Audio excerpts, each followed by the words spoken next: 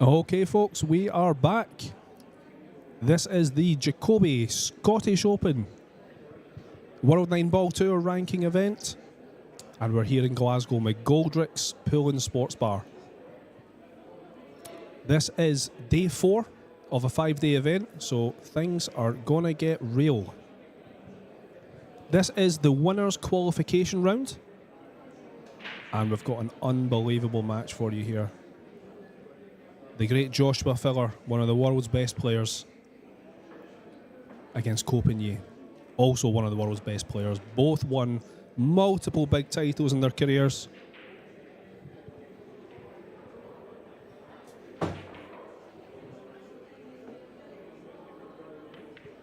Joshua won the lag,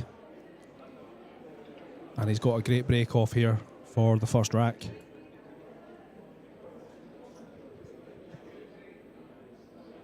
Wide open table, don't really see any issues here for Josh. So thanks for joining us, folks. Good to see you. Another great day here from Glasgow of world-class pool. And I'm delighted to say that we're joined by the voice of Matchroom Pool in the booth. We like to keep things as Scottish as possible, but we couldn't resist getting JJ in the booth. Yeah, well, thank you, Graham, and what a setup y'all have here. Not only outside where the guys are playing and the ladies. There's some ladies that were in the room the other night playing, and but what a setup technically you have for the stream. Yeah, absolutely awesome, and we appreciate you coming in as well. Yeah. It's usually myself and Dave. You were commentating with Dave yesterday. It's usually us that take you through the McGoldrick's matches, so absolutely delighted to have the voice of Matchroom here, as I say. So yeah, Joshua Filler off to a great start. Break and run. We're going to see a lot of break and runs here, aren't we, Jeremy? Yeah, the break has been really good. I mean, of course, the ref racking here, but in the outer matches, you rack for each other. There's been no problems there at all. And, it's been nothing but top shelf so far. But, yeah, the pocket's playing a little friendly at times, but plus these players make them look friendly. Oh, yeah, absolutely, no doubt about it. And we're not going to see many mistakes in this game at all. Of course, this is the winners qualification round, so it's going to be monster against monster.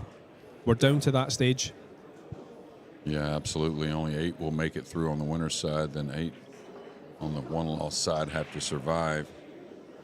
8 of those players from this round will be going to the one-loss side and will play later, so they have to win 1 out of 2 matches to qualify. Pretty good spot to be in.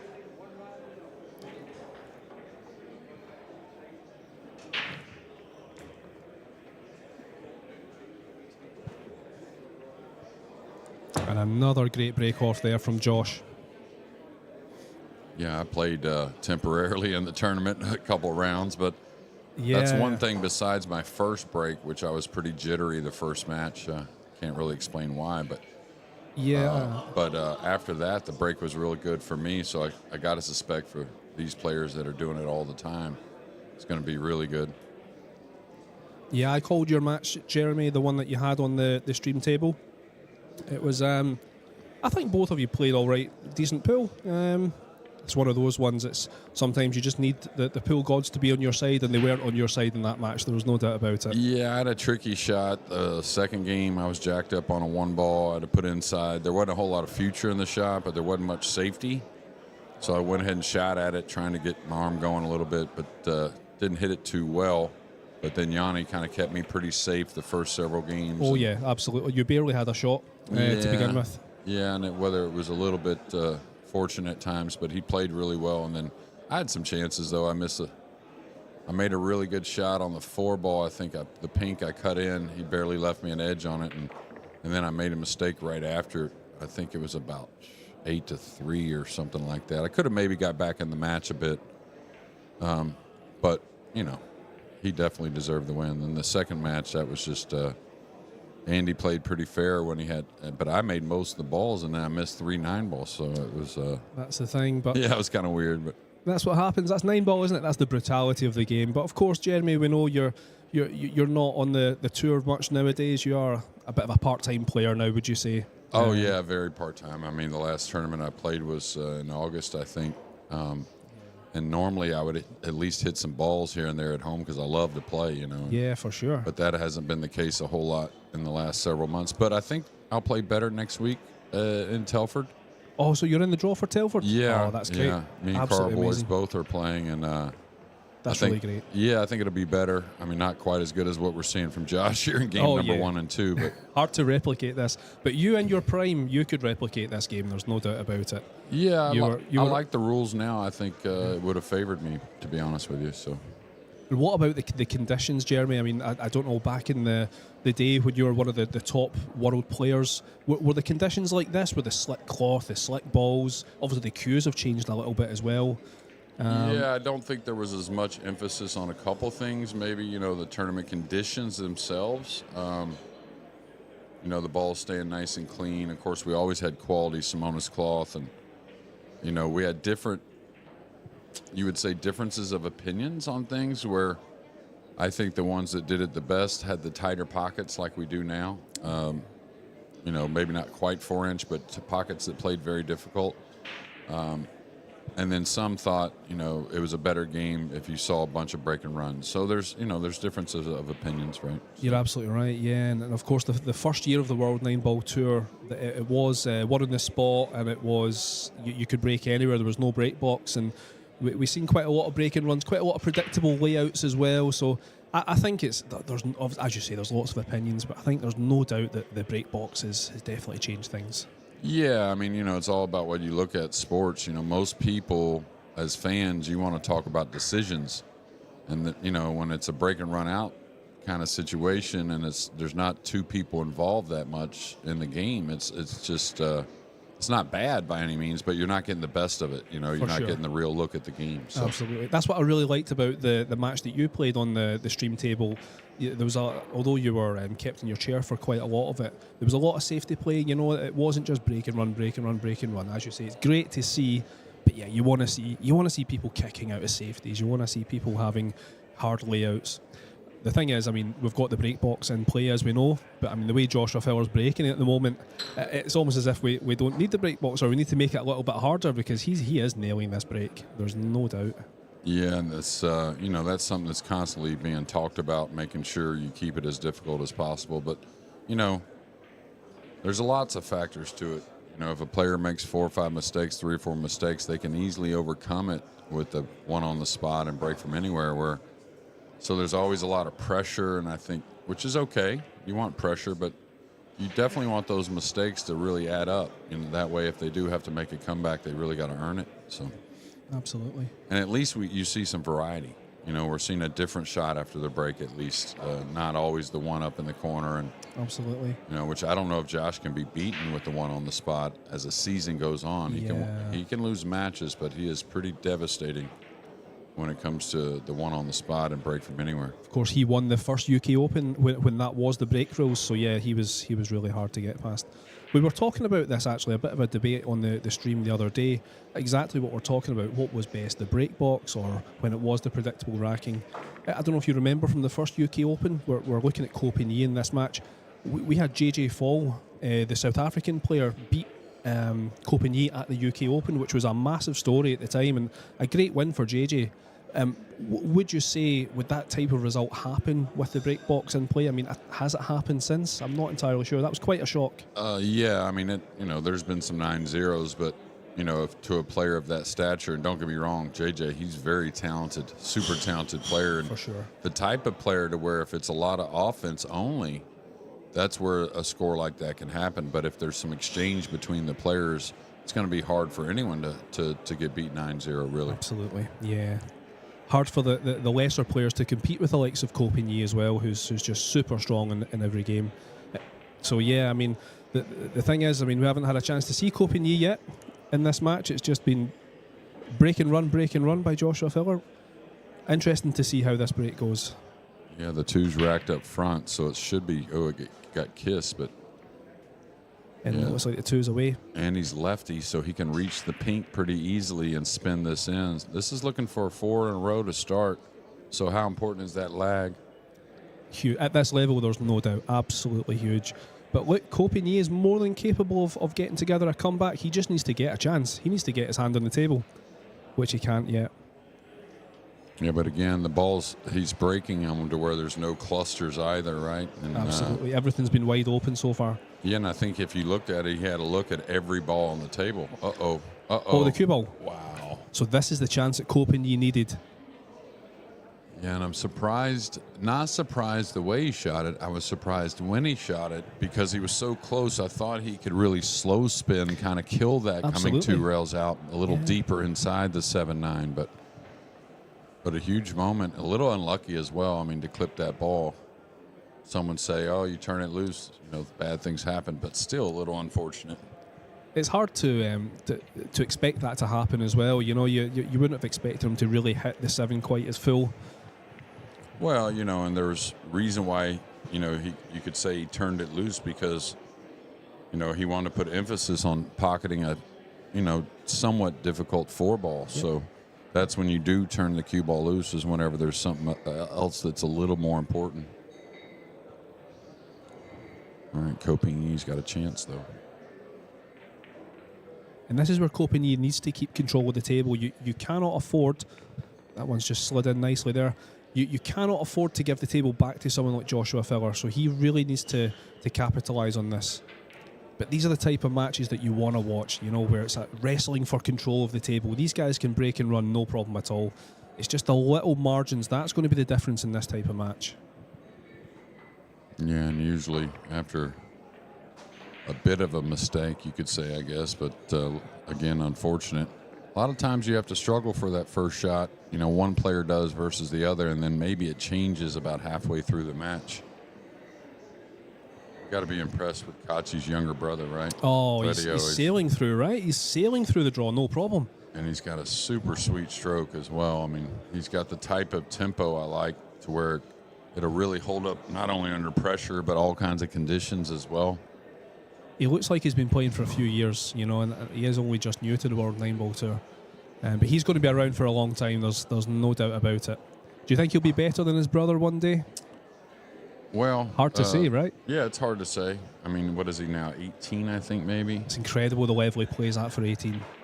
Yeah, I think, he's probably like a lot of kids that age, to where, he's got his brother, of course, which is awesome.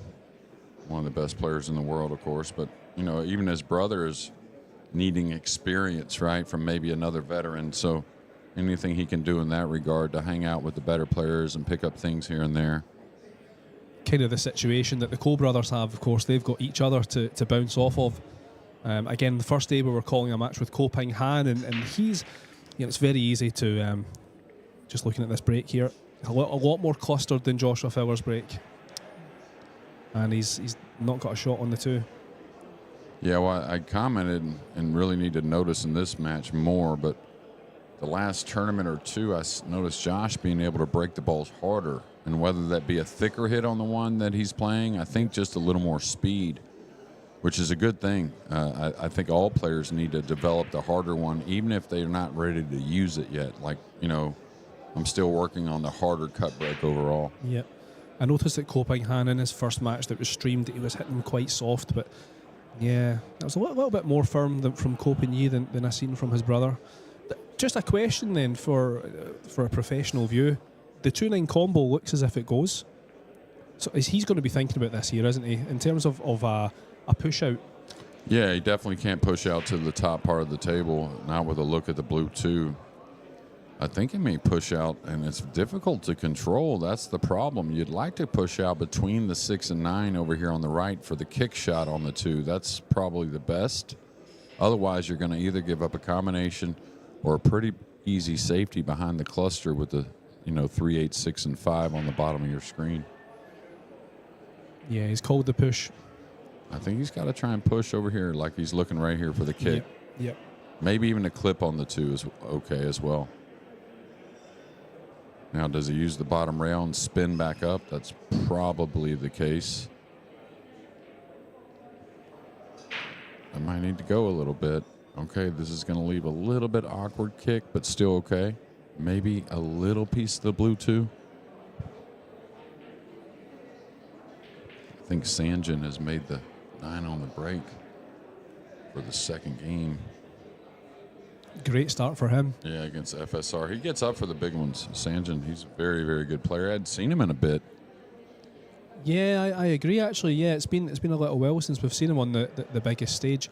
We were speaking about this the other day as well. Like, surely his breakthrough tournament has got to happen soon. He's done quite well on the European side, but certainly in the Matchroom Arena, he's still got a little bit to do.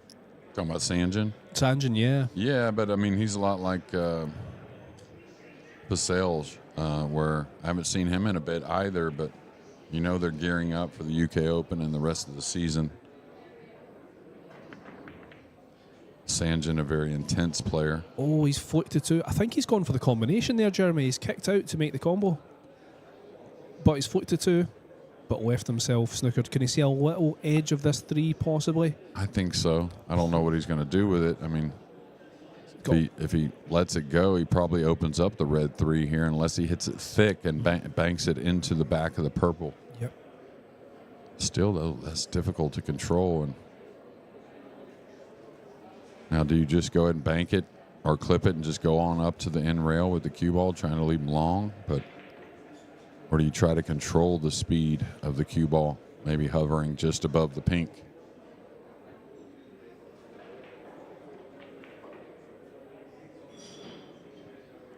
Yeah, lots of great matches. We'll keep you updated. Of course, Filler up 3-1. Oh, he's gone for the thinnest of touches, and he's not hit it at all. So an unforced error there from Copigny, and he cannot afford them at 3-1 down. No, and Josh, very handy. He's become, I still think he's a little better physically than he is mentally, but it's not far behind. He's really learned the game. And just like anything else, not only has learned it, but excels at what he's learned. Absolutely. Some loser side matches, great matches going on. They're trying to fight to get to that final 16. Carlo Beato up 5-3 on Moritz Neuhausen. Riku Rompanen. Yeah, that's better. Yeah, Rompanen. Yeah. Well, I know the kid for sure, but he's up 5-3 over John Mora. What a talent he is, Riku Rompanen. I love watching him. It almost defies logic that he is so good at such a young age.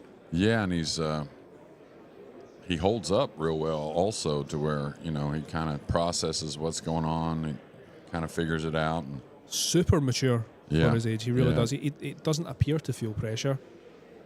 I remember him at the UK Open last year. I think he got to the last 16, wasn't it? It was actually Josh that knocked him out. And that's obviously, you know, when it gets down to the weekend in the Matchroom event, the Open events, it's a little bit different. You know, absolutely. The outside tables tend to disappear. The focus is more on the 3 main tables. And he seemed to hold up really well under that kind of pressure. Live on Sky Sports, of course, at the weekend. So there's a few different variables that come into it. But he handled himself really well in that match. He just came up short. Yeah, he even in losses, I mean, he's throughout the tournament, he's going to be competitive no matter who he's playing. So, and you don't see any no frustration. He doesn't give away emotion, which at that age you would expect. You know, that's maybe something that players need to kind of. You hear about Albin when he was a lot younger. He had a few behavioural things. He would maybe show frustration a little bit more. But yeah, Riku's got that one tied down. So, would Josh have preferred to have been completely tight on that one? Yeah, I liked what he initially was thinking here for a 3-0 lead over world number 1, Francisco Sanchez Ruiz. But I liked what he was initially thinking, just shaving the 3 above, in between the 6 and the 8, and just dropping the cue down below and up on the purple. I think he had a chance to really get the 3 fouls. Still a lot of ways to foul here, and maybe a scratch as well. It's a rarity in the professional game. The top level has seen the 3 fouls. It's something that I would probably do. I'm being an amateur player, but you don't really see the top pros going for 3 fouls. We've seen it in the Premier League, of course. I don't know if you called that match, Jeremy, the one with Albin Ocean and Joshua Filler, as he kicks out, and he's fouled. So that's 2 fouls in a row. 3 consecutive is a loss of game by the same player. So would you expect him to possibly run the 3 and the 4 and maybe play a safety on the 5? Or would he just try and run this one out? It is Joshua Filler after all. He is super aggressive. Well, he can come down the right side of the table playing the pink in the lower left and try and evaluate from there. He can come across and try and play the pink in the right middle, getting the angle to maybe come into the balls. But man, with 3 balls there, it's easy to get snookered or have something funny. So I don't think he wants to take too much chance.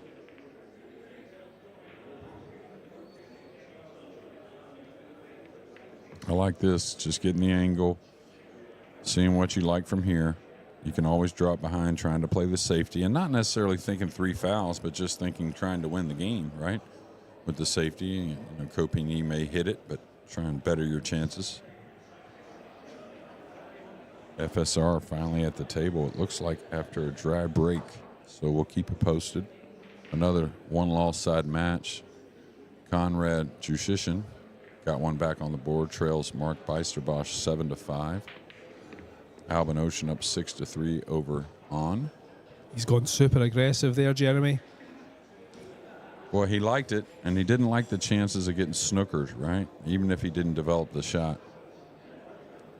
Now he's in a little bit of a, you know, he's got to work the cue ball from the 5 to the 6, back for the 7.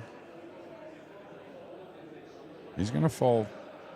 Is he trying to kill this off 2 rails with a lot of inside? Needs to watch the 7. That is not ideal. Still left with somewhat of a cut on this 6, though. Yeah, we might see something special here on a cut on the 6. Just needs to watch this 8 ball, right? Yeah, but I think he can play to come underneath the 8 lightly and play a safety here. I think there's enough 6 to do so. It's touchy, but he may go for the bank.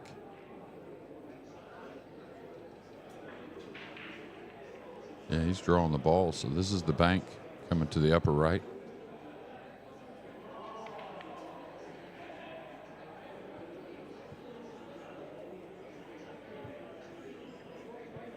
Yeah, called that one well, Jeremy.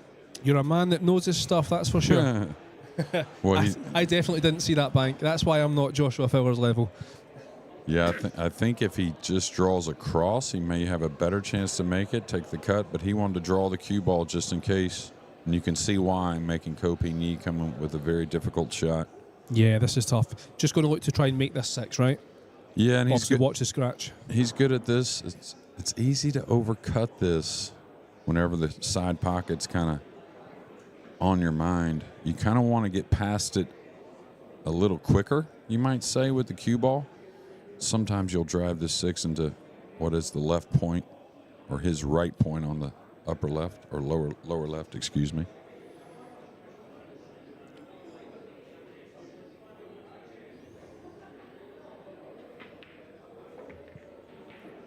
Needs it to travel. Oh, he's just hit the point. That's a bit unlucky, I would say, Jeremy. It was a really, really good pot in that 6. Yeah, very good. And decided not to mess with the side pocket going forward with the cue ball. I don't know if it had enough speed to get all the way there, but it was going to be close. A little bit soft, but yeah, I think he would have had somewhat of a shot if it hadn't have hit that point. So you're going to have to run for cover here, would you say? Yeah, he can edge this. Just control the 7 coming down with the cue ball. You can try and get behind the 8 or the 9. It's more about the speed of the cue ball, I think, more than anything. Make sure you try and get it near the rail.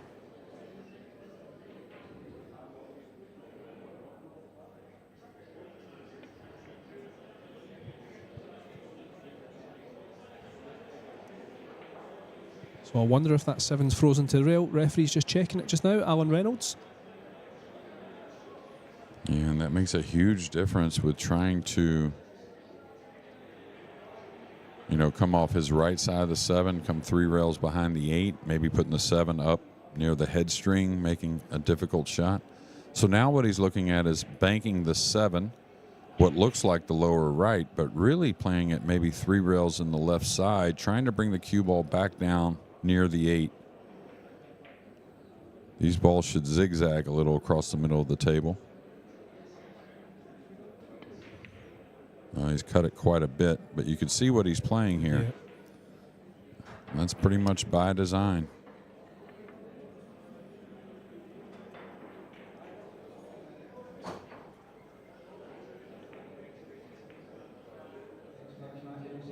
All right, he can see all of this. I probably come off the left side of it, coming top rail, side rail, then to the right side rail, killing the cue ball down behind the 9. The 8's all the way down. This is where you can play a little bit of cat and mouse, meaning you can leave him a little piece of the 7, but really hard to get position on the 8. He's cutting it, I think. It's got to be somewhat slowly.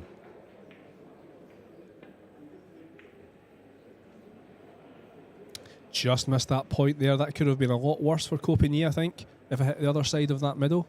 But he's left a shot for Josh.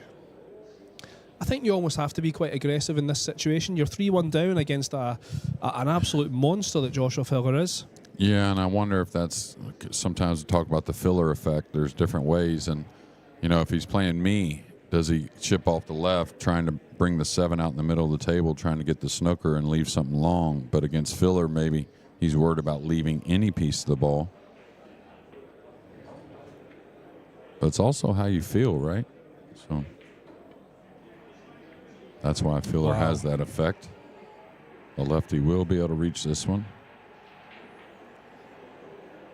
He just makes balls so fine.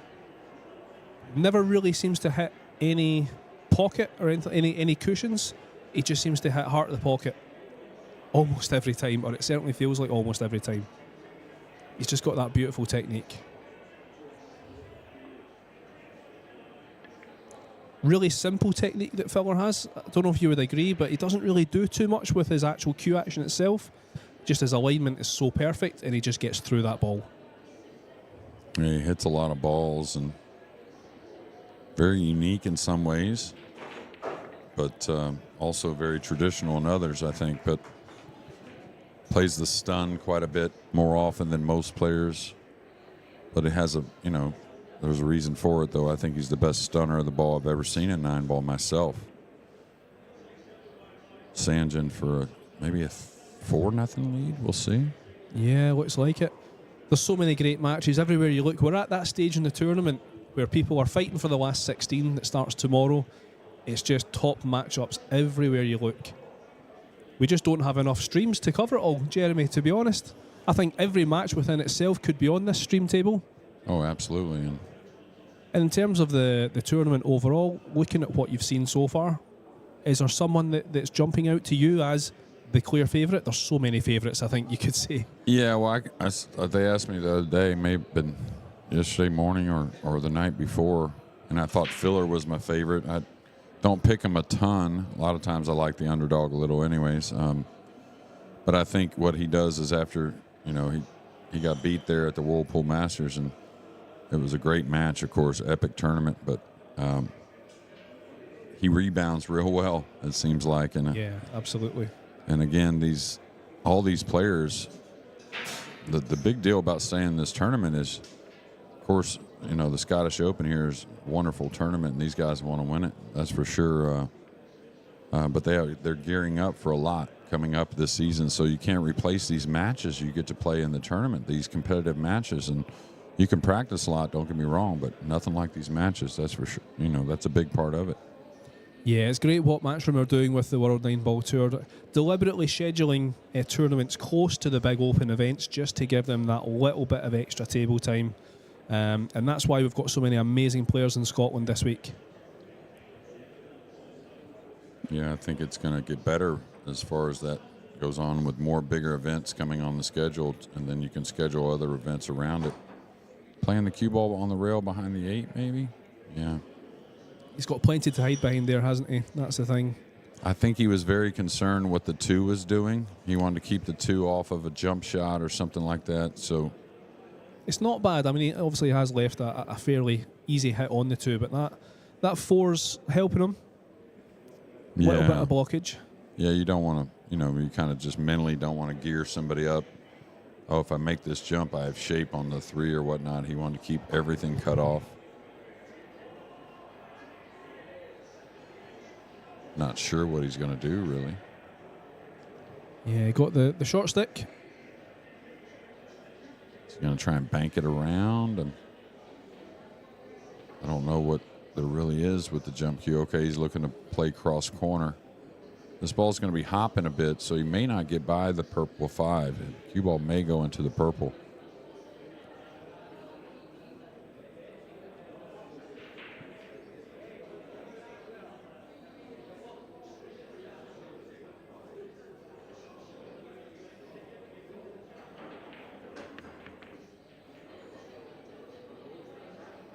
Needs this to speed up, and I don't think it's going to happen.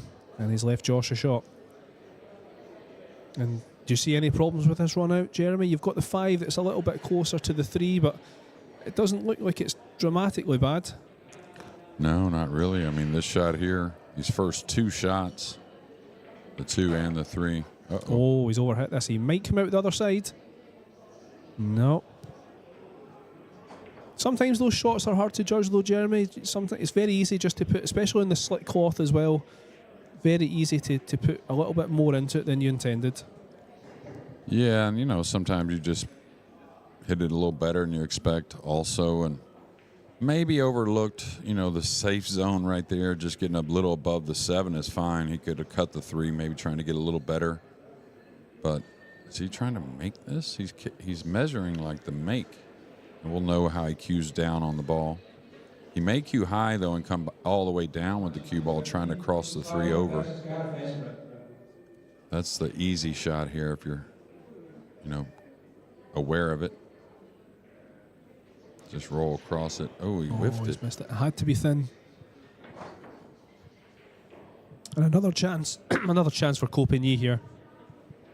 And he needs to take advantage of it. He can't afford to go 5-1 behind here, Copigny. No, in the Whirlpool Masters, that's who beat Copigny and who was the defending champion at the moment at the time was Josh Filler.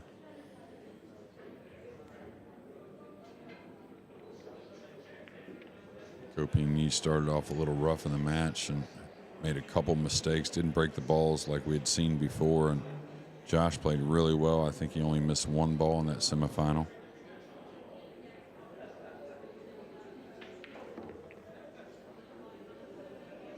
Were you surprised at the winner of the Masters, or would you say that it was quite fair the way it worked out? Yeah, I thought it was fair. I thought if either Josh or Federer had won it. Yep. I had my eye on Josh personally. I thought, to be honest, I actually thought Jason had a fair chance. He looked like he was playing pretty well in the beginning of the tournament. Obviously, being Scottish anyway, I'll keep an eye on Jason's progress. But yeah, Fedor, of course, is super solid. Again, he's in this tournament as well. He's not here yet. He's on a little bit later on, but he's another guy that you think's probably going to have a good chance come tomorrow. Should be okay on this 8. Yeah, a little bit close. Got Naoyuki Oi later on. Fedor Gorst on the outside tables. He's coming on very, very soon, next hour or so.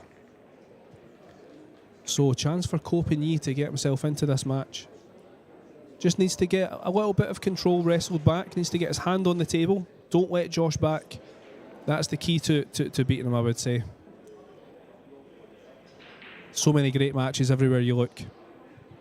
Yeah, absolutely. And FSR dying to get on the board here against Sanjan Pelovanovic. I'll tell you another dangerous player with the pocket playing. He's always dangerous regardless, but I think especially with the pocket playing a little forgiving is David Alcady. He's so smart with the cue ball, breaks the ball as well. David Alcady always seems to save his best pull for McGoldrick's events here. It was here at the Jacoby Masters last year, just before the European Open. His David Alcady's season turned around here at this venue. He wasn't having the best of seasons. Took down the Jacoby Masters and then took down the European Open just after it as well. So this is a happy place for David Alcady. Yeah, I mentioned that last night. That's how these events are so important. Because again, you can't replace those matches against not only matches, period, you know, within yourself, but with all these other great players. Okay, cue ball got a couple kisses. I think he's going to end up snookered.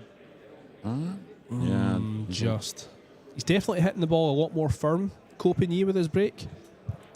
Not quite as controlled as Josh's breaks so far. Yeah, I've been watching quite a few more breaks here, different types, different locations. It seems like different hits on the cue ball, so going to try a few of them out whenever I get time. Hopefully maybe later tonight. Yeah, are you going to get time? That's the thing in preparation for next week. Yeah, well, I'm doing a couple matches here, and then we unfortunately have to drive back to London, so going to get a little practice time in tomorrow and then some Monday and be in Telford. I think it's great that you're in the tournament with Carroll Boys as well. Is this a bit of a mini comeback from yourself? Or you want to really give it a go, or are you just enjoying playing? Yeah, just, it came up where we could play, and Carl's doing well here. He's had a couple big wins. He plays in a little while. But What a story that is, by the way, Carroll Boys, the resurgence of Carroll Boys. I mean, he came out of retirement with Darren Appleton a couple of years ago at the World Cup, and they reached the final, which was absolutely amazing in itself, a last-minute call-up. But I would say this is even, not surprising, but this is an even bigger story.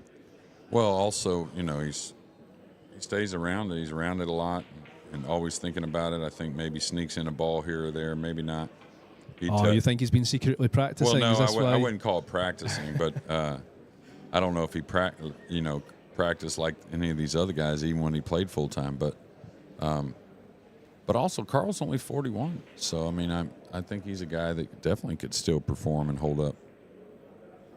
And because, I mean, the World Nineball Tour is so great, it's so much better than when Carl was playing, I wonder if the temptation's there for him to give this another go. Well, I know there's a few tempting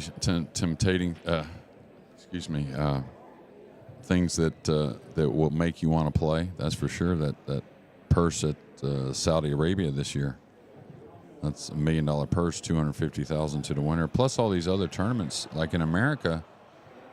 For the most part, all the smaller ranking events have gone up in money each year. So, trying to compete with each other, of course, making better for the players. That's great to see. We're definitely headed in the right direction. But I mean, I think everyone's going to keep a close eye on how Carroll does. I think this is the biggest story of the Scottish Open so far. Definitely, that was an amazing win yesterday against Alwyn Ocean. Yeah, I got to watch a little bit of that. Crazy.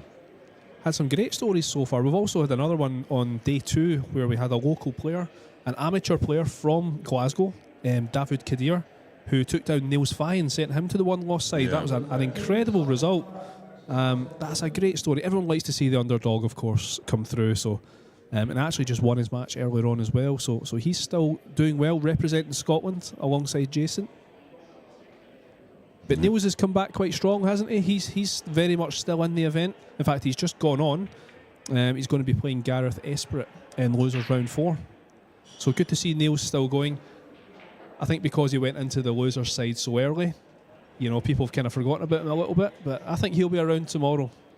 I wouldn't be surprised. Yeah, I think, again, very difficult guy, especially difficult on any table, but even more so on a pocket that's playing a little friendly because so smart with the cue ball.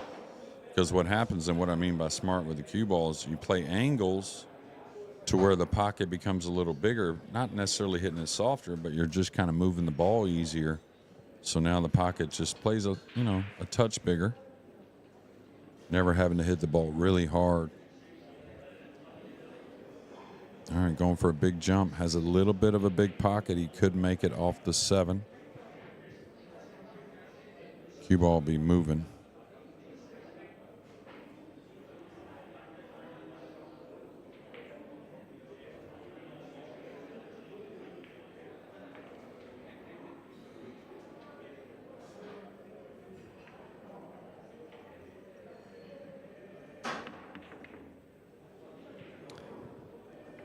Oh, well, the good news for Copenhagen is that 7 has come to his rescue.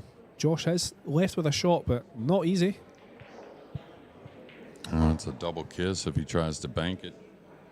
May soft kick on this ball on the backside and just take his medicine. He's going to get snookered from there, but otherwise, he could kick behind it and try and come into the face of it with like a high right English and try and bank it away and stick the ball, but I think it's got to be a soft kick.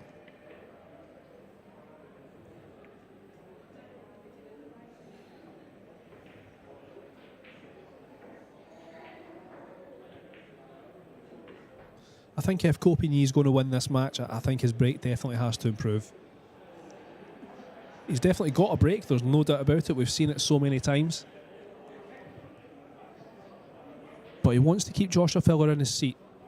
You don't, even though it's a nice safety battle and it's great to watch for us as well, I think the key to beating Filler is keeping him in his seat. Yeah, absolutely. And boy, these types of kicks when you're close to it can fool you. This This may sell out a shot.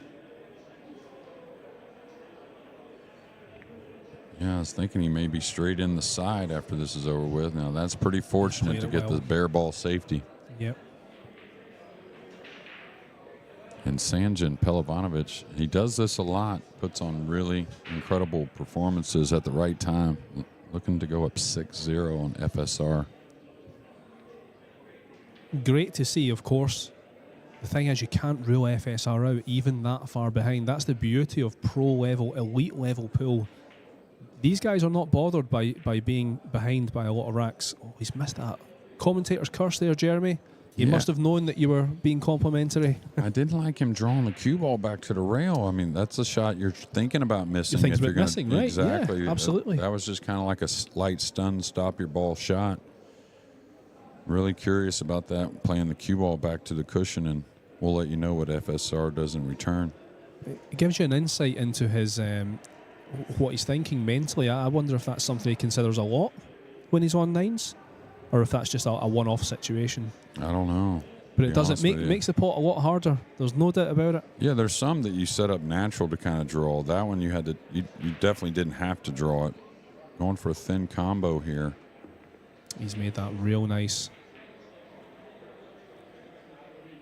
FSR's missed the bank, and he's left it relatively safe, but a potential bank into the middle for Pelivanovic. Would you say Jeremy Pelivanovic, is he someone who's a bit emotional? Yeah, I mean, at times. I mean, he's young, but yeah, I think it's something he's always working on. So if he loses this rack, do you think it's something that might play on his mind as he's looking to take away this? Yeah, I mean, it could, especially if not given an opportunity again pretty quickly. He's double kissed that. That's a surprise. You know, FSR, who obviously hadn't pocketed many balls in this set, he has a reasonably tough shot from distance. You would expect him to make it, but it's missable. You can watch that match, by the way, on Scottish Q Sports live streaming channel on YouTube. This is the FSR match against Pelivanovic, 5-0 to Pelivanovic. Another guy that's looking pretty good, Thorsten Holman, is just about to kick off against Sullivan Clark. It's also winner's qualification. Yeah, Thorsten Holman seems to be easing his way through the draw here in Glasgow at the moment. No problems at all. Always great to see the... Oh, I think he's hooked himself. Wow. FSR wows us also. Hard of the pocket, it looked like, on the 9 to get on the board. But that's a big wow mistake there from Copigny, just something you do not see very often. I wonder if he thought he was going to graze the 8 when shooting the purple. I wouldn't think so. Looked like it was never really going to be the case. Yeah, just a misjudgment, I think, there, Jeremy. And it's not an easy jump here either.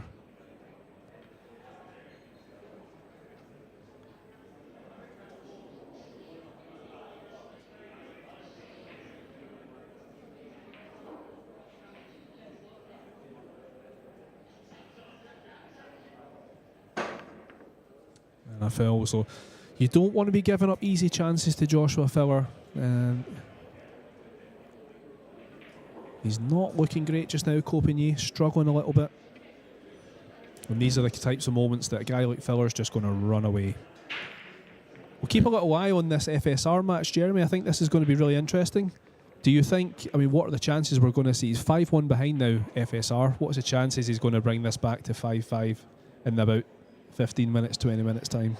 Well, I wouldn't doubt something like 6-6, but it could be 5-5, you know, get it close quickly, and he breaks the balls as well as anyone when he gets going. That's how he won all those titles. But Josh Filler, you got to expect, is going to maybe put a rack or two together after this big mistake. Absolutely. He's the kind of guy that looks to punish his opponents for their mistakes. And I think Copigny deserves to get punished, really, for that very slack mistake. FSR, is he someone, he's recently changed his equipment, is he someone that you think is close to his best? He's kind of gone down a little bit. You know, obviously had that unbelievable couple of years where he literally won everything he could possibly win. Doesn't really feel like the same FSR at the moment, but do you think he's capable of getting back to that best? Yeah. I mean, it's going to be hard to duplicate what he did for anyone. I mean, Filler, look at last year, as great as we talk about him on the World Nineball Tour, or the Mosconi Cup, rather. He had to be a wild card pick to make that team, so that tells you how fickle the sport is and how tough it is. But I think FSR had a little lull there, changing equipment, but now I think he's better than ever. I think he's going to be right back where he's going to be as far as playing, or was. It's just a matter if it's going to be enough to win like he was winning before. So he kind of had the fear factor in that couple of years, didn't he? People didn't want to play against him because he was winning so much. I don't know if that really exists anymore, that fear factor that people have. There's no doubt there will be a fear factor because it is FSR. He is one of the elite players. Well, I think, he was winning all kinds of ways, but one thing that was very consistent, just like when it comes to SVB, I think he's really playing just about as good, if not as good, as he ever has.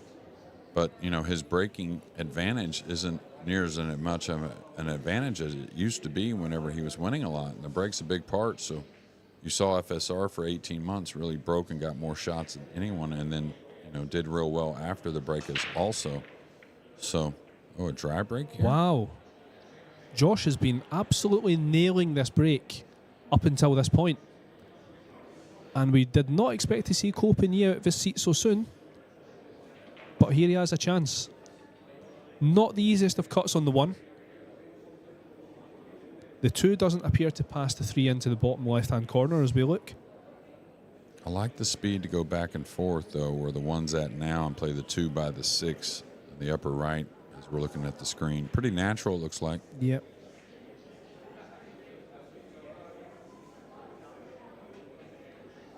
We're talking about Sanjin earlier on. We're keeping a little eye on his match.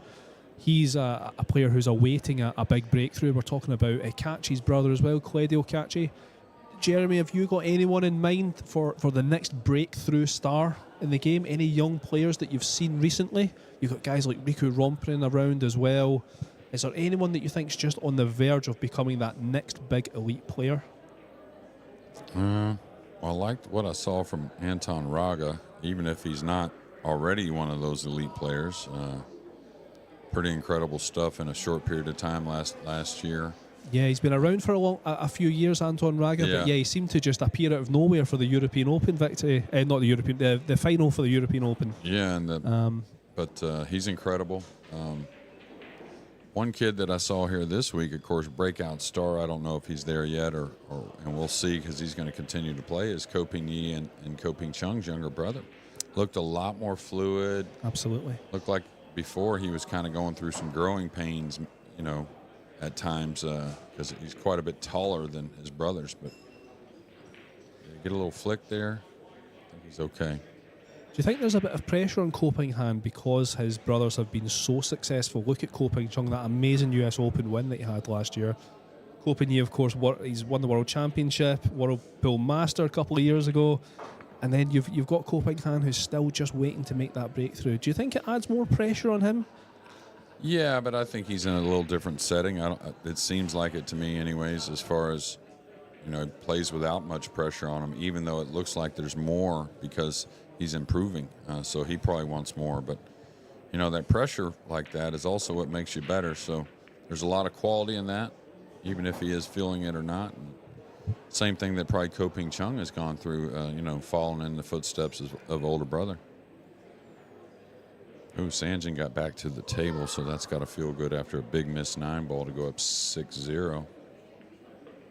And I don't really look like there's any issues for Sanjin to run that rack out. Same goes for Joshua Filler here.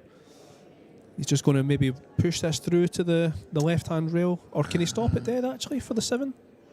No, I don't know. Thought he may consider drawing behind this. It does just go to the lower right, but forward's okay, but the side pockets can become a little tricky. He's really good stunning the ball, though. So, do you think the 9's going to get in the way a little bit? There seems to be a little gap between the 8 and the 9 just to move across. I thought he would play that a little differently. But well, that's a confident stroke, isn't it? Yeah, he likes that shot, but also he doesn't mind this. That's No, the other reason absolutely he not. can play that a little more often. You would bet every dollar that you have on him making this shot, no problem at all. Yeah, but a lot of guys wouldn't want this much distance, right? They really wouldn't, where he doesn't mind that distance at all.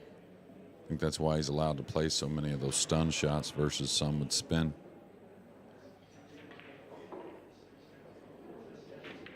Just such a confident player, Joshua Filler. I don't think I've ever seen him play without confidence. But I think maybe Moritz Neuhausen may be that next breakout player. Absolutely, yeah. I was thinking about it. I'm trying to give you an answer that I put a little thought into. But, yeah, I think Moritz is a guy that has all the tools, has already had some incredible experience on the World Nineball Tour and the World Cup of Pool last year, getting to play with Josh as well. What a guy to learn from as well. These guys are friends, of course, and someone to learn from and emulate almost. Yeah, it seems like he's had a really good 12 months, hasn't he, Moritz Neuhausen? He had quite a good Scottish Open last year as well, if I remember rightly. I think he got to the quarterfinals. Well, yeah, he puts in a lot of time and again, gets in a lot of matches, playing a lot of tournaments, so doing the right things. Good kid, too. The future's looking bright for Europe, that's for sure, in the Mosconi Cup. Hopefully the same for the States as well. We hope. Yeah, there's lots of good guys coming through. Yeah, there is, and you know, you just got to remain focused on what the real focus is, and that's improving your game. Pool's a different market than a lot of other sports, to where, you know, people can develop their own YouTube channel and, you know, this and that, and understand all of it, but you got to make sure you're still trying to do what you want to do, which is become a champion. Surprised that Skylar Woodward's not here. Do you know why Skylar wasn't here? Is it family things at home, or just decided? I mean, well, they're going to have another baby before too long, and he's going to be doing some traveling to Saudi and whatnot. Of course, going to the UK. Yep. So probably trying to pick out as much time at home as possible. Do you feel as if a few of the American guys are missing out by not coming here? Guys like Billy Thorpe, I would expect him to be there next week as well. Yeah. Yeah, I think they could have done themselves some favors coming here. Not only a great tournament, but just in preparation for next week as well. I mean, how important is getting acclimatized to a different time zone, just a different place? Well, for me, it was a very much a real thing. Always tried to give 3 or 4 days for Europe and more like 5 or 6 days for Asia when we went to Asia for big events. It always had an effect on me, even at a younger age. And, you know, if you just look at the results, I think the results themselves will tell you that, you know, Shane admitted traveling abroad was very difficult for him to win events abroad when he seems like when the guys came to the States, he beat them all every time. It took a while before he got that big win, right? And yeah, especially or any in the wins, matchroom really. Any wins abroad. You know, it's not just the matchroom one or the world title. So I think there's no coincidence there. And same thing happened in the U.S. Open for many years. It was very few foreigners that won it, and there were plenty of them that played and plenty of great players.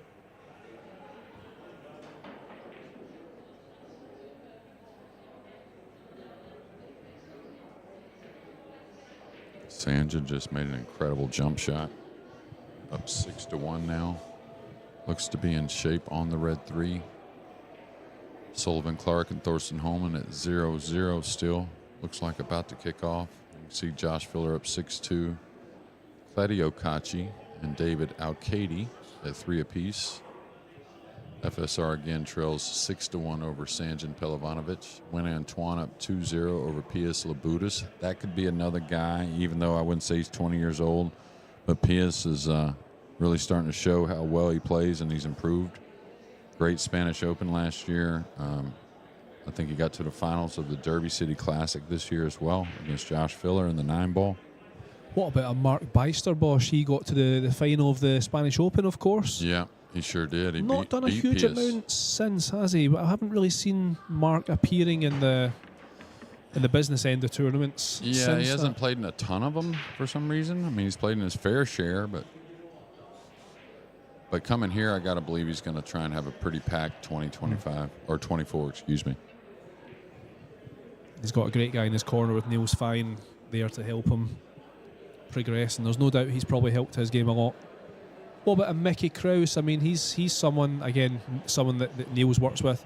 Probably not quite there with the elite players yet, but he's someone that's still young and he's still got potential.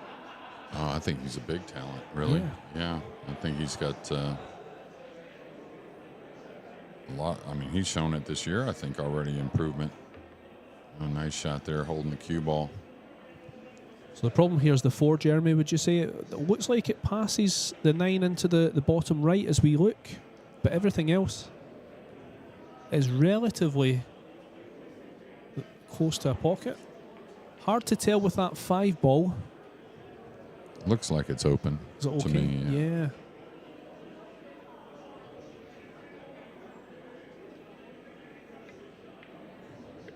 So he's developed that 4 then, so it might not have gone, but now he's looking really good then for this rack. And again, as I say earlier on, I think it's crucial that Copenhagen keeps possession of this table and keeps Filler in his seat. He's not someone that is hugely affected by being cold in his seat, Joshua Filler. You know, I think he could be sat there for 20 minutes and still be able to rally off rack after rack. But he needs something. Race to 10, of course, at this stage. So time is running out here for Copenhagen. Got some amazing matches coming up. Jeremy is Sanjin on table number 11 takes away that to go 7-1 up on FSR. What a great match we've got there. And again, that is available on Scottish Q Sports live streaming if you wanted to watch that match. Got some great matchups coming up a little bit later on today as well in the winners qualification round. The next match on this table, on the table 21, the matchroom stream, is SVB against Catchy. That'll be a great game. Another American in the draw as well. Jeremy, you'll be happy to hear Tyler Steyer still going strong. And he's playing Victor Zielinski. Another great matchup. Great matchups everywhere, honestly. This is fantastic. There's so many matchups that these could be finals within their own right, some of these games. Yeah, absolutely. You're going to see some of these guys match up again, most likely later in the tournament. All right, little shy of his mark there, not bad, but just been a little off at times. Now he's got to maybe work the cue ball a little bit.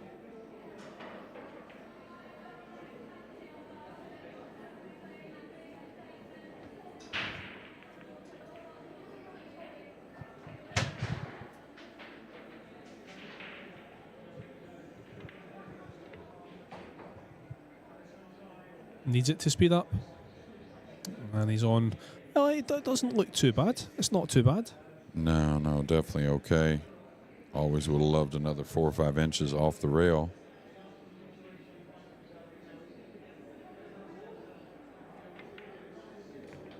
Takes that one away, no problem at all. So we've had a couple of matches recently finished, so we'll bring you up to date with that one. Over on the losers side, we've just had Mark Beisterbosch coming through there against Conrad. And, of course, let's not forget, these guys have used their life already. So Mohamed Sufi's just dropped out of the tournament. He has lost to Lou Riteng. Albin Ocean is still going strong after that defeat to Carl Boys yesterday. Unfortunately, Riku Rompunen has dropped out as well. John Mora coming past him. We were talking about Moritz Newhausen. He has unfortunately finished with this tournament as well. Carlo Biado knocking him out, and Carlo's going into the losers qualification side. Another American still going strong, Oscar Dominguez. Comfortable 8-2 win over Copenhagen. So plenty of American representation still here, Jeremy. You'll be delighted to hear that. It would be great to see an American win, actually, as FSR takes away a combination, 3-9 combination, to make it 7-2. So let's see how many racks he can get back.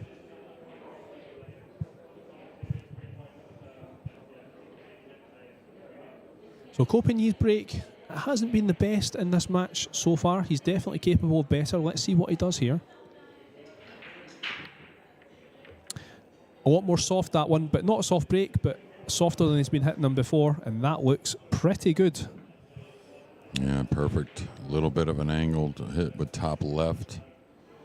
Probably comes out for the side. I think the 3 does play between the pink and brown in the corner as well, but it's pretty tight. So he'll come out for the side. Gonna need a bit of check here. I don't think he wants to stun, or not. I say check. He needs a bit of English to open up the angle. Is he kind of elevating here? Yeah, he's going to stun a little bit. Maybe not. Maybe just a bunch of spin. He did a bit of both. It's worked out all right.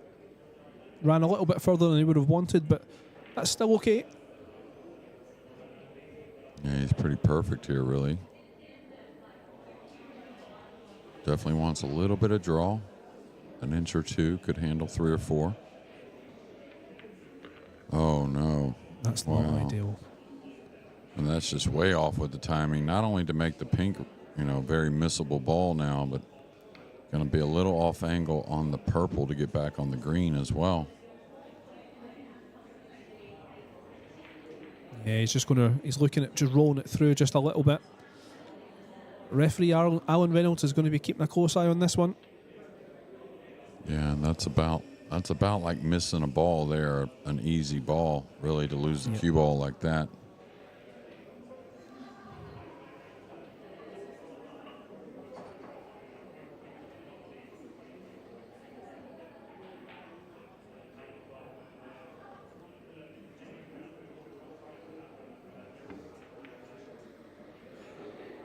And that's why he's missed the ball.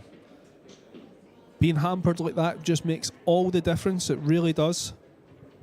Although we're surprised to see Copenhagen miss a ball, it's not surprising under that circumstance. And this could be a cheap rack here for Joshua Filler. Yeah, I wonder if he draws it or tries to stay with the angle. He's okay. He can draw it back, I think. Take the cut on the green 6, but anytime you get thin, things could be off on the speed and maybe position on the brown 7 as well. Thought he may just come out and take an angle on the purple to come down table and back up for the 6, but he's going to force it looks like. Yeah, it's got to go. It's not got the speed. Again, I can see Josh being aggressive with this one, though. Yeah, bank into the bottom left-hand corner. Holding for the 7 is going to be not very easy. No, I think he wants the safety here. The problem is, I think if he was righty, he may take that bank on, but he doesn't want to shoot it with the bridge.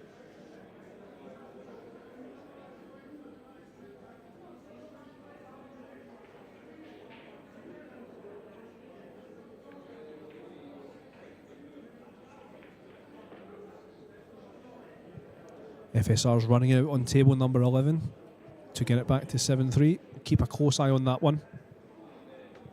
Interesting story developing there. And the biggest story of all, as we said earlier on, is Carl Boyce. So he is going to be up very soon on table number 11, the same table that FSR and Sanjin are on.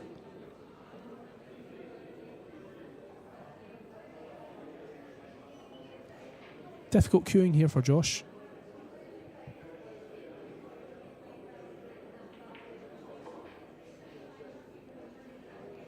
And we just switch over to the FSR match just while Josh works this one out. And it's a nice, comfortable run out for Sanchez Ruiz. This is for 7-3.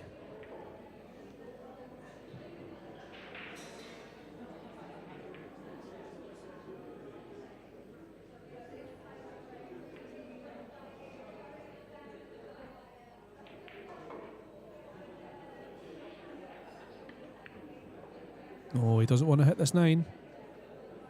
The good news is the cue ball is relatively safe. He stopped it dead for that reason exactly. But Copenhagen has a shot at this. Do you think he's going to go aggressive? No, I think he uses the 8-9 here, banking the green up the left side of the table, dropping the cue ball just maybe a hair above the first diamond, maybe on the right side rail. I mean, you could go for this, but man, you got to go a long ways with the cue ball, I think. I think the safety is really the shot. This looks good.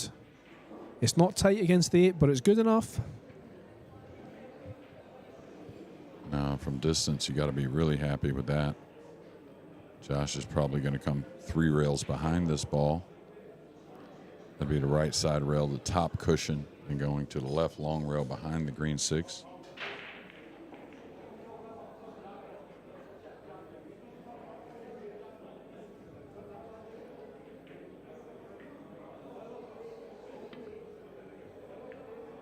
Oh, the cue ball was going close here. He's okay. Ooh. So Copenhagen's got a shot, but it's a hard one. The good news is he just needs to roll it a little bit forward for the 7. Folks, just a reminder, you can get your live scores from Q-Score. Just search for Jacoby Scottish Open. We are at the losers round 4 and winners qualification round. The last 16 starts tomorrow. This is a winners qualification match that you're watching right now.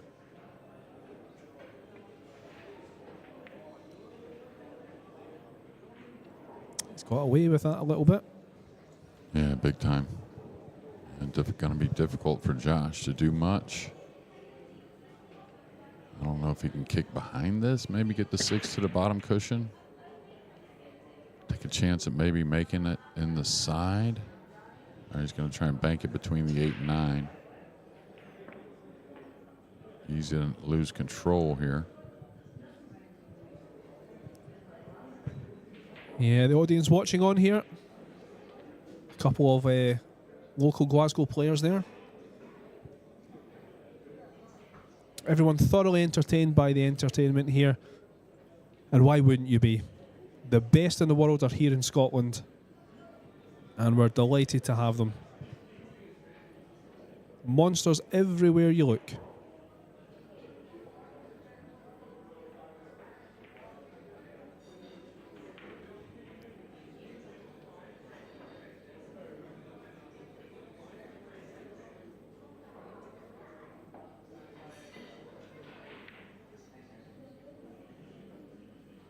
I think he's going to leave a shot here for Joshua. Yeah, one Josh usually gets geared up for. Minimal left English here, just a touch as he draws across. But the thing about it is, and the timing of the swing is what is really good. Gets the most out of the cue ball. That's why he didn't have to entertain much side spin. Heart of the pocket. In the middle, the scratch in the middle wasn't even considered either. It was just, his control is absolutely fantastic. It's great to watch. Jeremy, if you, when you were the US captain for the Moscone Cup, if you had an opportunity to choose one of the Euros for your team, would it have been Josh, would you say? Josh or Jason, I guess. Yeah. As far as a team member, you know, trying to make the team better for sure. I mean, hard not to pick Josh, right? I mean, yeah, for sure. Wouldn't it be great just to have someone like that at your disposal? Someone that shoots as clean as Josh does. Yeah, I mean, someone like Jason, I mean, he was made for the Moscone Cup, wasn't he? He's not only that incredible player, but he loves that atmosphere, especially when it's at Alexandra Palace, and he's got those thousands of fans adoring him and cheering him on. What an asset to have. Yeah, he did it both this year. He played really well, and then, of course, was kind of that team leader, and hence why he's the playing captain this year for Team Europe. Yeah, I think that was a no-brainer, wasn't it? Yeah, I don't think it was that hard for Matchroom. And, I mean, on that subject, Jeremy, this is the first time we've seen playing captains for quite some time in the Moscone Cup. I think Johnny Archer was maybe the last American, and I think there was a suggestion at the time that perhaps the pressure of being the captain affected his playing, so I don't think he played particularly well that year. Do you think that is a factor for these guys? Do you think that having to arrange and motivate the guys? You know, I mean, Johnny would, but I mean, also that team got beat, like, you know, not that, you know, they were big underdogs, I think, overall, and I think that was a stressful thing as well. I think Team USA is going to get better and better, so I think that's going to put Skyler in a better position as a playing captain. Of course, this first year, we'll see. You know, he's got to learn a lot. Everyone does. But I don't think it's going to hurt Jason as much as it may have been that type of difficult setting for Johnny in 2011, I think it was, or something like that. That's right. Yeah, I think you're right. Big 9-ball for Sanjin here. So it's a race to 10, that match, of course, and it's so 8-3. Great story developing. Josh is going safe here. Not quite as tight against the 9 as he would have wanted, but Still looks good enough.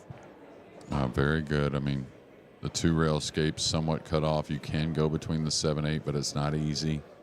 The 1-rail is not easy to the bottom cushion because of the point in front of the 2-ball. Going across is tough because of the green 6.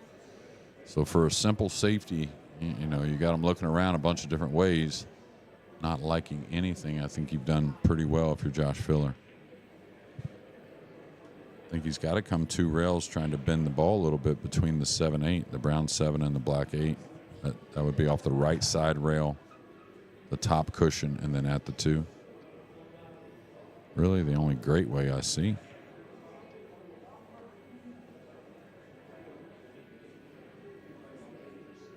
I'm not. What's he doing here? Is he tying something up? Wow, that's how difficult the hit is. Absolutely, yeah. And against a guy like Joshua Filler, it's unusual to see this kind of tactic. And it's not worked out. Yeah, he's going to play the 2 off the 5 to open that. And, you know, you don't want to bang it real hard, but you can afford a little bit to move the 5 and draw the cue ball for the 3. Surprising. I thought he could get at the between the 7-8 a couple cushions, but he looked at it too. So I'm giving Jacoby the benefit of the doubt there because he kicks at the ball really well. All right, the 5. Where's it going? It's going to be okay. Yeah, that's almost perfect. And you don't see any issues here for Josh. If he wins this match, or whoever wins this match, they are finished for the day. They are through to tomorrow, so they can just relax. That's the route you want to go, of course. You want to go through the winner's side, right? Of course, yeah. I mean, you know, no stress if you can get through there, or less stress. Let's say there's definitely stress, but you know, percentages are if you have an entire year of going through the 1-loss side or undefeated, you're going to overall draw players that are of a hair less caliber. Not always, of course. It's not always going to work that way, but a long season, you got to believe it would.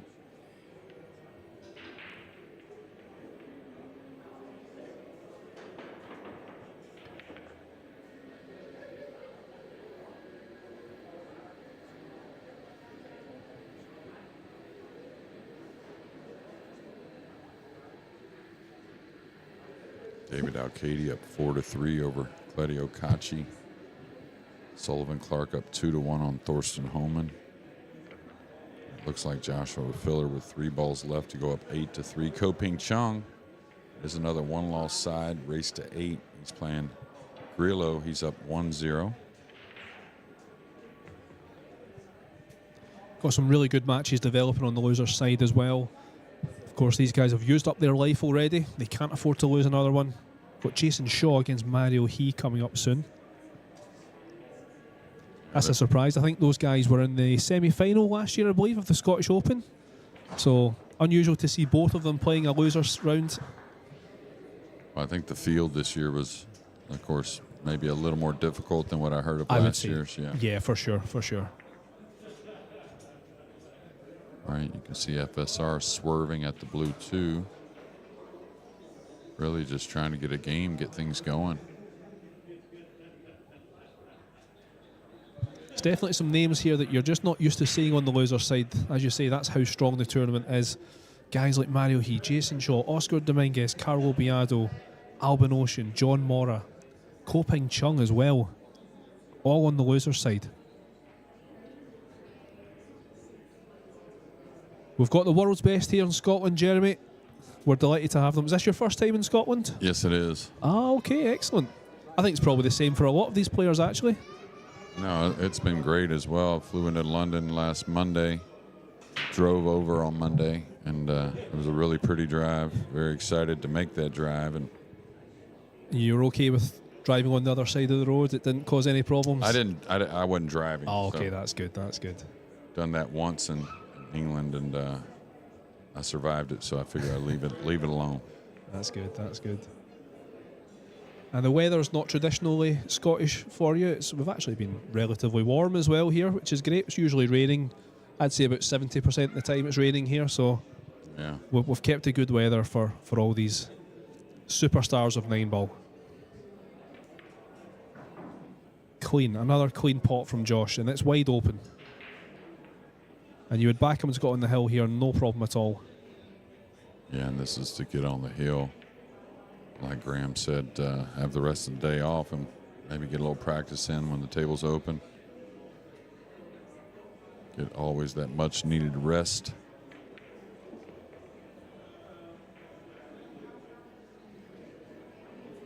Oh, it's a great time to be a fan of Nineball. There's no doubt about it. Thanks to Matchroom, everything they've done. We've got the Masters last week, great tournament. We've got the Scottish Open this week, all the best players in the world. And of course, we've got the big one next week, the UK Open, which is going to have Jeremy Jones playing in it. Another comeback match for him. I'm sure there'll be a lot of people keeping an eye on. Jeremy, I will say, as I say, I was calling your match the other night on the stream. A lot of Americans tuning in.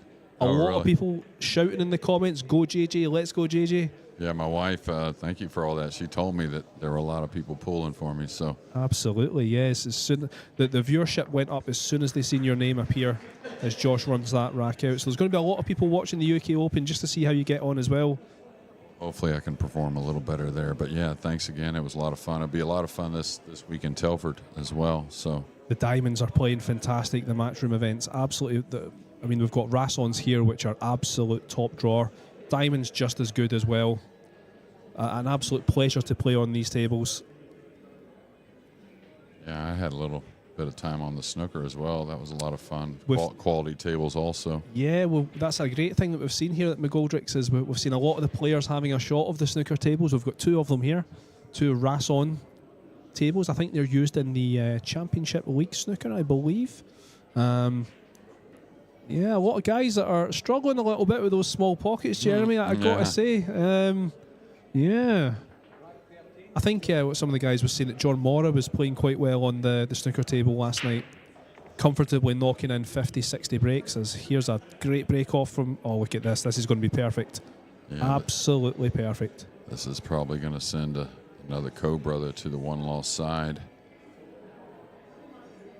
If you could break like that every time, my goodness. Yeah, they'd be in trouble. I'll tell you that. I could get these most of the time anyways. He's just going to roll forward a little bit, open up the pink for the upper left. Nothing major. It's one of the reasons why Josh is so dominant in the elite level 9 ball is his break is so good. Not to mention his safety, his running out, his positional play. But look at the amount of opportunities he opens up for himself with this break. I mean, look how confidently he struck that. He didn't have to hit it like that, but that's just how confident and comfortable Josh is at the table. Oh, you remember the one he overdrew, one of the rare mistakes in this match, so he decided, all right, I'm going to go ahead and draw it plenty. Little light here. Can always stun so very well. Abuses the pocket a little on the left side.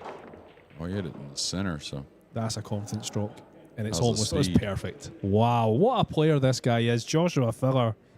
One of the greatest of all time, there's no doubt about it. Congratulations, Joshua Filler. So he is through to the last 16 tomorrow, and he has a nice Saturday night off in Scotland. Copigny's got a little bit more work to do. He just didn't quite get going, Copigny. A few uncharacteristic mistakes. Keeping an eye on Sanjin here on table number 11. He is at the table. He's on the 7. Thank you, Craig, for knocking that one over. And he's 8-3 up on FSR. This is to go on the hill. I'm going to say he hit that with a lot of speed. Oh, wow. Really amped up. Overcut the 7 a little to the pocket, but, I mean, he had maybe 3 feet too much with the cue ball. Should be okay. He's turning the cue ball loose like this, though, Jeremy. This is the problem.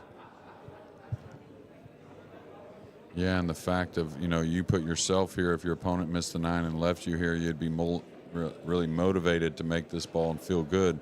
So you got to clear your mind. Should manage it. At least you would think 8 or 9 out of 10. Now, the camera could be fooling us. The cue ball could definitely be a concern here. The only scratch I see really is 2 cushions in the upper left-hand corner, or now upper right-hand corner as we see the monitor.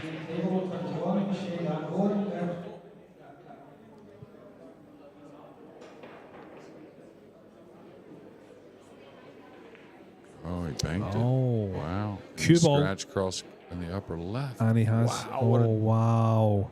So there's been 2 big 9 balls. One he missed earlier to get FSR on the board. Now a huge one to stay off the hill. And as we spoke about earlier on, Jeremy, I asked you about his mental state and if is he someone that shows emotion or lets things play in his mind. This is going to be a big test of him emotionally and psychologically, because you cannot afford to give these racks to someone like FSR. Okay, it's 8-4 now. It's a little bit closer. He's got 4 racks of a difference, but someone like FSR, he can rally off 4, 5, 6 in a row, no problem. No, absolutely. And then again, how much of an opening and when is that opening going to come up for Sanjin? So we'll see. Graham, I must step away for just a few minutes before that next match. I think it's SVB maybe. Absolutely, yeah. I'm going to pass over to another commentator. So Jeremy, thank you. Been an absolute pleasure. And folks, hang around. We've got SVB against Kachi coming up in a couple of minutes.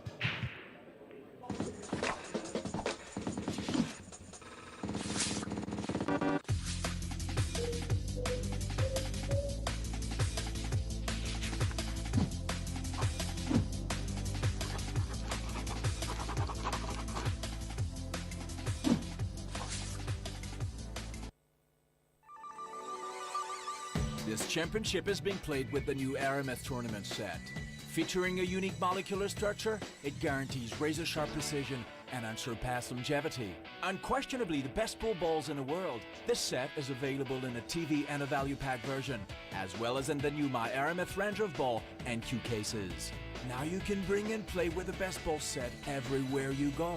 My Aramith, bringing new dimensions to your billiards experience.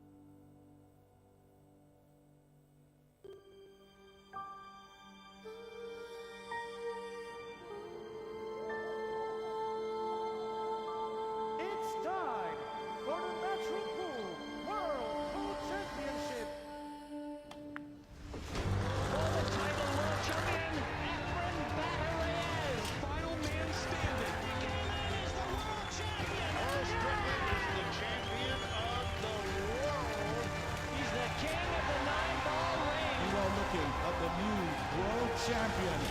It's our responsibility to turn that world #1 prize money from $80,000 to $1 million.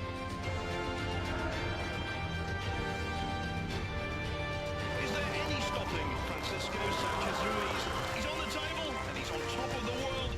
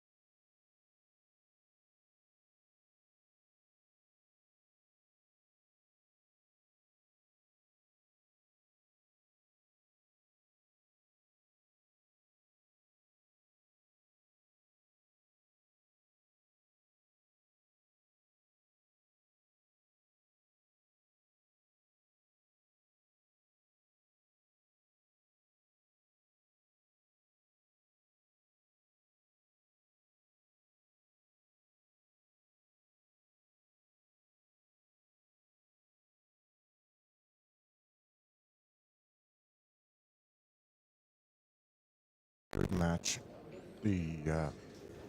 I think it'll be a lot tighter than the last match. Yeah, you figure it should be. Tough shot here on the pink. Gonna shoot it with some speed, it looks like. No, he's hitting it light.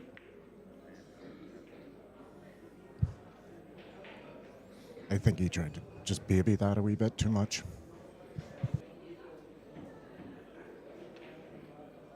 Yeah, it looks like the pink does play in the left middle. Not easy, though.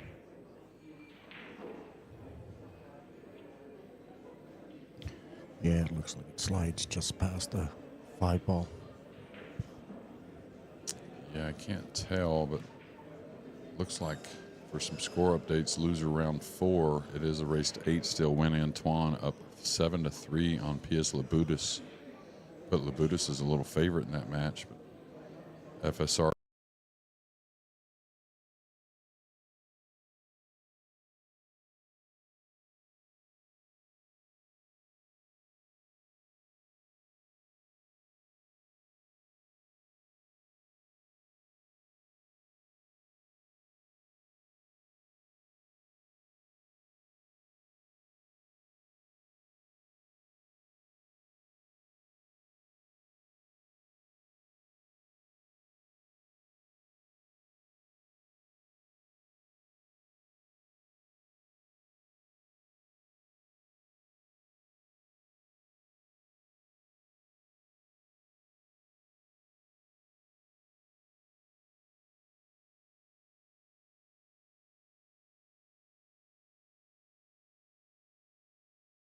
Kick and just try and stick the cue ball. No, I think you take a chance at trying to make it, really. I don't know about a whole lot of speed. Yeah, there you go. Now this has gotten to where I don't know if he can play this in the either corner, maybe a scratch in the side. I think the 5x6 really goes towards the bottom middle, and the other corner offers the other middle for the cue ball. So this is odd.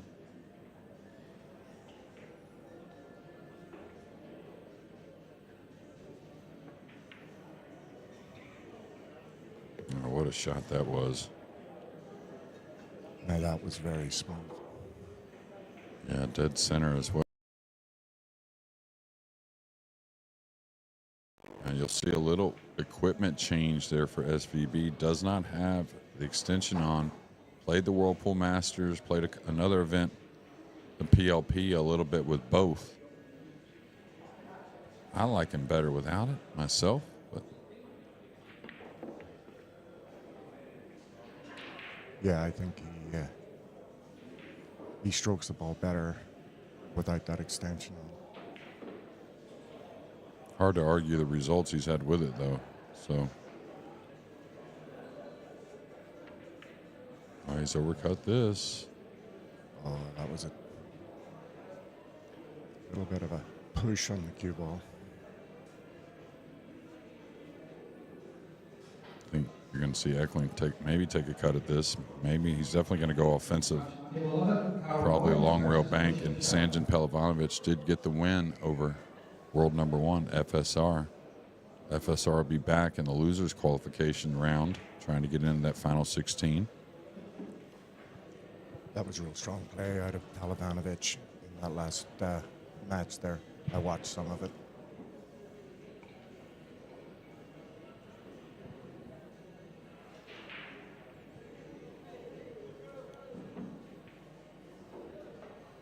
It definitely looks like he's queuing up to take a shot at the long bank.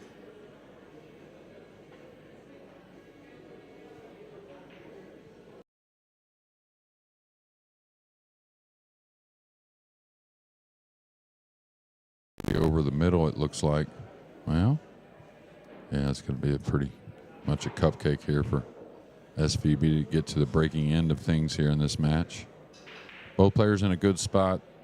If they win one out of the next 2, they qualify for the final 16 in the single elimination rounds. Sheehan's been on a really good run in the last 7 or 8 weeks. And you can see right there Aloysius Yap getting ready to take on Carl Boys, who's one of the stories here at the Scottish Open. been kind of out of retirement to play here and has had 2 big wins to start. One over Camino Sudo, and then also over Albin Ocean in the last round. So, and a convincing win at that, 10-4. Yeah, it was a very convincing win. The one I was against Suto was very tight, nip and tuck the entire match.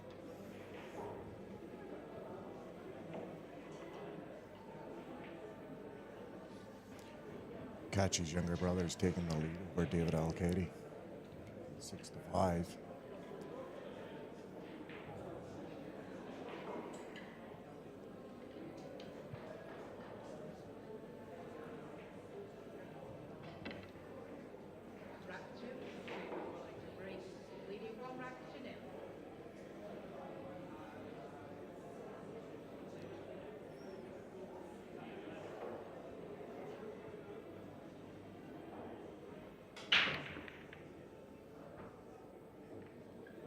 Shane misses the 1 ball high there, catches the knuckle. I think he's left the window for him, for Kachi. Yeah, it appears he has a shot. And this table's broke really well so far that I've seen, for the most part anyway. So I think a rare miss on a dry break there. First shot, very difficult for Kachi. Position also not the easiest. Probably lets the cue ball run to the top side of the table, maybe getting the 2 in the same corner as the 1. We'll see.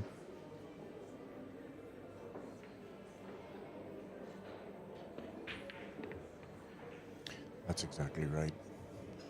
Does he get a nice rub, or is he going to get caught? He's going to get caught out. Yeah, pretty unfortunate there. You got to put the focus on making that difficult 1 ball and, of course, letting the cue ball travel. Could have got a friendly bump there on the purple, but a little not so friendly. I wonder if he slid past it enough even to get the 1 reel kick on it. It looks like he's going to try and go 2 reels.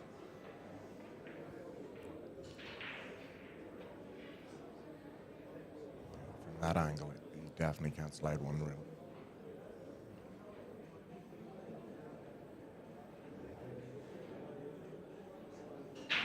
Looks like he might think of jumping 1 reel. I think he'll come at this top cushion. I think could come 2 rails, though. 2 rails is not bad. Top rail, left side rail, come at the 2. You could hit it with like a medium speed. The cue ball may continue downward off the 2, behind the 9 and 3 maybe. Plus you get a pretty good feel for this kick.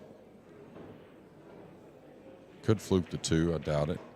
Or excuse me, fluke the 6.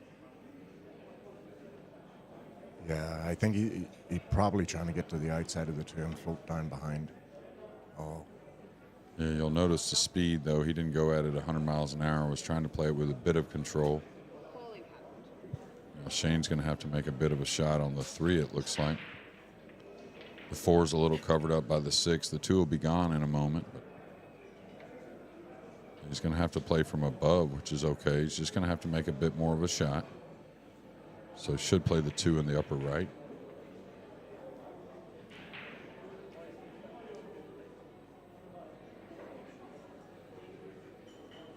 Will he play to the open window, or do you think he'll come down below the 7?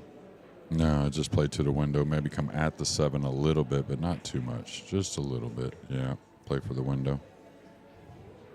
Now I'll just come 2 rails between the 6 and the 5 to play the pink in the upper left. Should go look at this target here. It's a pretty big target from where he's at. Yeah, I would like to look at it. Always want to look. Just give the brain a little something to shoot for.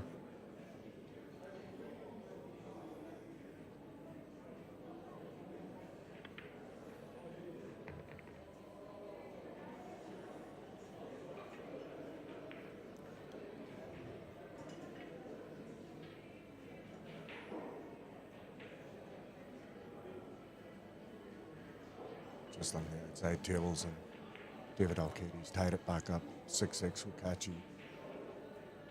Yeah, Claudio scratched on the 5 trying to get to the 6. It was a touchy shot. Kind of like this right here. We see Josh and Coping just drawing the ball a little much. Just got to pay attention here.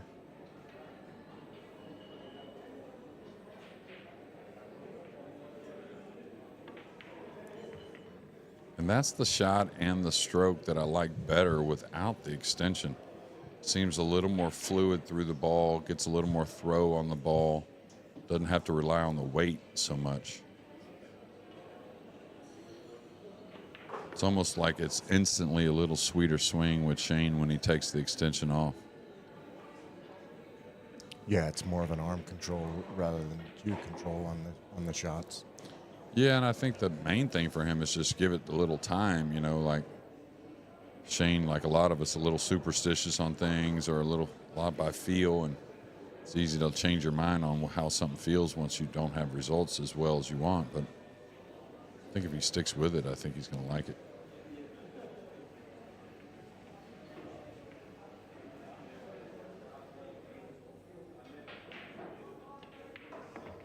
Yeah, it's just like there, for instance, just every bit of it.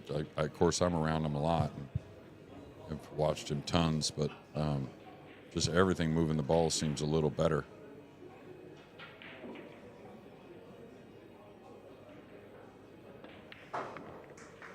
Yeah, it's all in the wrist and elbow. Yeah, a little more fluid. Now out 2-0. We'll see after that dry break in the last what he does there. Carl Boy's now getting in the arena for a little practice time before his match. Yeah, Carl just got here not so long ago, so he's been resting, waiting to come to the arena.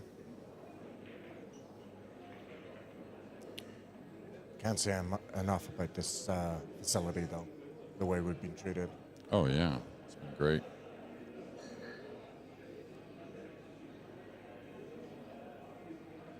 If you're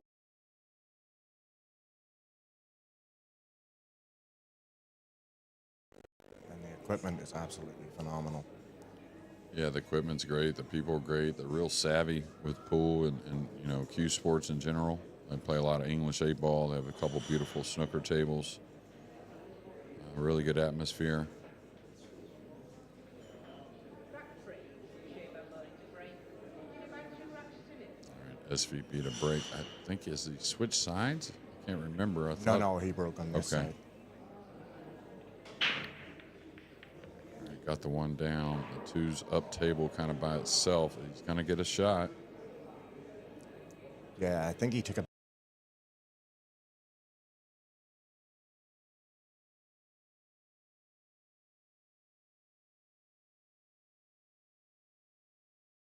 what he's going to do with it, but just say he wanted to pull 2 rails inside the 8 and kind of go at the pink 2 rails, take a chance that way.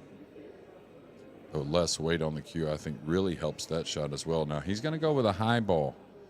Now this 2 isn't quite as thin as you would think, so he's going to try and go to the right side rail, kind of where he's standing. Now rails at the pink. Easy to underhit this.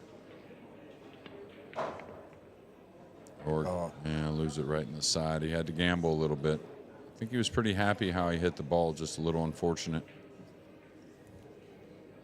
Yeah, with this main stadium table, it hasn't had as much play on it, so it's running a little bit faster and maybe a little bit more slide off the rails. Yeah, you could see on the bit of the replay there, it pushed again. Yeah, he didn't necessarily expect to get shape, really. You know, if he did get shape, it was good, and he was trying to, but understood that shape wasn't guaranteed, but didn't expect to lose the cue ball.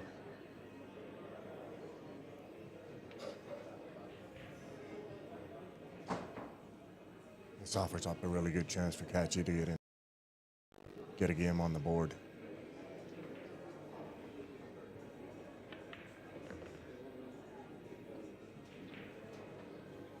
Yeah, almost overdrew that. That would have been a problem if he fell on the rail straight. I think he has a little bit of an angle, though, and off the rail bit.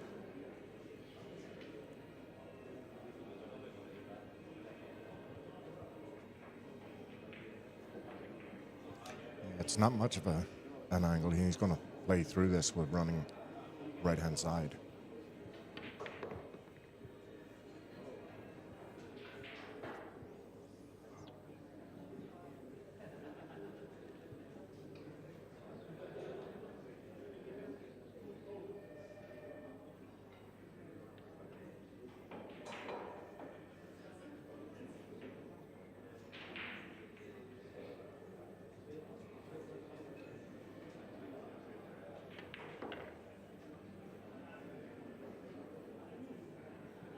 this is going to fall a little straight here.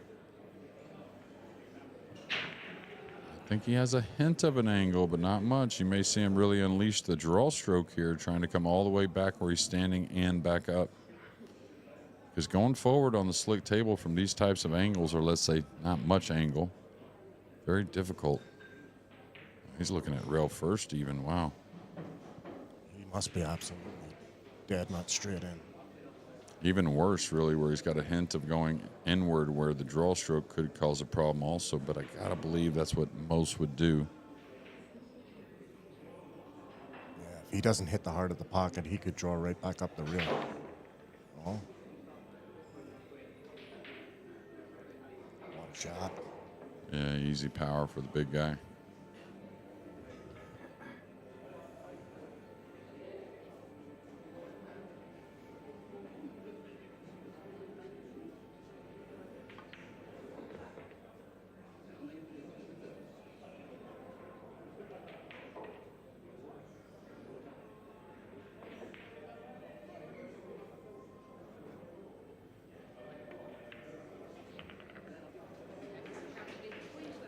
Yeah, on that power stroke, he was able to use the silk cloth with that delay of spins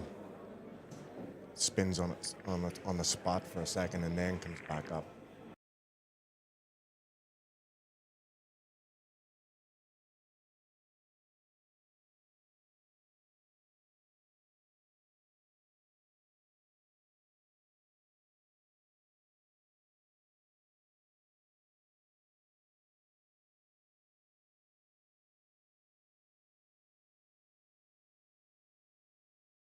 Very impressed on how smooth and fluid he was. Yeah, every time I see him play, really, which hasn't been but a handful, I've been very impressed with Grillo.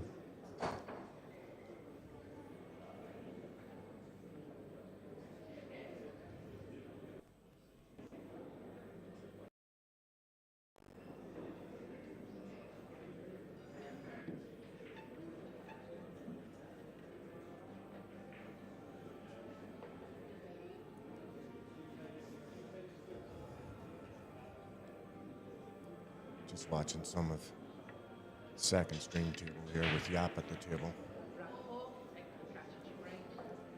First game, okay, back to the main table.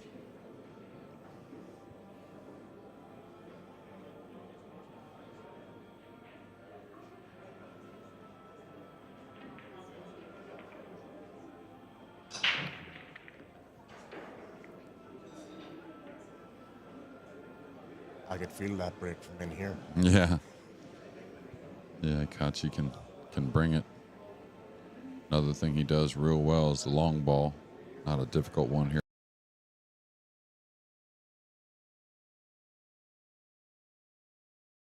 The red 3, so very doable rack.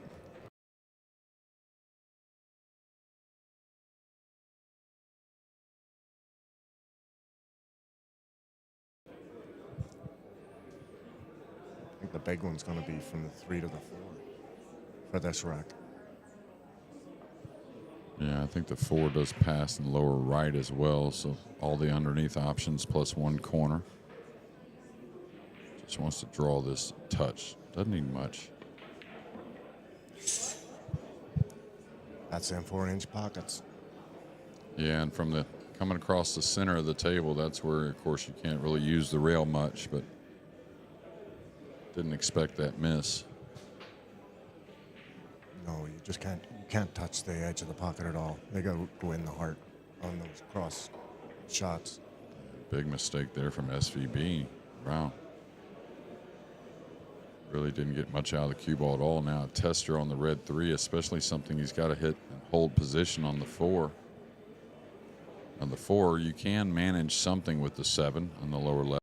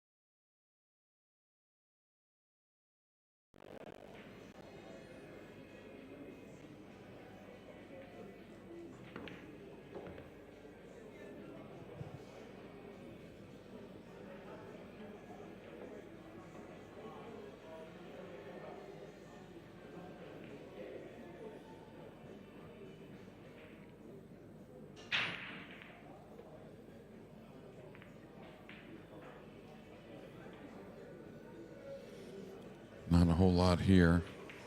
Looks like he's going to come to the bottom cushion, somewhat anyways. Cheat the pocket here, maybe on the 7, coming underneath the 9 across. You could play it above also. Yeah, I would think just cheat it to the inside and slide underneath the 9.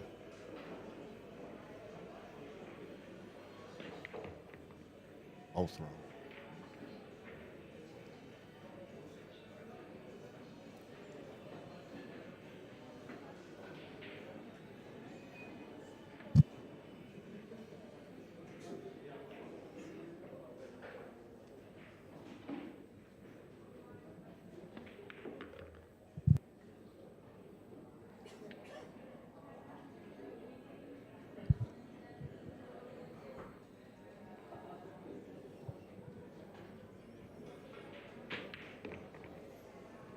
Taking dead aim there on that 9 ball for a 3-1.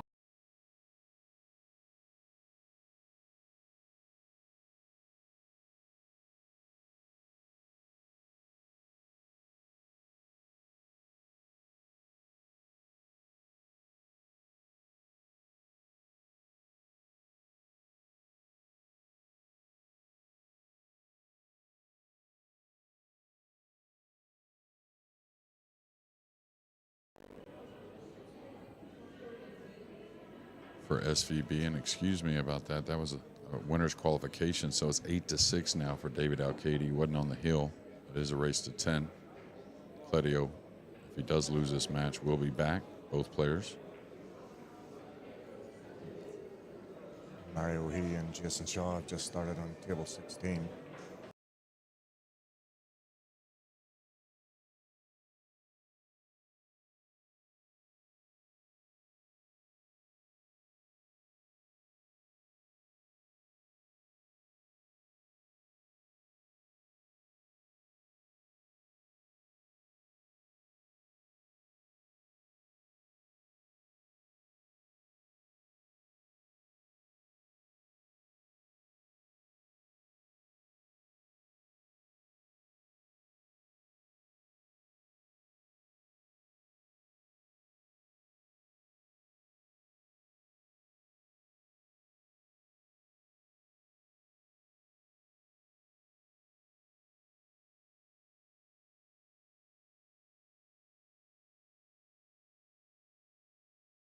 Course. See, the ball's really opening nicely. The cue ball held its line going back and forth. He's going to get a big reward.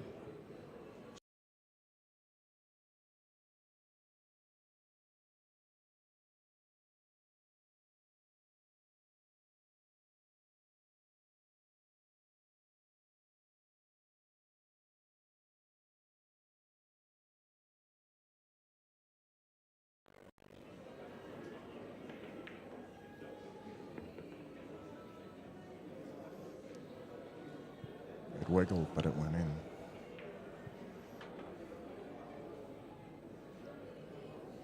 Yeah, this is one again that I think without the extension, he gets a little sweeter with the stroke. Overall going to be better. Yeah, just like there. See how easy it draws with that type of stroke? It's just something he's got to get used to under pressure, I think. Yeah, that one looked very effortless. Yeah, he can kill the ball here if he wants. He can use rails. I don't mind killing it, really, because the 7 does go to both pockets, so you don't have to fall straight on the 6. You don't want to fall with a lot of angle, but you don't want to fall. You don't have to fall straight. Now it looks like he's got a top spin shot to the rail and back up if he wants. Yeah, that looks like it. The way he's queuing up.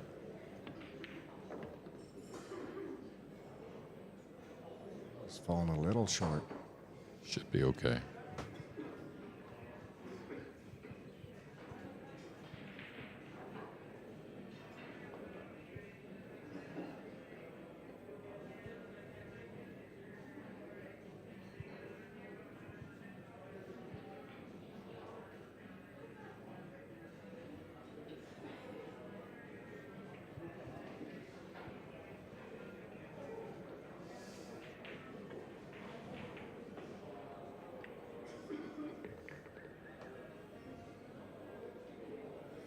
Interesting here. It's not the easiest angle to get by the 9 and all the way up and down. Could bump the 9 here. I don't think that's the case. I think you'll see a little more speed going up and down.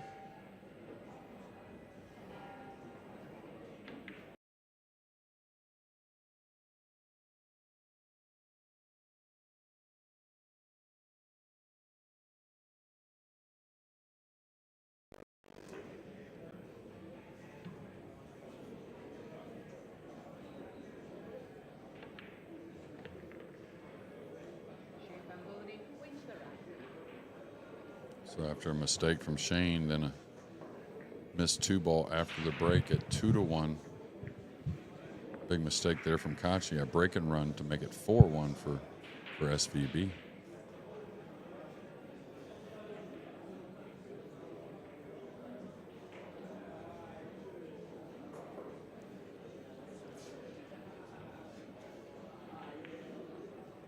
Yeah, those are the kind of mistakes that can turn into 2 and 3 rack. Yeah, he really looked good on the last break shot. Made a nice clearance there.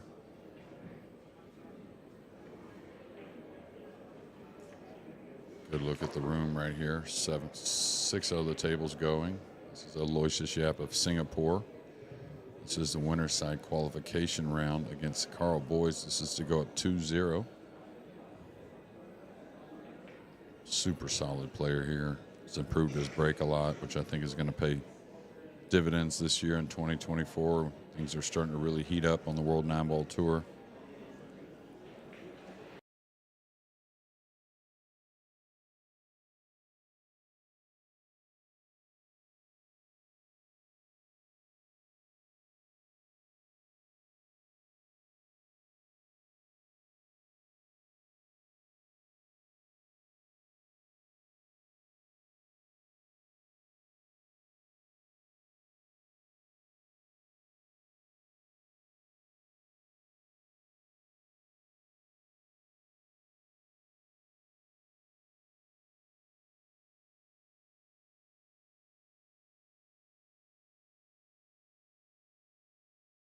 Let's focus on the 2-ball.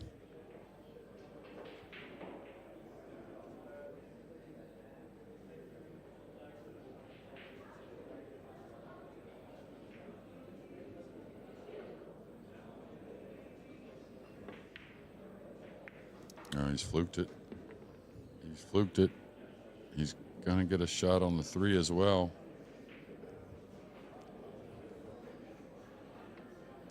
Yeah, and perfect position on it as well, just to float down through.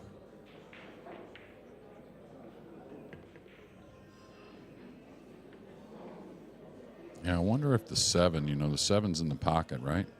Yeah. I wonder if there's something off the 6 he can play to maybe open up the 8. I think if there looks like anything really nice that's fairly secure as well. Wouldn't be here. You wouldn't want to play here because the 6 is, out in space. But yeah, to use the 6 to go over and bump the 8, you'd be unlucky not to be on the 7.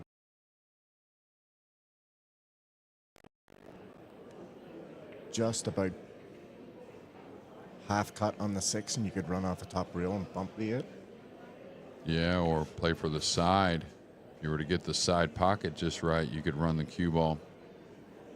Now, I don't think he's gotten either one, and I don't think you really want to take on the 6 in the corner. So he's going to try and drop below the 7 to get behind the 8. 8-9 combo, not that tough, really.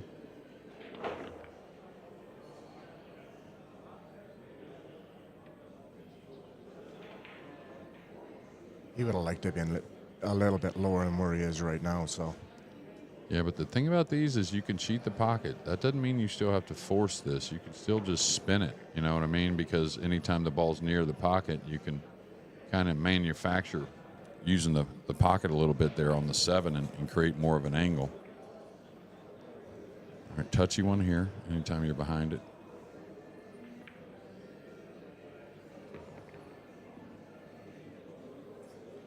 Yeah, very easy to push that ball just a hair.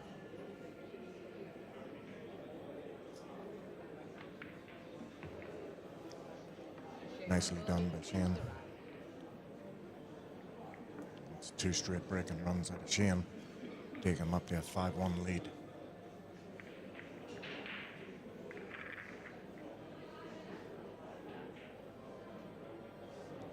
Looks like Carl's got to the table. He's falling a little straight there on the pink 4, so he's going to have to work the cue ball pretty heavy off the 5 to the 6, and again, maybe something on the 7.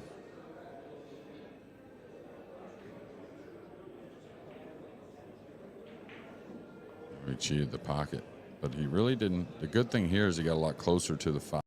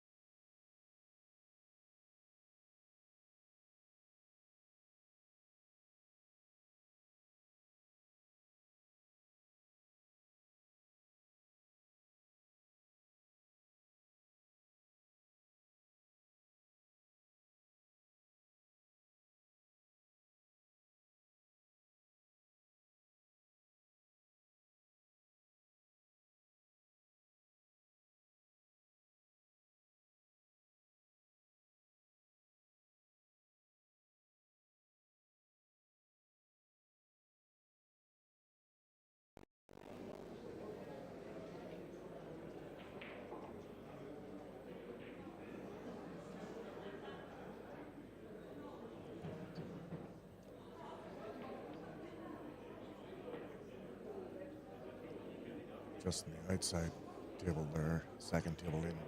David Alcades now on the hill, 9-6. Claudio.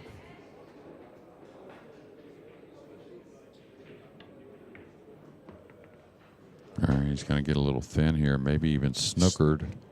No, he's okay. May take on a thin one to the lower left. He's unbelievable with these thin cut shots, especially when he's pretty close to it. Yeah, and the angle actually looks like it would take him into the 6 ball and just open that 6 up a wee bit more. Yeah, that angle tells me maybe he's a little too thin for that shot, but can cut it to the right for sure. Let the cue ball run.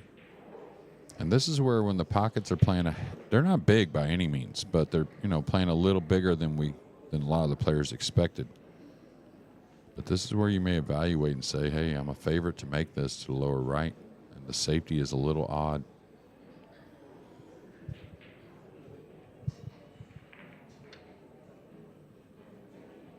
Just disregard the cue ball, let it come straight up into the 7, maybe by the 7.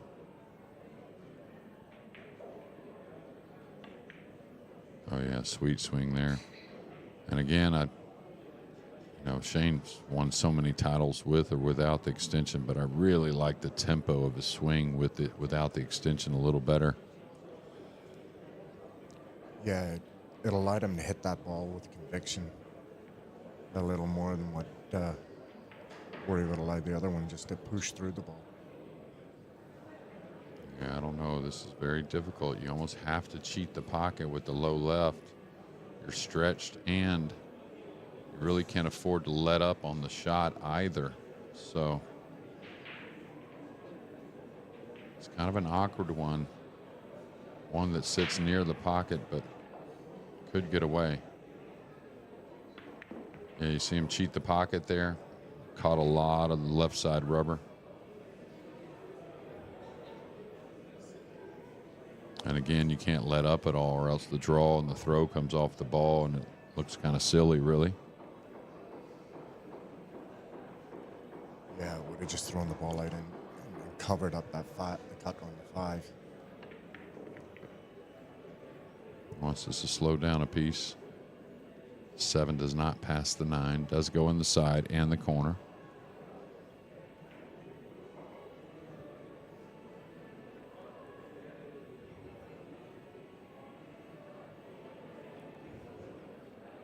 Yeah, it looks like he was looking at the middle pocket just to get across and float the 7 in with a little stun to come out for the up ball. Uh-oh, this is too much. Wow, that ball slowed down a lot more than I thought. He was going to be dead over the 9 for sure. It's a little humid here in Glasgow. It does rain quite often, so see the rails that are checking up a little more. Let's say a little earlier in the event than you would think. Plus, there's a lot more people in the room today than there's been in the last couple of days early on. So one thing he has to realize is without that weight, I don't think the ball will deflect as much on him either when using side spin. So there you have it. Another nice one there. And what a big mistake, that opening 2 ball. It had some distance at 2-1, was it? 2-1, yes. Yeah. Verkachi didn't expect him. Watching almost overcut the 8. You see that? Yeah. So what'll happen is, when you're changing those weights, if you're adding side spin, you won't deflect quite as much, especially if the swing is a little sweeter. So just got to pay attention to those, and he'll kind of automatically learn. That's kind of how the brain.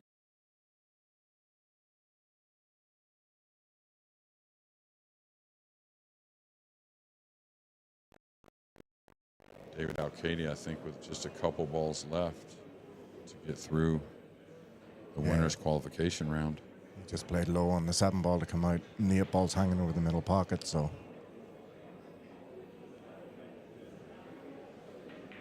I would expect him to get out from there.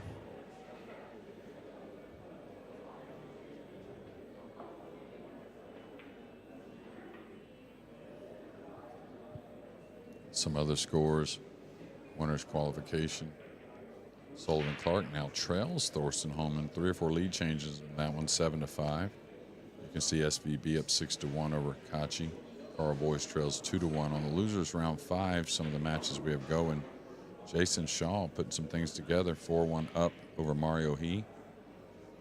Jonas Sudo over Christian Serde. 3-1 for Sudo.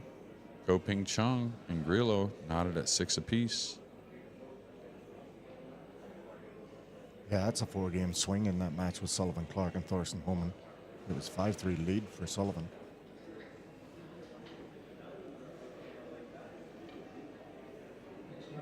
Victor Zelinsky versus Tyler Sile.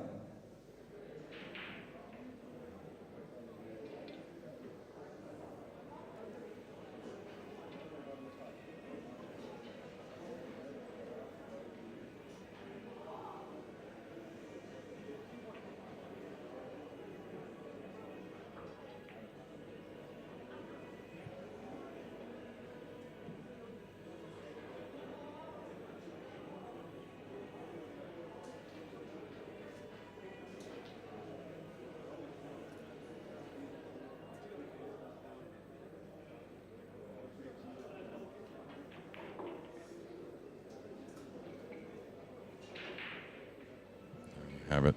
Aloysius Schaap for a 3-1 lead. That is a race to 10.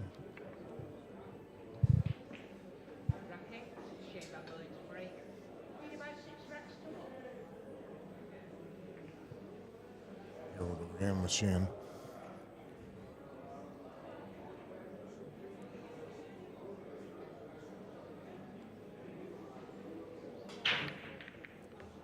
Oh, he let the cue ball drop. Yeah, you got that one a little thin.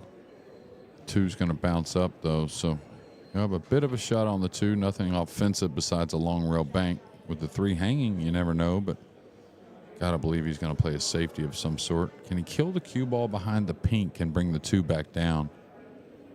It's a little touchy with the 2 near the rail.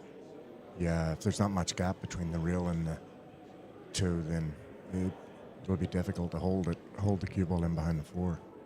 Yeah, can he bank the 2 down and slow creep the cue ball behind the green 6?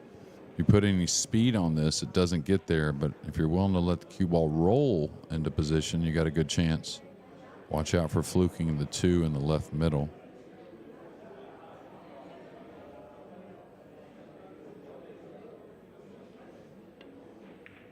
See how it kind of hugs? Now, he played for the hug. Triple smart. Yeah, played it with tops and basically got check off the rail. Yeah, played like a hydraulic, kind of like on the cue ball, cutting the 2 just enough to create some movement, but then the high ball to kill it as well. And how good was the control with the 2? So Kachi had a chance early, hadn't had much sense, still pretty tough. Yeah, his weight on the 2 ball was really excellent there.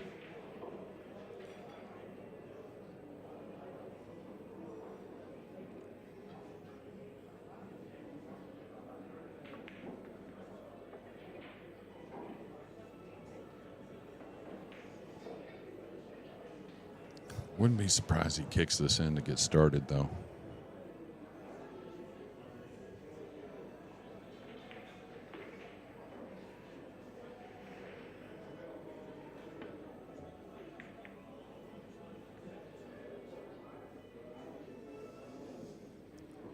Wasn't a million miles away. No. Now, he's close enough to it. He could edge what would be his left side of the 2 and run the cue ball, having a lot of cover. He's going to try and separate him, put the 2 underneath the 3, kind of spread the cue ball over to the side rail using the 9 and the purple 5, I think anyways. Now he's taking a second look just to see exactly where he wants to put it. Don't mind him edging this one.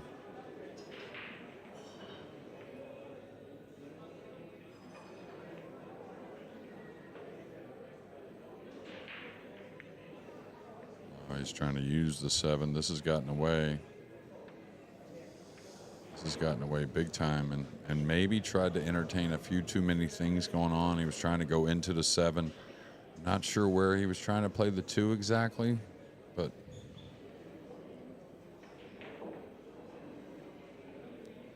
Yeah, it definitely got away from his left catchy and with a decent chance here to knock the 2 in and come back out off the rail straight with the 3 just to stun out for the 4. yeah, he expected to use the 7 as a big stopper of the cue ball, and that's what really failed him. Well, without hitting the 7 full in the face, the cue ball was going to get loose. Boy, that one took everything to fall. Didn't catch that his best. Zelensky, 2 young guns, and Tyler Steyer going to get started pretty soon. Yeah, that's a match that's looking to be a really, really good match, I think.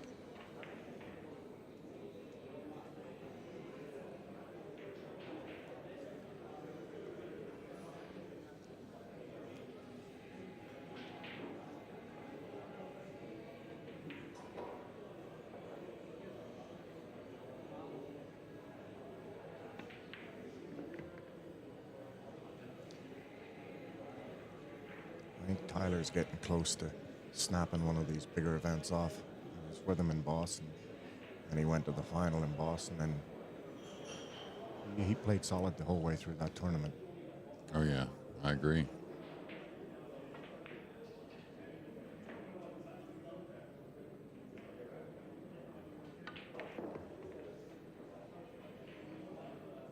He's overdrawn this a bit, maybe more than a bit.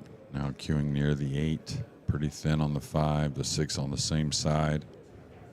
Has to ease this, somewhat ease it. Now this is where you recognize how far out can I handle a cut shot on the 6. That way I don't sacrifice that much on the purple 5 and create a real missable ball by trying to ease it too much.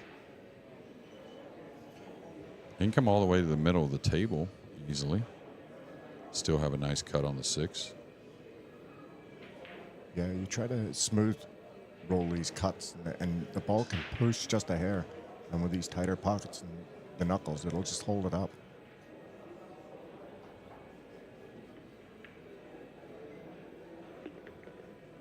He put a good stroke on that. Yeah, he hit it real well.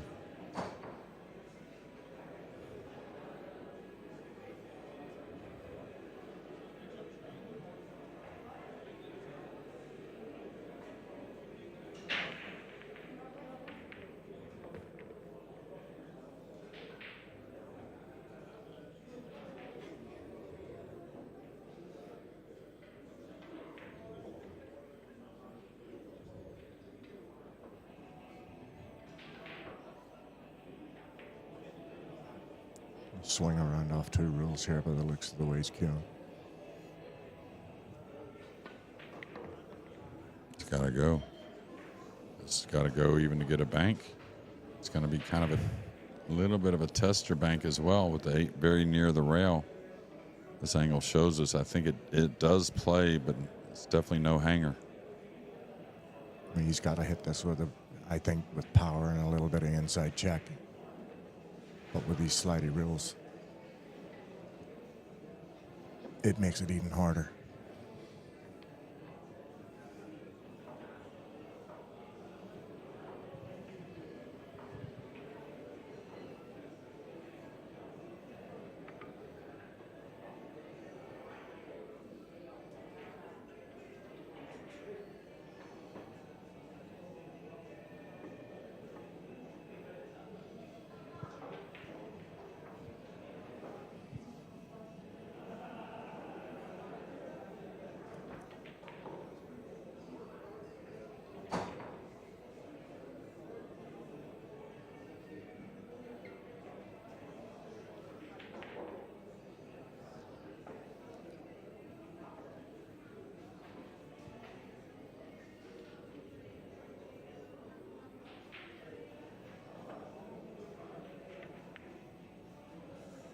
He decided to try and play safe.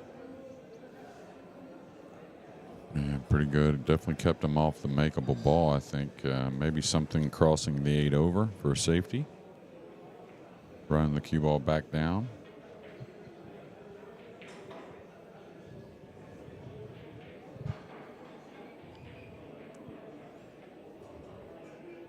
Do you play this 2 reel, like slide the 2 reels back onto the back wheel? No, he's just trying to do what you can with the cue ball. It's all about the 8. Let the cue ball wander back down. Trying to get as much speed you can on the cue ball, meaning to the rail, but emphasis there is really just making sure he has to bank the 8 if he's going to go offensive. So very good job by SVB.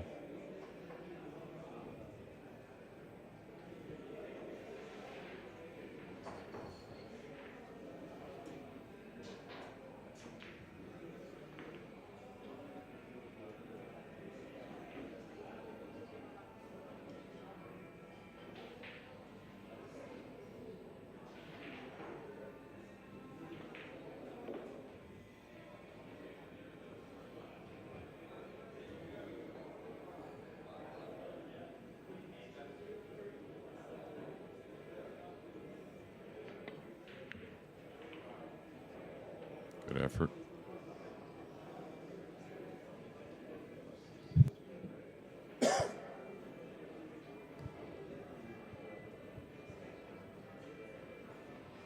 Yeah, with the 8 near the 9, he can play a little separation here, bringing the 8 up on the right side rail, the cue ball up on the left, trying to get the 1-ball snooker.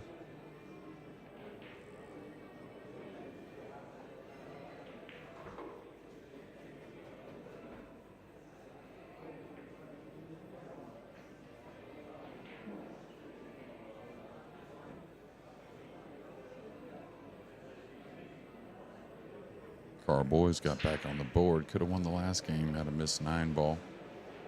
Now trails 4-2. I like the safety here. I really do. I like putting the 8 on the side cushion over on the middle diamond, trying to bring the cue ball up the left side cushion. About a half-ball hit.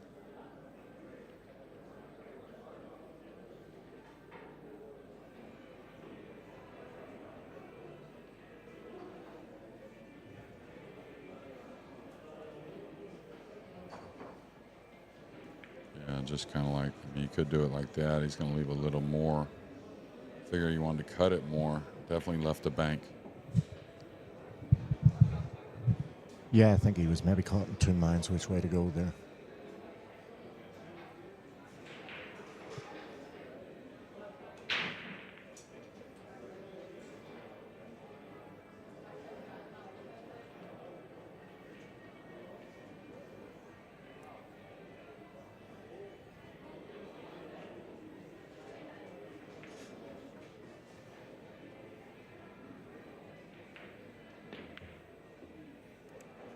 Missed that long.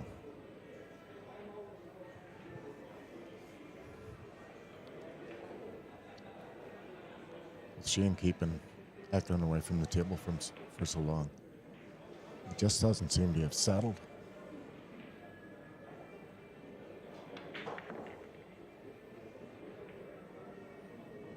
There's that stroke again you were talking about. Yeah, perfect with the speed, aggressive with the stroke. 7-1.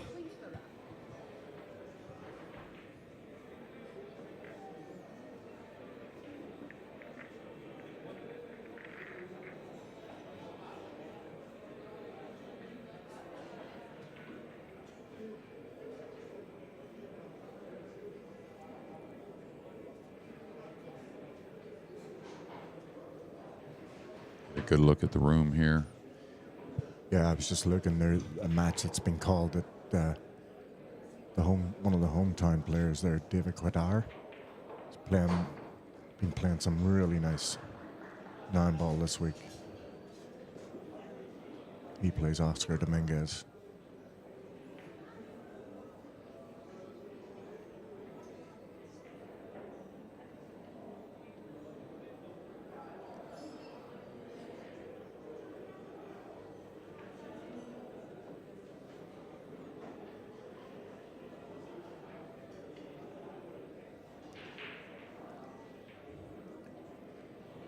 Oscar's already played a match this morning. He played a really strong match against one of the Ko brothers, Ko Ping Han. That's right. Lost the first 2 games. I think he won 8 in a row, maybe, or something like that. Exactly right. He won 8-2. 7-1 here in this race to 10. This is the winner's qualification round. So I think this 2 may open up. No, it checked off the rail. So we'll see Kachi here shortly after a push out, possibly.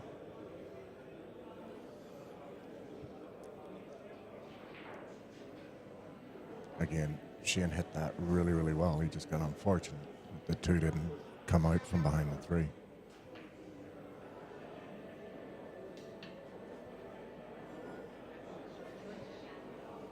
Push out from Shane, just leaving the edge of the 2.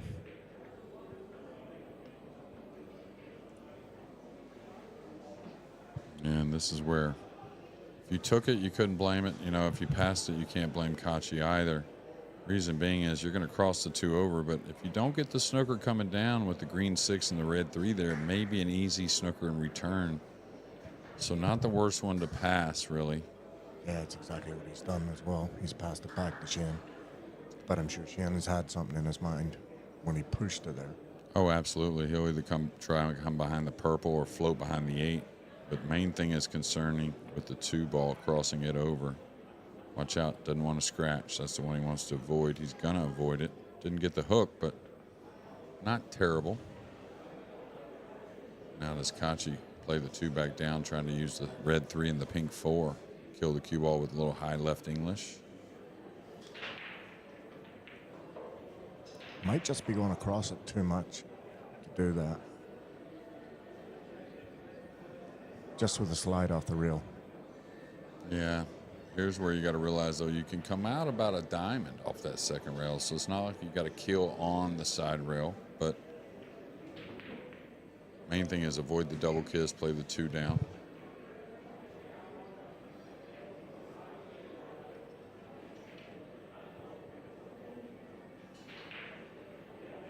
Don't really see much of anything else, really.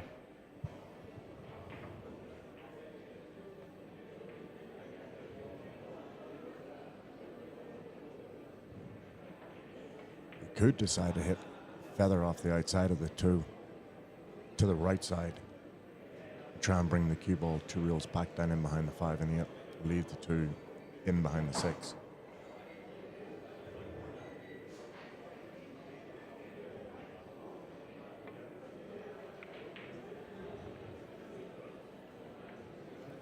Yeah, he went with that shot. Nothing was easy, though. That's for sure.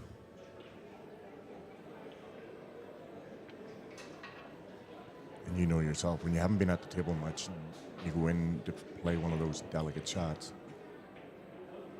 it plays with you a wee bit.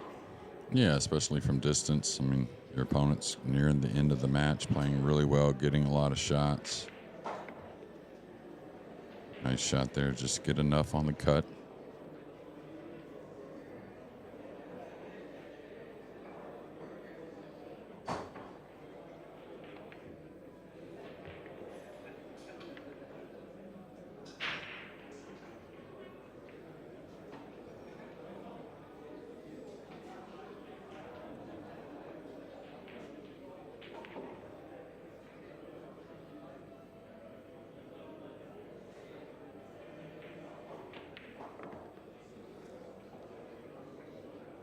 Once again, that's Sheehan with that stroke. Just controlled draw over to the or stun over to the one rail and out again. Yeah, he's close enough to it here. He may cheat the pocket and stun 2 rails out of this lower right corner. Don't know if going forward really has a problem with the brown 7. I don't think so. Yeah, here again, cheat the pocket a little. Come 2 rails aggressive at the 6. Just like that. Now I'll have to draw past the side, take a bit of a cut on the brown.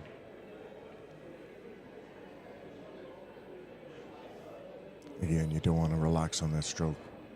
You want to go through the ball.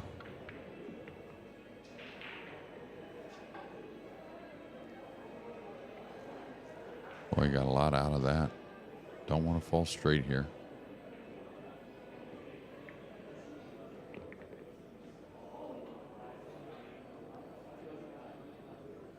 That's exactly what he's done near enough.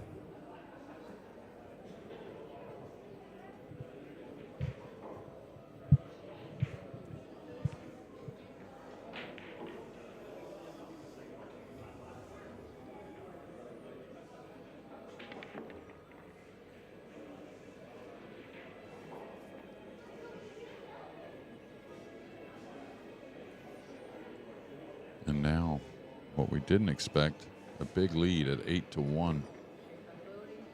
For some other matches, winners qualification, you can see it 8-1 here. Zelensky and Tyler Steyer just started. Steyer up 1-0. Carl Boys down 5-2 now, I believe. That will be the updated score against Aloysius Yap. Feder Gorst and Naoki Oi going to start here shortly. Losers round 5, that's a race to 8. 5-2 for Jonas Sudo over Christian Serde. Jason Shaw a little tighter after up 5-1. Now 5-4 with Mario He. And Dawid Kadir and Oscar Dominguez to start here shortly. That's also round 5 losers side, race to 8.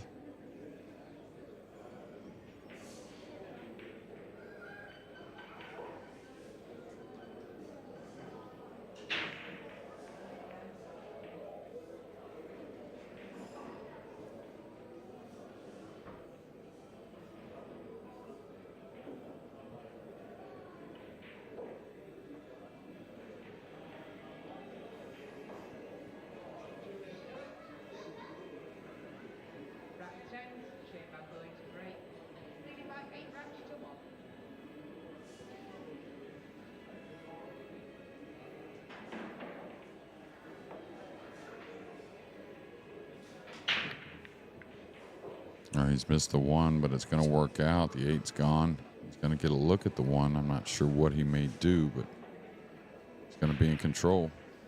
Yeah, he caught the 1 a little thin on that.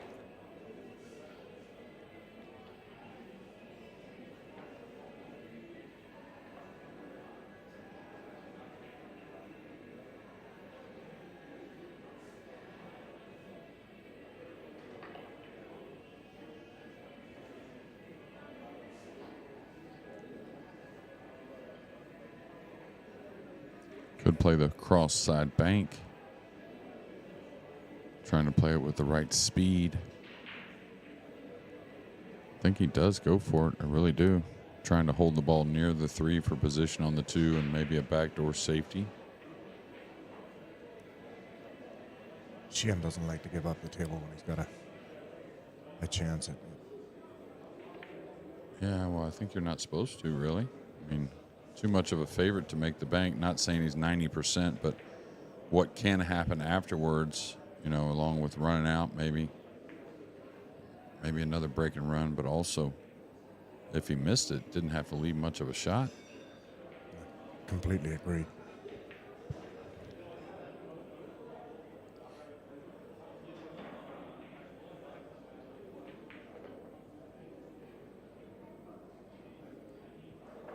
Just have to get the cue ball above the 9-ball here. Yeah. That was the problem with that shot. He was really trying to get the cue ball up above the 9-ball. Yeah, it felt tough. Not much angle. Had to try and stun. Couldn't roll forward. The 9 was always going to be in the way.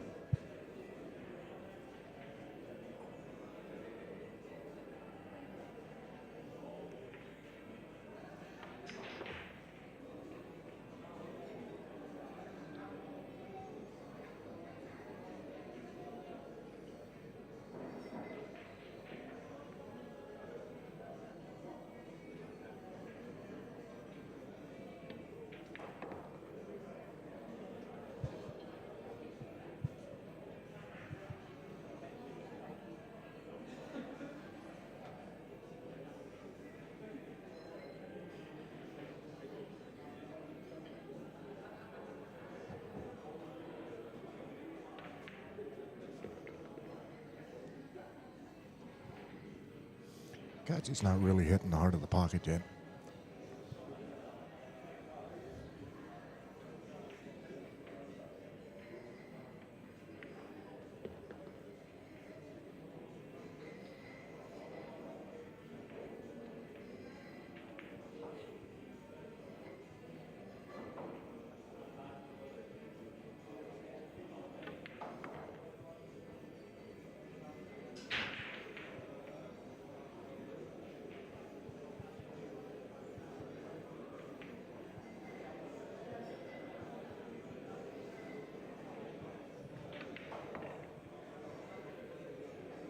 Just needs to slow down a hair.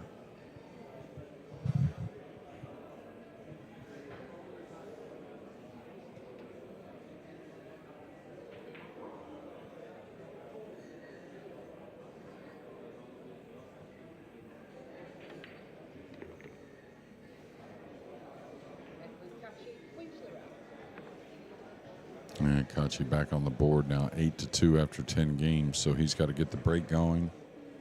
Had a couple shots early that he'd like to have back, and then Shane just really punished him from there after a couple odd mistakes. Yeah. Catchy could do with a couple of breaking runs here just to get himself back into the match.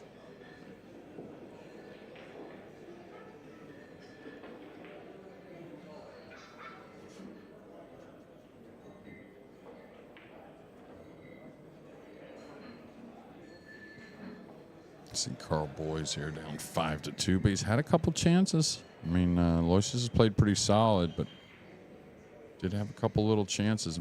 Ran out, missed the 9, got a little tough on the 9, but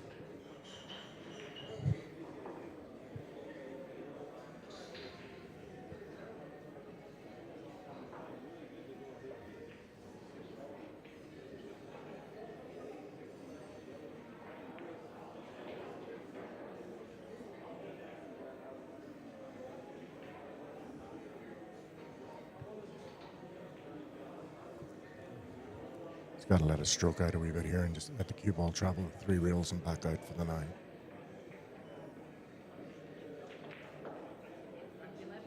yeah, a little shy.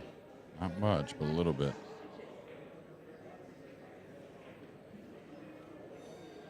Keep you informed there. Now Kachi to break in game number 11. Smashes him. 1 ball disappears quickly. Carl did make that 9 ball to get back on the board. Now 5-3. Looks like Eklund is a little snookered on the blue 2, just a little bit.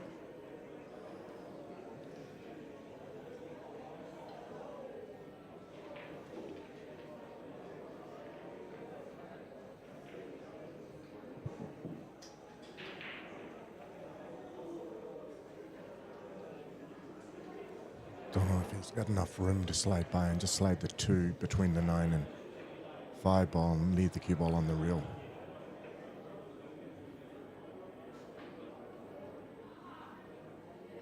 He's elevating, so he must have wanted to swerve gently around that 4 ball.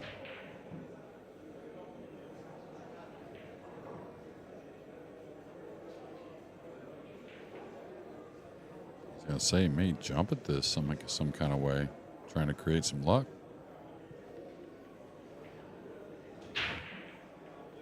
has reached for the jump cue.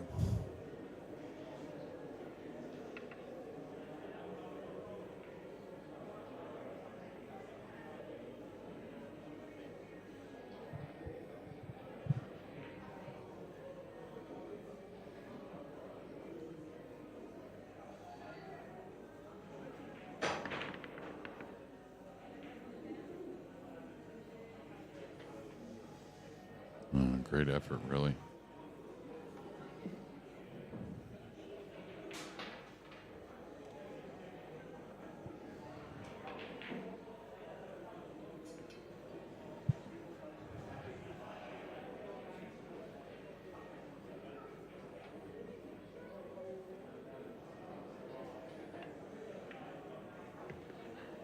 Got that a little thick, so the cue ball a little closer to that corner, maybe a hair short of his mark as well.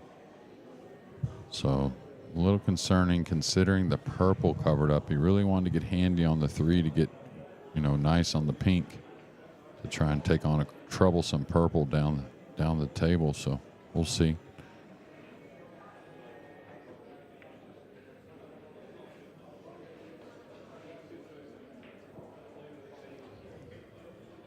That's a bit of a mistake from Shane there.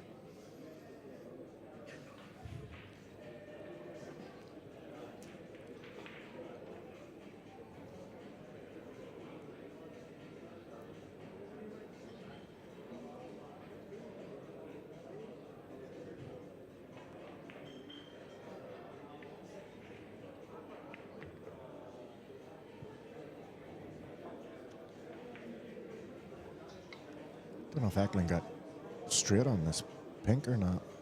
Yeah, he didn't seem too happy. No. Yeah, it looks like it's pretty much straight in. Throwing his arms up there and walking around the table to take a better look.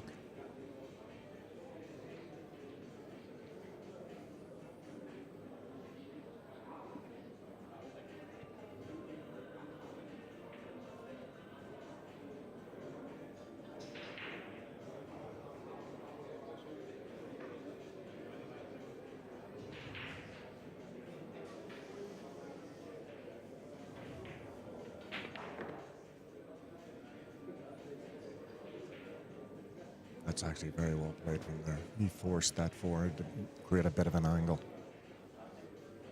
Yeah, very good cueist.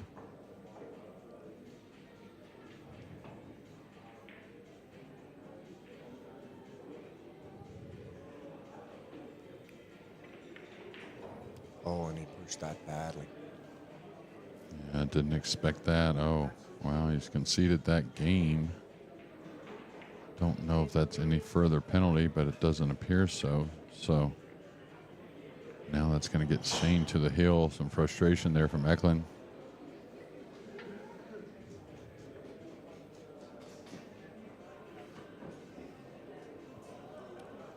Now Ukioi out to a 1-0 lead against Federer, of course. That's winner's qualification. Federer is at the table here in game 2.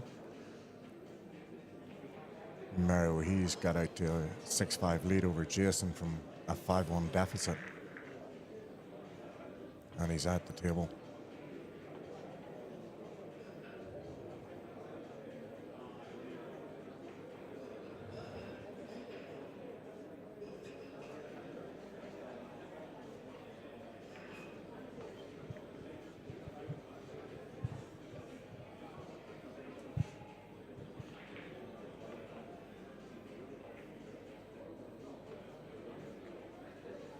Victor Solinsky just breaking off on the second table in on your screen there. He's taking the last 2 racks to take a 2-1 lead.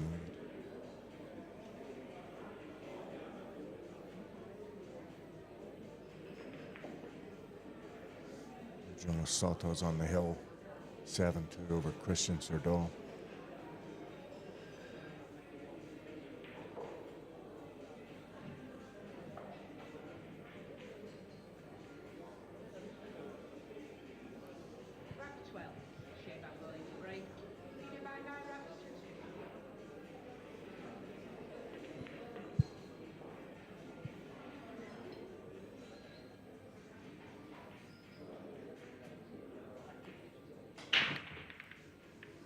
Missed the one.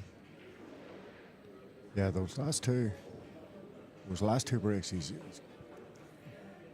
caught the one ball a bit thinner than what he had been earlier.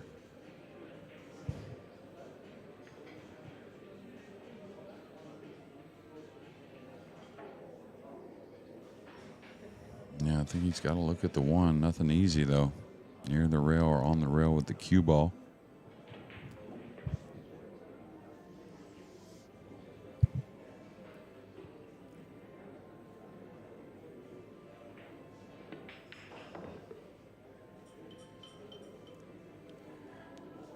Solid stroke pot at Macklin there.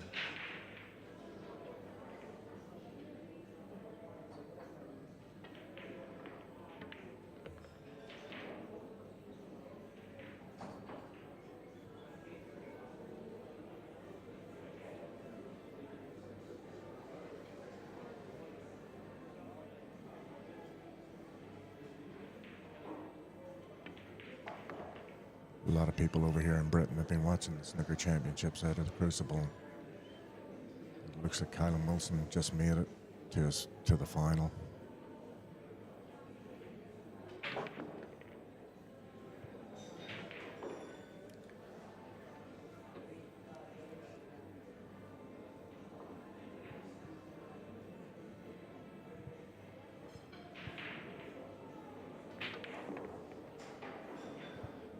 Kachi getting some balls in here. It looks pretty rough to come back and win this match. You never know. He's certainly got the game to do so, but odds are against it. But he does have to play another if he loses this to get into that final 16. So could be right here on this main TV table too. You never know. Yeah, every game at the table allows him to get better in the stroke no matter what happens in this match. And killed it a bit there, so definitely more of a 9 than we both anticipated probably. He's hit it thick.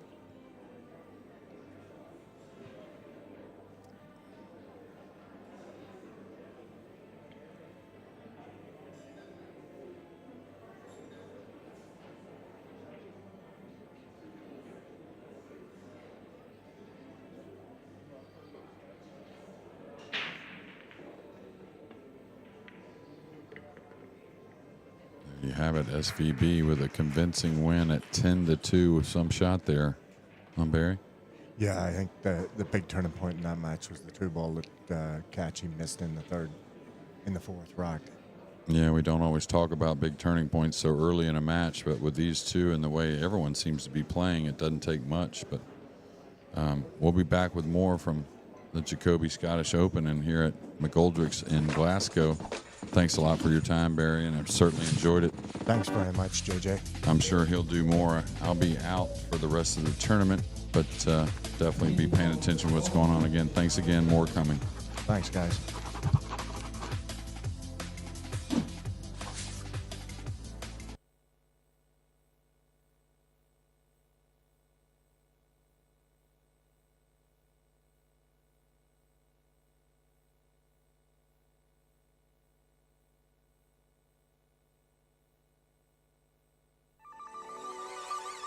This championship is being played with the new Aramith tournament set. Featuring a unique molecular structure, it guarantees razor-sharp precision and unsurpassed longevity. Unquestionably the best bull balls in the world, this set is available in a TV and a value pack version, as well as in the new My Aramith range of ball and cue cases. Now you can bring and play with the best ball set everywhere you go. My Aramith, bringing new dimensions to your billiards experience.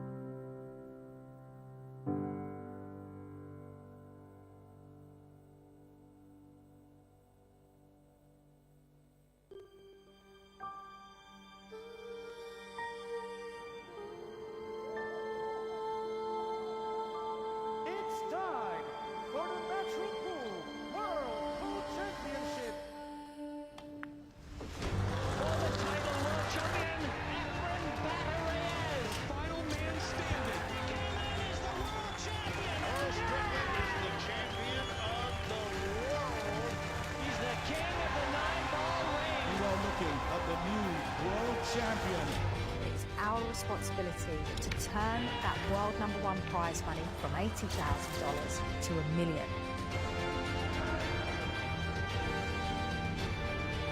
Is there any stopping Francisco Sanchez Ruiz? He's on the table and he's on top of the world.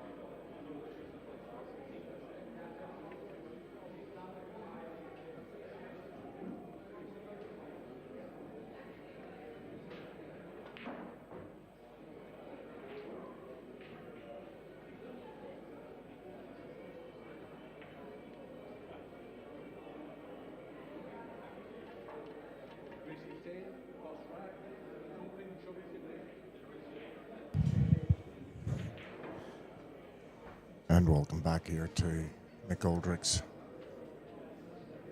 in Glasgow for the Scottish Open.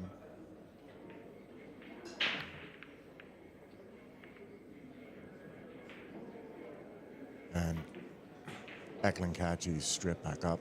He's playing Koping Chung. So this is the US Open champion versus UK Open champion.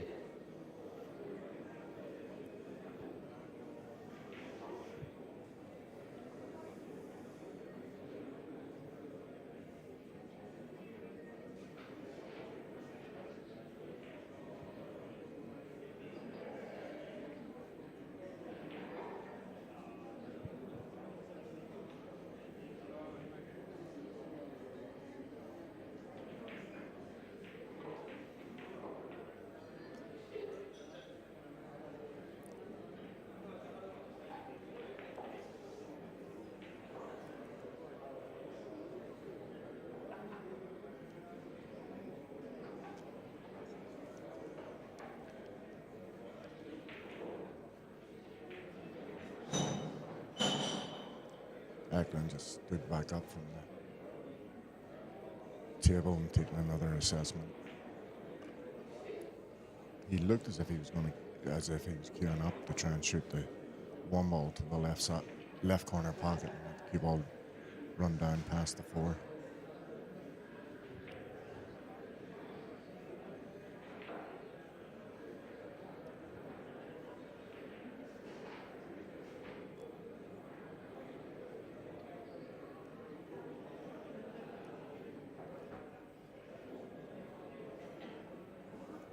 Yeah, he's very indecisive of what way he wants to go at that.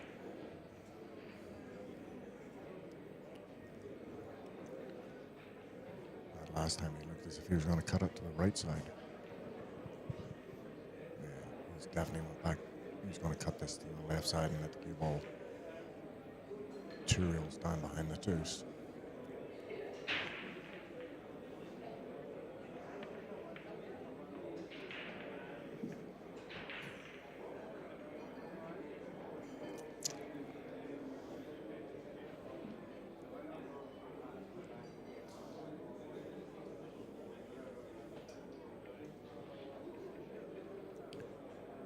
So that brings Koping Chung to the table after that miss.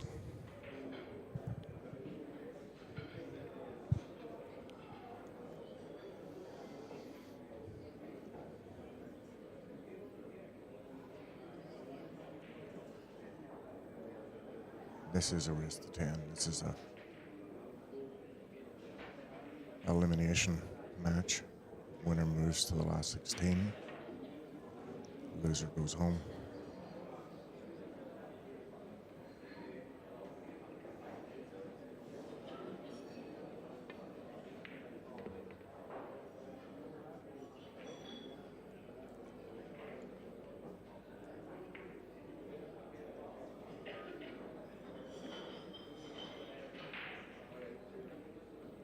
Yeah, cool.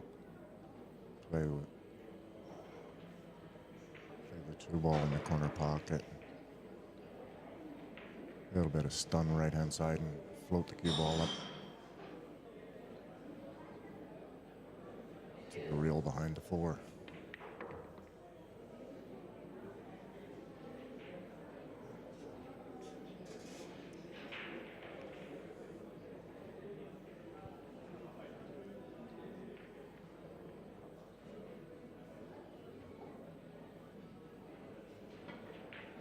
Little bit hampered here with going it over the top of the 4 ball. You got to be careful with a little bit of push on the cue ball.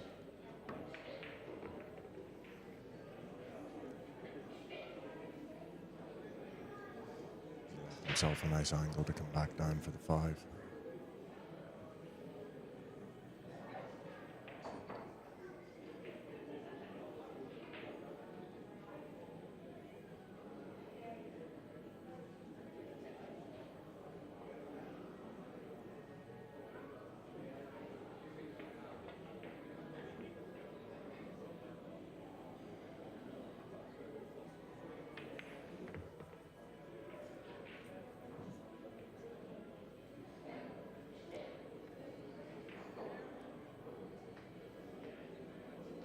left a nice angle here just to go straight up and down the table for the 6 ball.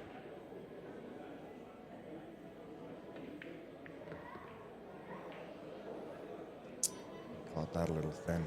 He got a lucky rub there, but I don't know if both balls are frozen to the reel here. If so, that makes it really tough with these 4-inch pockets.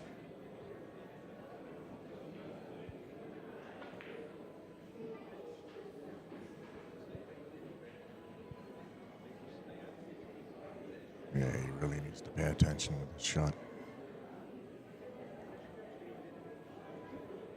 It looks like he's not going to be able to do much other than draw back and leave himself a very long 7.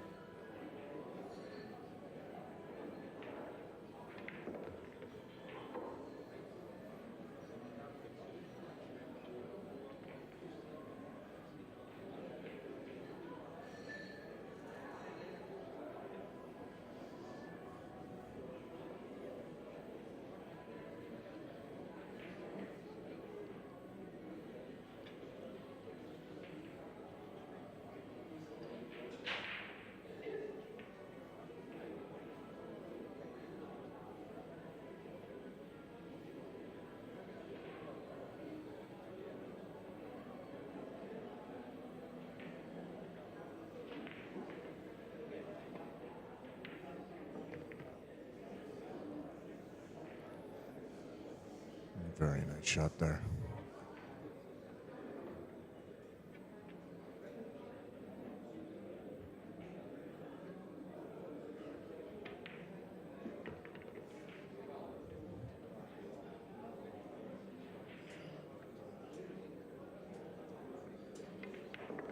And that makes it 1-0 for Cole.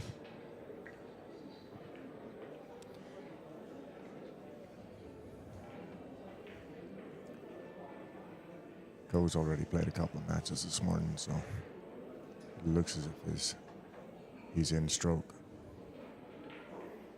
Again, with Kachi coming off that loss to SVB, and not much of a break in between. Doesn't give him much of a chance to get focused and set up again. Some of the other matches that are going on right now. Victor Zelinsky 3-2 over Tyler Steyer. That's a winner side match as well. That loser still has a chance to come back in another match. The winner automatically through to tomorrow.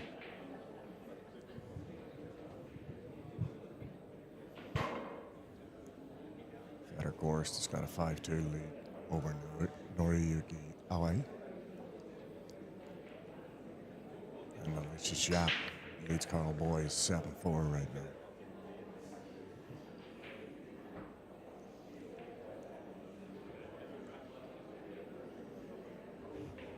And a good break off by Cole, but the two's hanging over the middle pocket, but the 3 ball has got between the two of them. He's just eyeing up whether he wants to take a jump or what he wants to do. He has the option to push out, which he might just push a little here and take on the jump shot. Yep, that's exactly what he's done. So does Eklund take on the jump shot, or does he pass it back?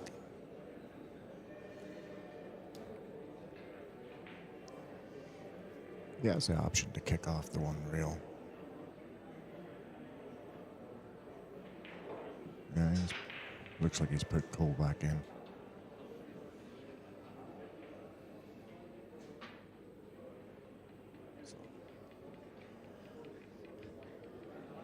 Cole's a really good jumper of the ball.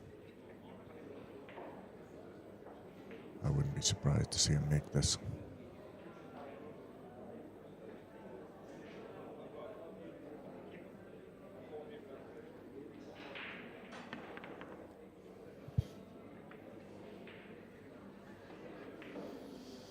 A little off there. He's left catchy with the 2 in the middle. You can draw in behind the 3 ball. And take the 3 down the long rail.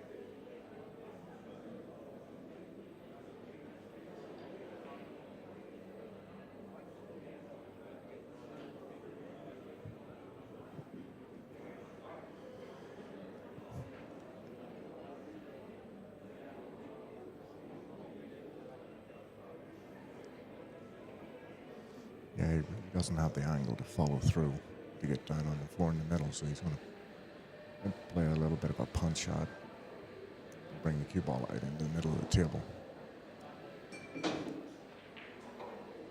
Take the 4 ball down into the left corner pocket and draw back up for the 5.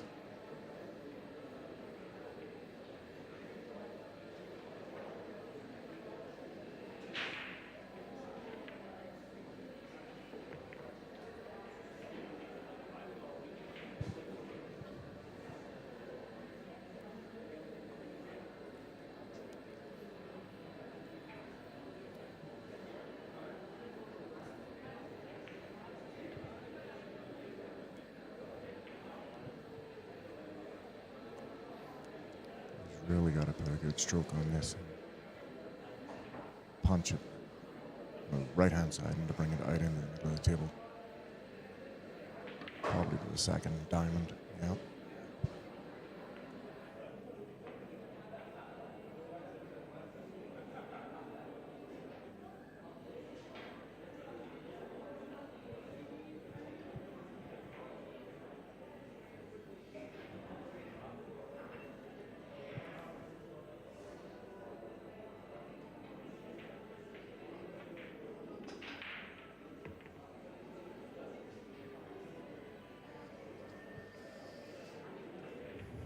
Looks like he has enough room just to pinch the 7 and stun the cue ball above the 9 to leave the up ball in the same pocket.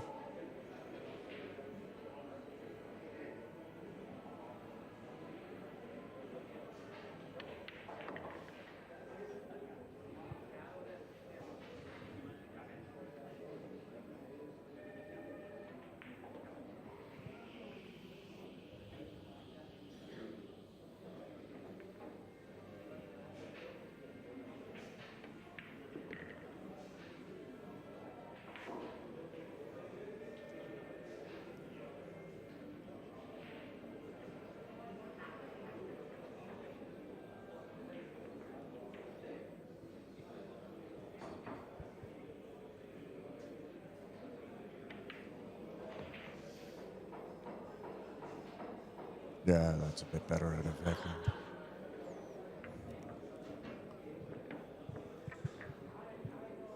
Should settle the big man down.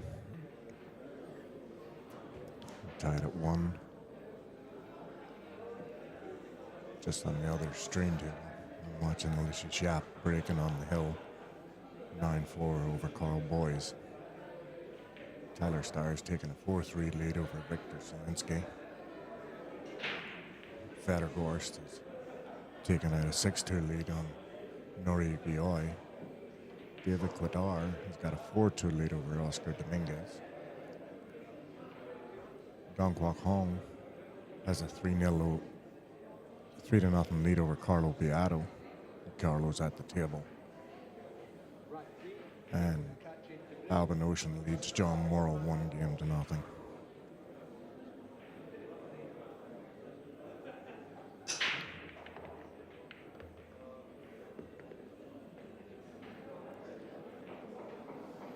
another big break out of Eklund Kachi. Yeah, he's got an angle to get over onto the 3 and 5 are a little tricky.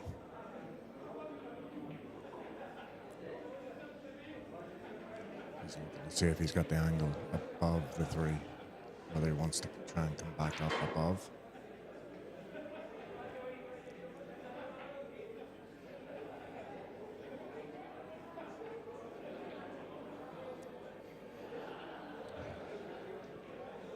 If he comes a little short, he can always play the carom from the 3 to the 5, push the 5 in the middle pocket.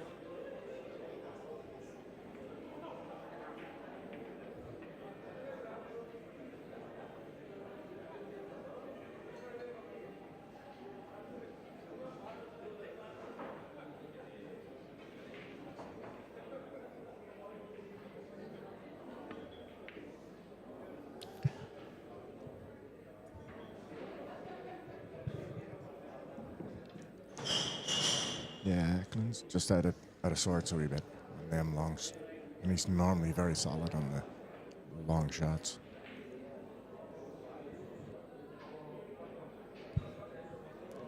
Tried to really force that 2 in and get up and down the table.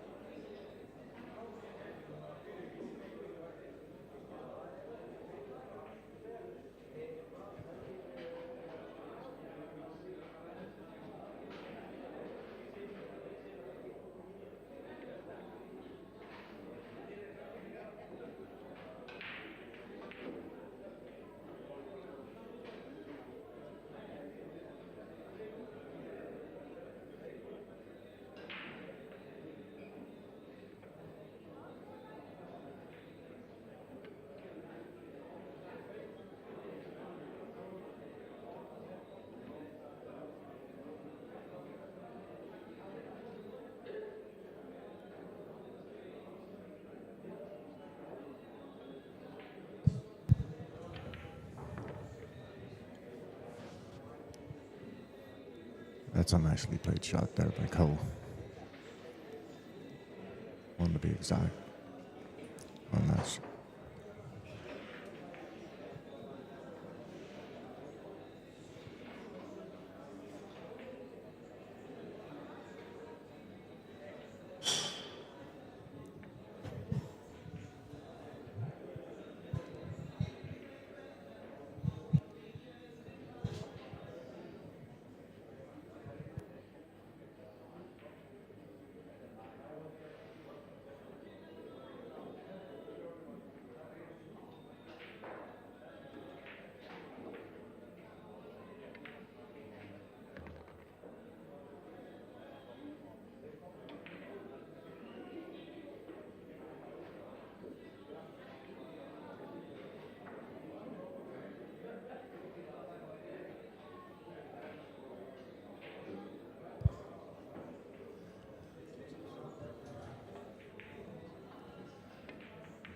Hi guys, and Christian Surda has just joined me in the booth here and do some commentary.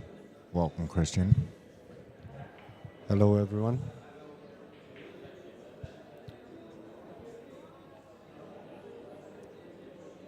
Here we are in the winners qualification round.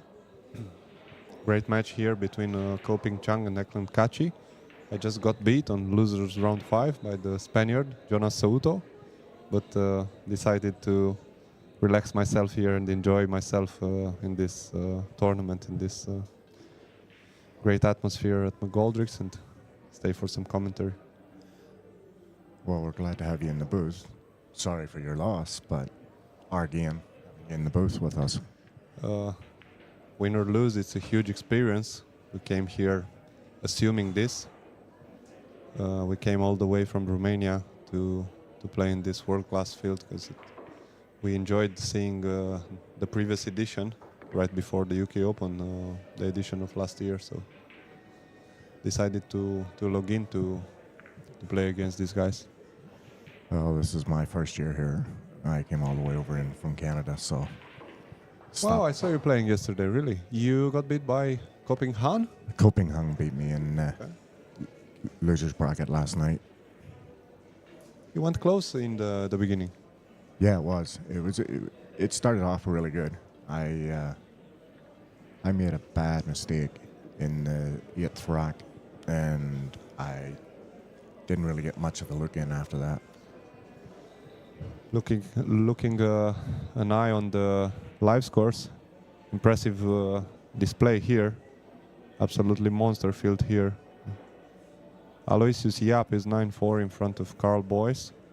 I think that just finished. I think Jaap just finished that match off and wins 10-4. A huge clash on the table where I played, on table 15. Dong Kok Hwang from Vietnam is 3-1 up versus Carlo Biado. Johnny Mora versus Albin on table 16, another clash right in the corner.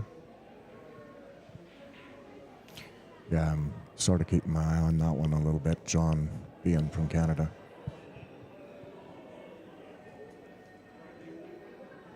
He won a great match earlier there against Rappinen, the young Finnish player. What was the score? 8-5, I believe, was the final score against Rappinen. But Rappinen was leading 5-2. John made a huge comeback.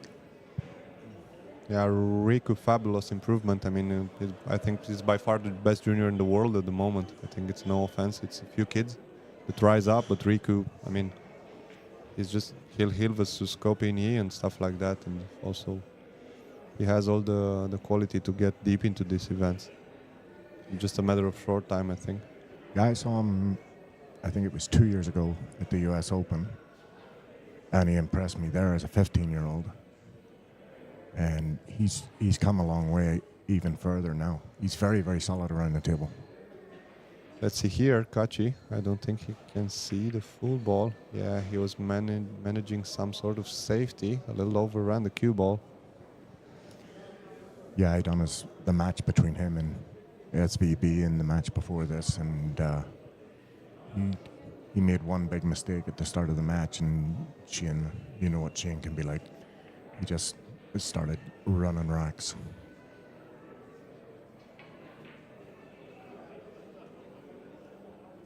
Yeah, inevitable Karen with the 6 here. Also, the pot is very tough for Ko, for little Ko.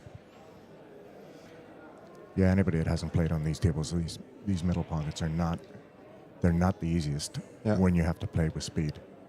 Seems like a potential double kiss between the 6 and the cue ball. That it's kind of a guess position. Yeah, you see. Got away with it.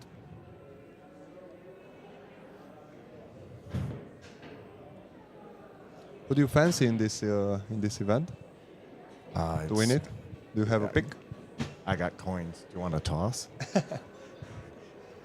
There's monsters all over the place. Like this is by far the strongest field outside of the sort of US or UK Opens that you can see. It's kind of a Mosconi Cup. Yes, it does. With a few wildcards like us, right? Correct.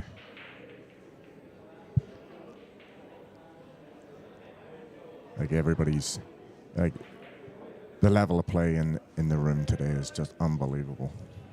Already some fixtures matches on the losers qualification. It's going to be Jason Shaw versus Carl Boyce. Now I'm looking on the bracket. It's going to be fun to watch. I think that might come on the live stream. Yeah, for sure. Carl is very dangerous, we have to admit. Carl still has it very much. Played impressive yesterday. He had some rolls, some golden breaks versus Albin, but nevertheless, he win with authority there. I mean, yeah, and he beat Soto too, Hill. So he's had 2 strong wins.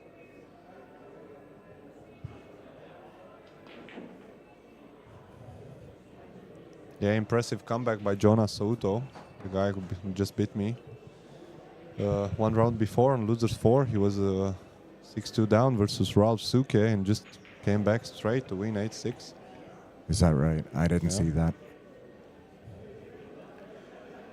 That's a lovely little kick and stick shot from Ko. Kachi is also a very capable player into this exchange of safeties. He just being interviewed after the win in Vegas at the World Tumble. He said he really likes this department a lot, and it's just amazing.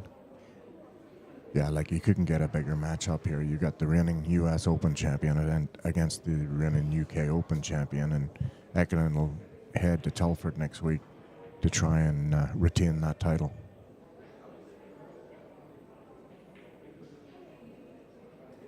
Any news about some other snooker players involved in the UK Open beside Gary Wilson? You know something? I haven't heard. Wow. anything. Bonus for Eklund here.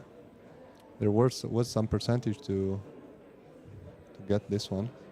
Yeah, I just don't know if the 3-ball goes past the 7 into the corner pocket, which will make position on the 3-ball tricky.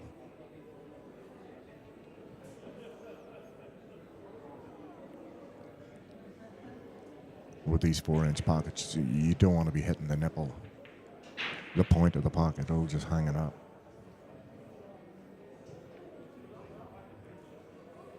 So some other scores in the losers round. We have David Quidar, 4-3 up on Oscar Dominguez. Thorsten Hohmann is going extremely strong in this tournament. 10-5 versus Sullivan Clark to get directly in the last 16. Oh, so he won 10-5. Believe it or not, he was down 5-3 to Sullivan Clark. Federgorst has just went 8-2 ahead of Noriyuki Ai to try and make his way into the last 16. Tyler is doing a great tournament also. Tyler's tire, he just beat Liuri Tang, scared everyone here. I have to tell you, I traveled with a very good friend and a great player of Romania, Flavian Glonț. We came here, he drew Liuri Tang, the Taiwanese, the older version of Ko family, as we joked here. He just hit my friend around 6 or 7 breaks and runs. Smashed him 10-1, and right after Liuri Tang won against Jason 10-4. But Steyer was able yesterday to stop Liuri Tang and just sent him off on the loser side. And Tyler is still doing well, now being 5-3 up against Viktor Zielinski, so 6-3 up, and he just scored. Impressive display from Tyler.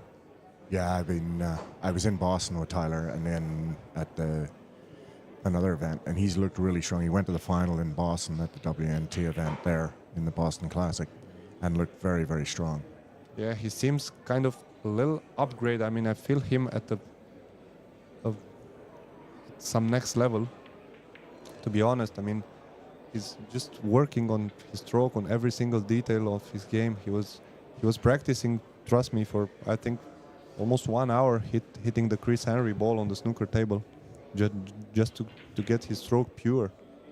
Yeah, that really impressed me yesterday. I mean, he had to play Liuri Tang. His practice, he just stayed on the snooker table and hit the Chris Henry balls for 45 minutes. Absolutely impressive. Yeah, on Thursday night, being that I was a snooker background, I was showing Tyler,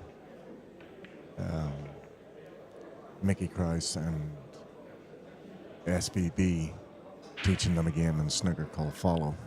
And they were playing each other and put about 3 hours in on the snooker table. So Liuri Tang is going to face Mark Beister-Bosch on the other stream table, on table 11.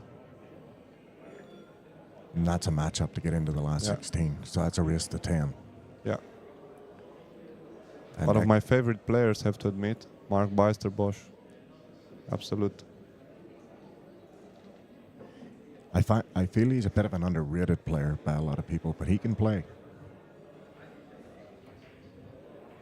Finalist of a Matchroom event, a few balls away from winning it. I don't think someone can underrate someone of that level.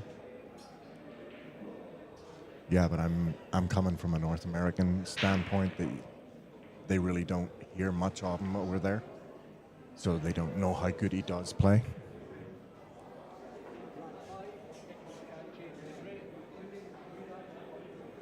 Anyway, back on the main table, Eklund Kachi went up 3-1 there.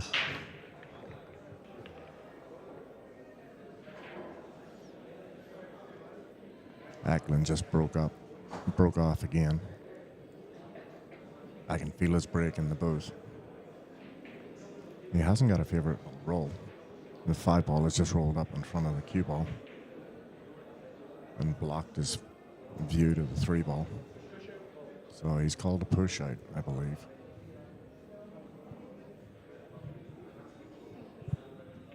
Yeah, interesting situation here. Where would you push out to here? Good question. I think somewhere up table.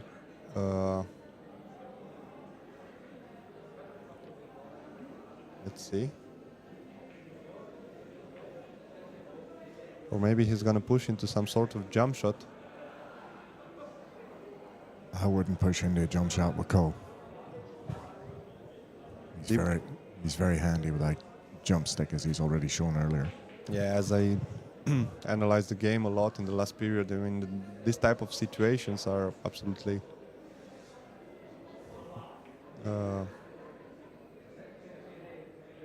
complicated when you have to create a scenario in order to trap your opponent, but the one trapped can be yourself.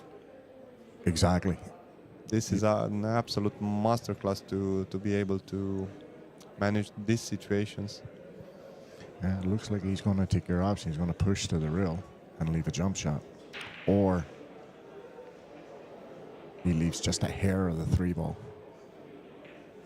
Yeah, for sure he's gonna, exactly, he cannot afford to leave some hair of the cue ball because it's gonna be makeable.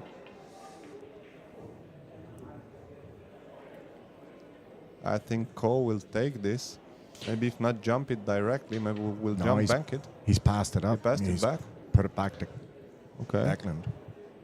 I'm really curious here if, as being close to the rail, he cannot, let's say he cannot dig under this jump shot to be able to control the cue ball to hold it for the 4. So I think the scratch will be into play if he tries to pot it. Let's see what Eklund will play here. There's an option to play a jump safe here. Yeah. Big thing about Eklund is being such a big guy and tall, he can get over the top of the ball really, really easily. Watch out the fact he's close to the rail, but he's gonna jump over this.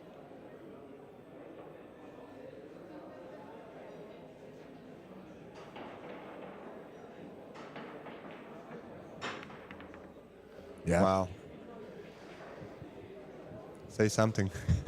That comes like with his height. He has the ability to do that. He can So this guy get down into the middle of the cue ball.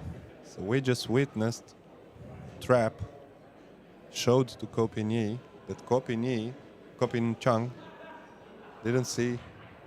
Wow, amazing. That is a real skill in this game. I'm actually very, very surprised that Ko passed that up, to be quite honest, because I know how good he can jump the ball. Yes, seeing the outcome, it's absolutely shocking that he passed it within 5 seconds. I mean, didn't even, I don't know. Yeah, he didn't really take much time to analyze it or think about it. He just jumped straight in and put Kachi back in. Can't be the fact that he's shorter, his height. Could be. When you're that tight to the rail, you really have to get down through that cue ball.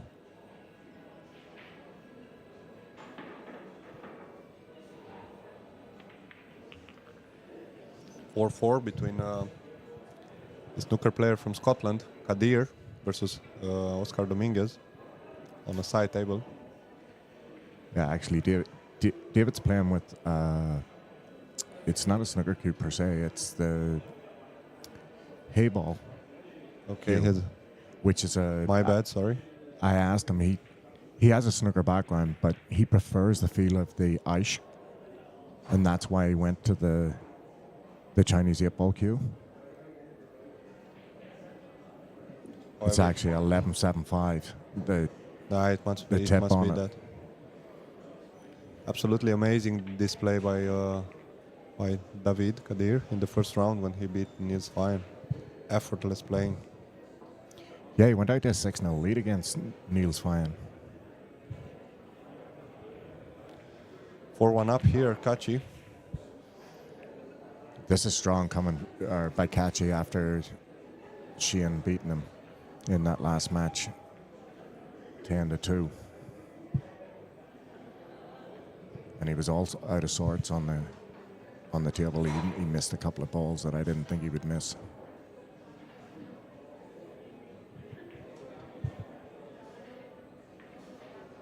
Just shows you how mentally strong some of these players are when they take a loss and are able to come back and play at this high a level.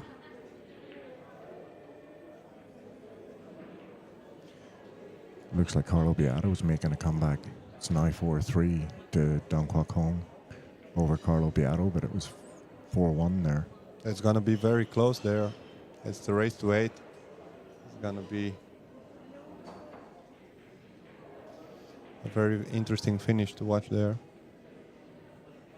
Yeah, I believe.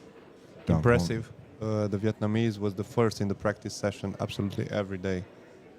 Practicing, exercising his stroke, his motion, even before Elliot is bringing the balls in the morning. To Yeah. just be able to shoot. It's just there. Inspirational. It's discipline. Yeah. Tons of patience, exercising various type of shots. Understanding the table so good.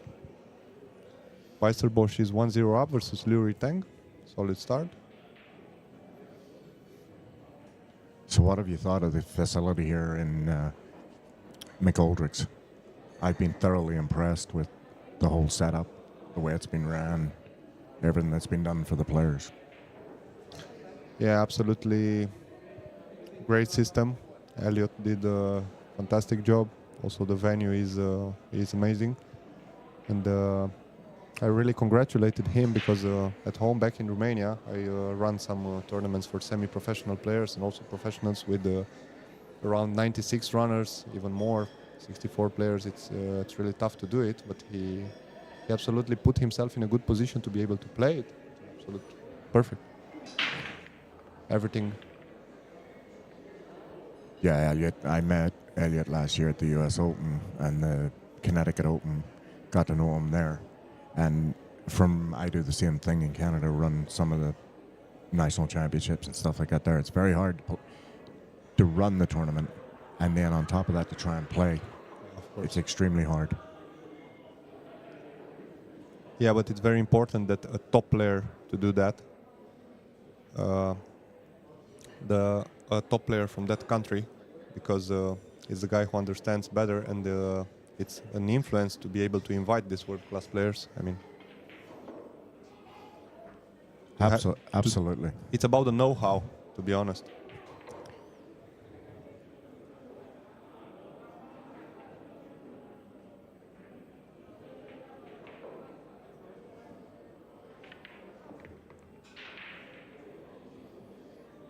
Cue ball needs to slow down just a bit. It did.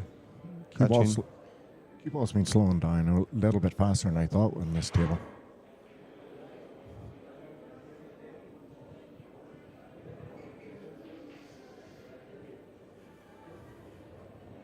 Let's see on which side of the 4 he's going to prefer to stay. I think he's going to go underneath. Looks like he's just going to slide over to the other side and take the 4 ball back across into the middle pocket.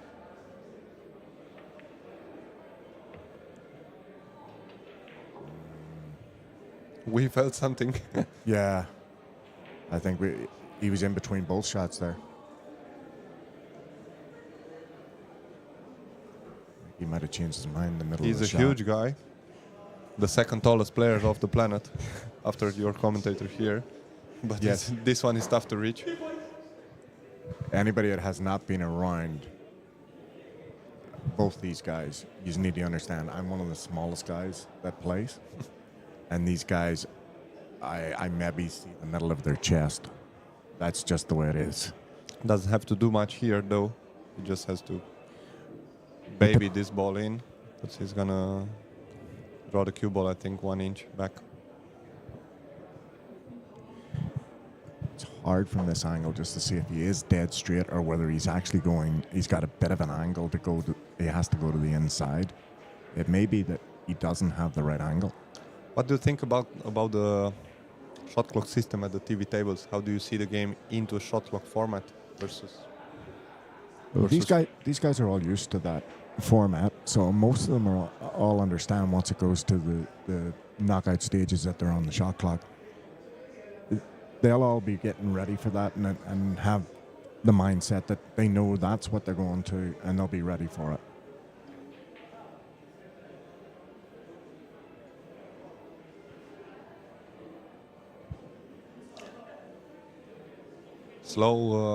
Slow movement at John Mora versus Albin. 2-1. It's some time playing. Wow, it's 1 hour of play. It's just 2-1 for Albin. Interesting. It's kind of not surprising. I know John, and I've watched Albin enough to know that they will err on the side of safety, and both of them are very methodical about the way they play, especially when there's no shot clock on the table. Very strange what's happening here. I think Kachi is a little bit off angle. He's considering going in that small window between the 8 and 9, but he'll have to kind of force it back. Yeah, that's what I thought. He must have had just. It's more comfortable to hit it like that, where he checked, because he takes the foul out of the equation. You see, he doesn't hit the ball directly straight to the. Wow. He spent more than 2 minutes on this. He just got indecisive of how he wanted to hit that. This could be a key turning point. Still a long race, though. Yeah, because they're back to races to 10 for the qualification portion of the loser side now. I don't think he can jump this, but nothing would surprise me, to be quite honest. Steyer 2 balls away to move 7-3 in front, 8 and 9 on the table. Federer goes just won 10-3 versus now Yuki Oi. It's now over. Oscar Dominguez moving his nose in front, 5-4 versus Davud Kadir.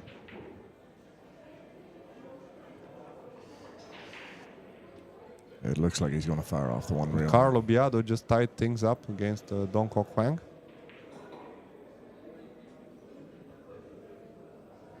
Let's see.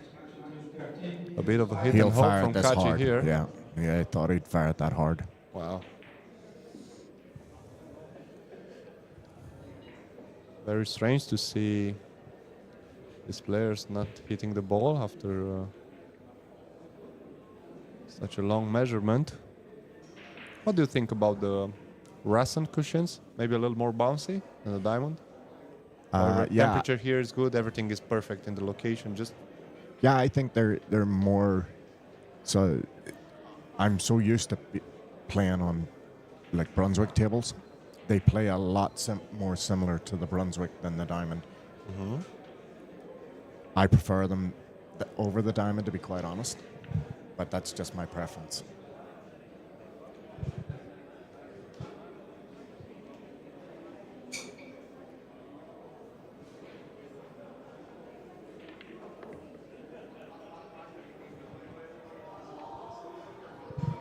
So on table 13, we're going to have Niels Fine versus Nguyen Antoine. What a clash there. The Vietnamese superstar is going to play versus former world Nineball champion and Whirlpool Masters. The Terminator. Champion. The Terminator. The Inspirator. The great player and person that Niels Fine is. Yeah, I've watched some of his YouTube stuff. Very impressive.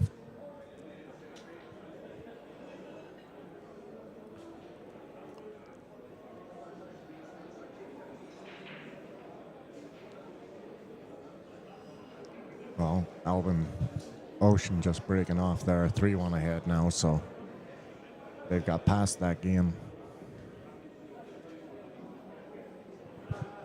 Tyler Starr has taken a 7-3 lead over Victor Solinsky.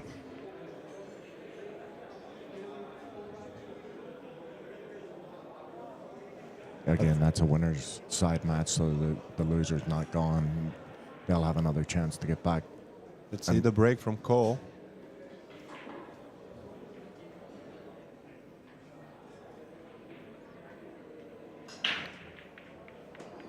Didn't get the one. Made the 5 ball. Got something down.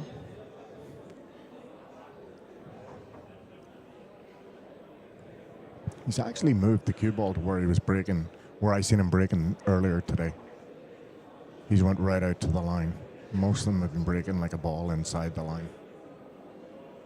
So remember, these players will make adjustments as they feel they need to forward.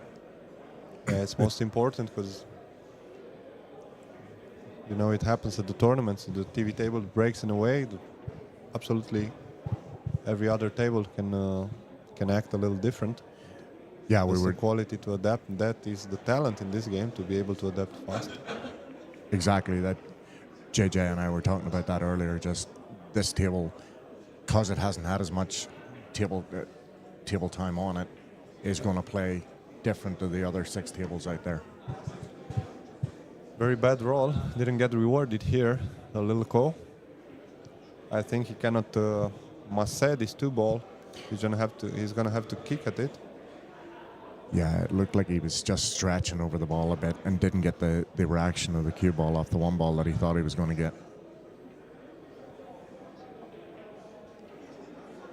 Well, let's see how Cole kicks at this.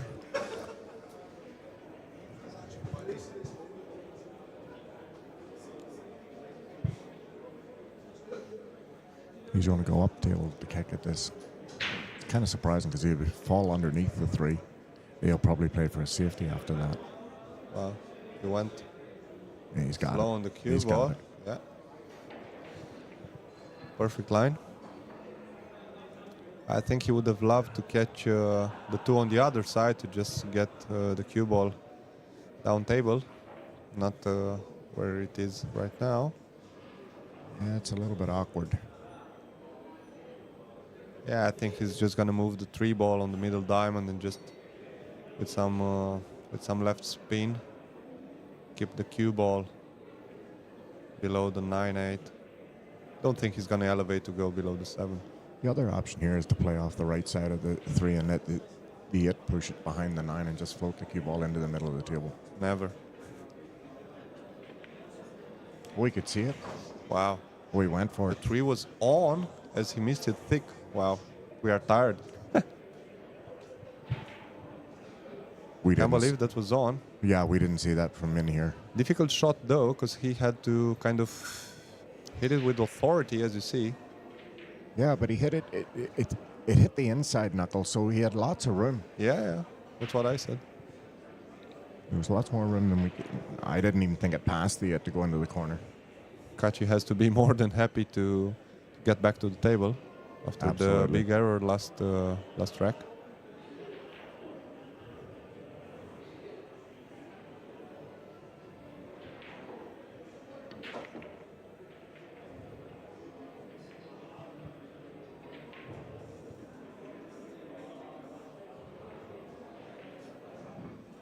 Five for up. Dongko Kwang versus Biado.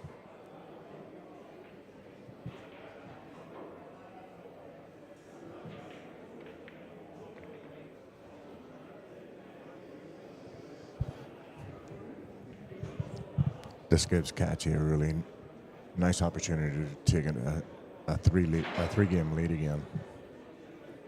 I don't see any problems from this layout. Float down under the 7. Play the 7 in the same corner and float the cue ball 1 rail up above the.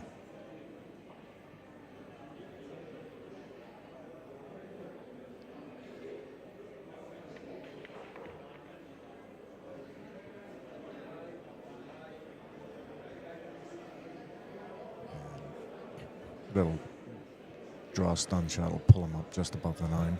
Take the 9 in the opposite corner. Yep.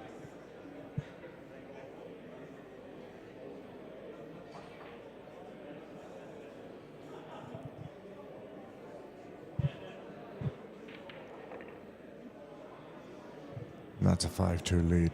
Mark Bistabosh leads 2-1 in his shooting at the table at the moment. Yeah, also very interesting rack there. Rack number 11, Tyler Steyer versus Viktor Zielinski, table 12. Some clusters over there. Not the type of racks that the young Polish Zielinski loves. Yeah, I played him at the US Open last year. Very impressive. Never let me see a ball. Not once. Yeah, I think he's going to be the first ever Polish to get into the Mosconi Cup. I mean, imagine his style is just suits perfect. What do you think?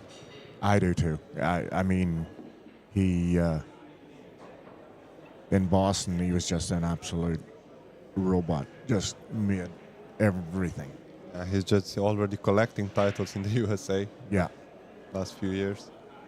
I mean, to win back-to-back events in that format with the race to 4 and the shootouts is outstanding.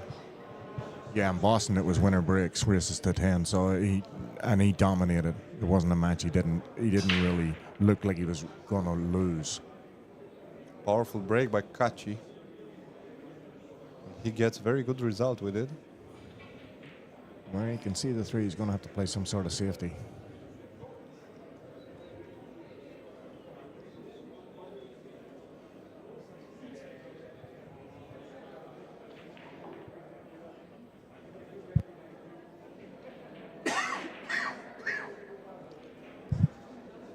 Oscar Dominguez is 6-4 up, 2 racks away to get into losers qualification. Alban Ocean's nice stretch it out there, 4-1 lead over Johnny Mora. Another impressive player in the last few years, let's say, but in the last few months for sure is the Bosnian Sanjin Pelivanovic. Absolutely amazing. I think he's gonna very soon get also into the Mosconi Cup team. He's Right. absolutely deep in all events. His game is just amazing. Just doesn't lose much energy. He has great background, great talent. Just making the game look so easy. He just has a lot of weapons against everyone. I saw him playing Asian players, American players versus everyone. He's very strong. Remember the Premier League last year where he was on the top of the board. Just his mental game is at fantastic level last year. Yeah, he had a little drop off for a couple of months there, but he's come back and looks really, really strong again. Fantastic young player.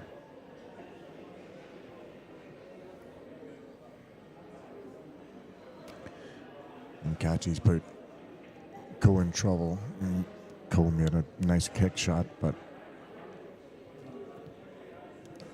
Eklund has the opportunity to put him back in trouble. Although he looks as if he might be taking this shot on and try and float the cue ball back down to where the 9-ball is. Steyer is 8-3 up against Zielinski.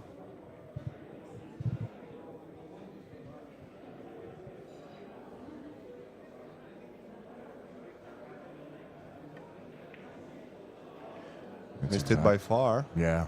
A little surprised.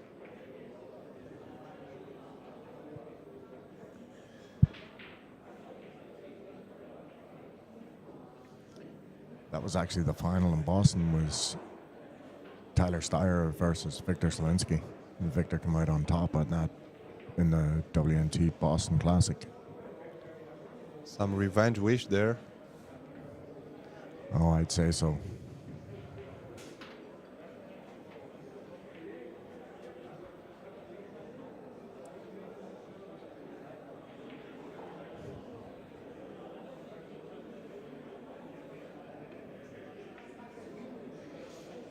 And Cove missed it as well. He's going to get fortunate here. I feel he's not really trusting his stroke. He was a little shaky. Just didn't get consistent rhythm at the table in this match, as he was forced in all sort of situations by the Kachi system. Yeah, Kachi couldn't get comfortable on the table in the last match against SVB. And it looks like Cole's having the same problem in this match, and Kachi seems to have got a handle on it. Now, in saying that, he missed the shot just prior to that, but I wouldn't expect him to miss this one. That's tricky. So much momentum in this, even at this world champions, already world-class players. I mean, it's all about their momentum. They can play flawless in a set, and then suddenly you see errors like this. It's all about this composure. He's taking his time with it, so he's getting himself focused. I don't think he can go back and forth. He's just slow roll this one. Let's see. Just a hint of right-hand side. Yeah. Yeah, he went back and forth. Dangerous line. Has to bounce. That's Oh, fine. he got it. That's a nice shot. Just a hint of right-hand side and up and down the table to get position on the 4-ball. Let's see if the purple 5 passes into the right corner. Yeah, I think it does. It might be tight, but I think it goes. Sometimes it's a little deceiving on the monitors as we're watching them. Well, it must go if you play position like that.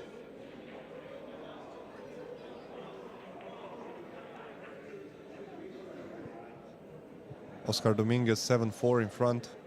Yeah. Americans doing very well here. Shane already in the last 16, and Oscar 7-4 in front of David Kadir. Star 8-3 in front. Yeah, it puts Oscar on the hill, actually. He needs one more and make it into the qualification round. Is Oscar fighting for the Mosconi Cup team this year? Yeah. Would be awesome to see him back. Yeah, I like Oscar. I get along really well with him. I've been in quite a few tournaments with him, had a few conversations with him. He's one of the gentlemen of the sport.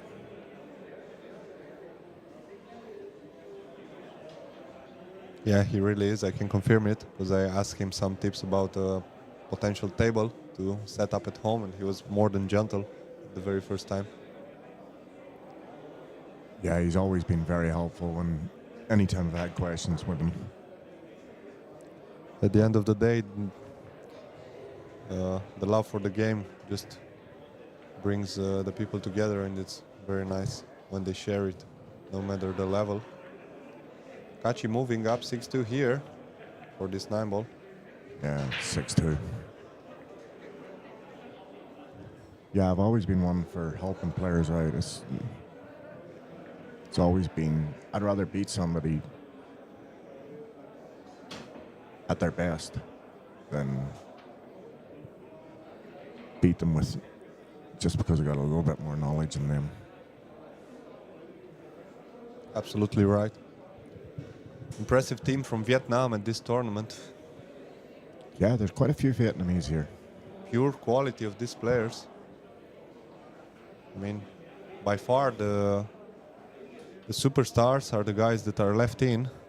Dong Kok Hwang and Nguyen Antoine. Nguyen Antoine recently played an exhibition match versus Reyes. Yeah. He was just in, he was actually over in Jason Shaw's room in Connecticut for the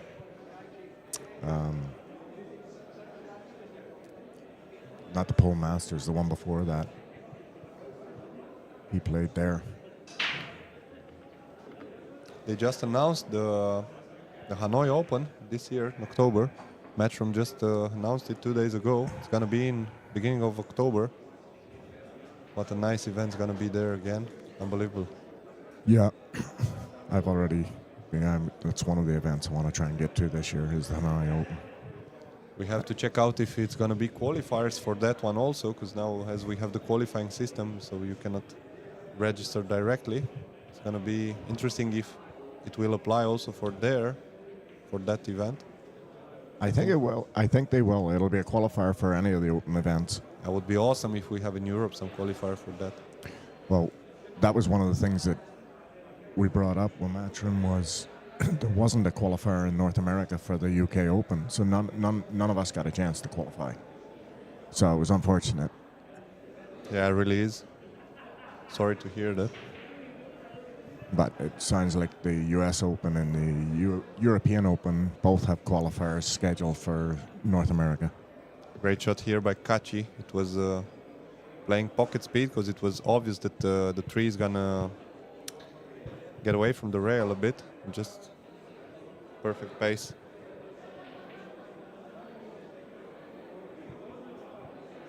He's in a very good position here to extend his lead. Not very much work to do, level. Yeah, that was a really nice shot just to get out on the pink 4 ball.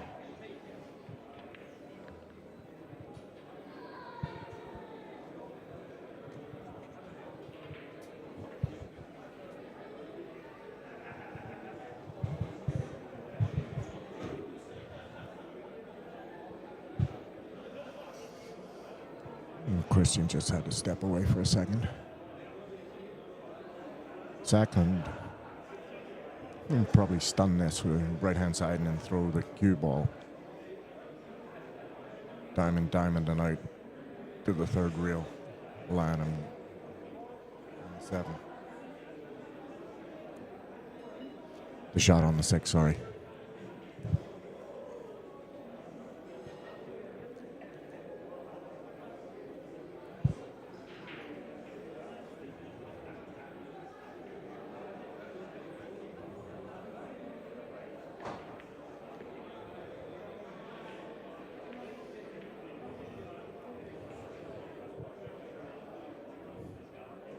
He's nicely on the... Unless he's went dead straight.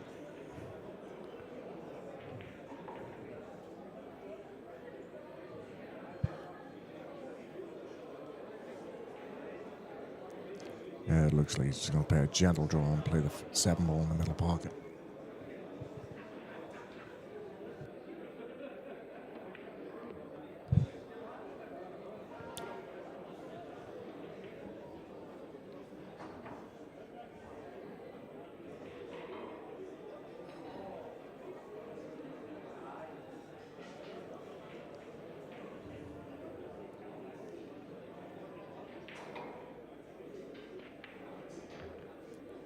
It wiggled, but it fell. Looks like Tyler Starr's put himself on the hill against Victor Selinsky. At 9-3.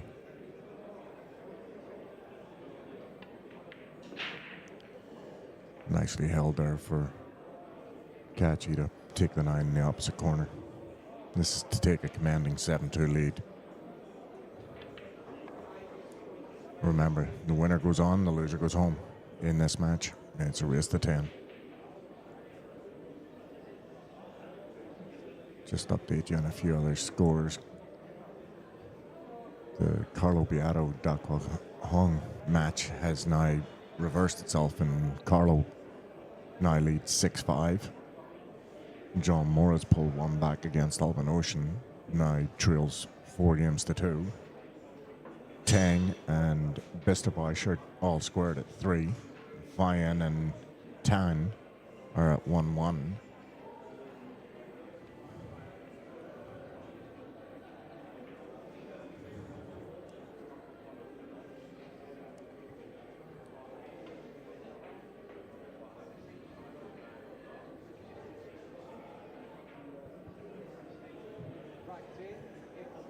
And Oscar Dominguez did actually beat David Kadar and advances to the qualification match. Eklund with a massive break and gets kicked. The cue ball gets kicked in. Nineball goes in the pocket as well. Very unfortunate. It only leaves a 2, 4, 6, 7, and 8, 9 left back on the table now.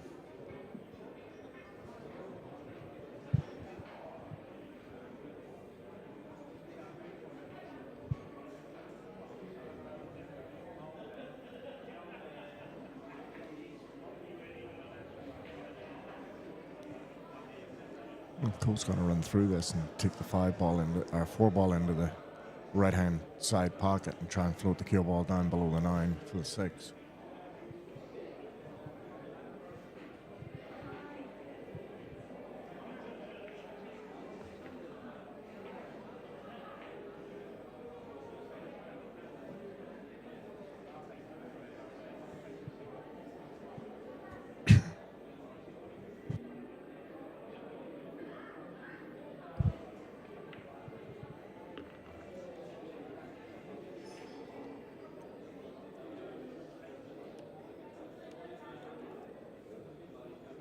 I don't know if he'll try to come above the 7, but I think he'd try to float in underneath it.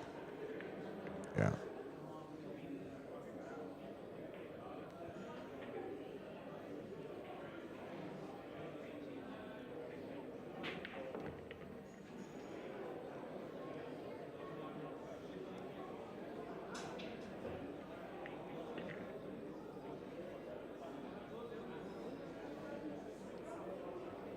Coded make the Nineball to take a game back. Nitro 7 games to 3.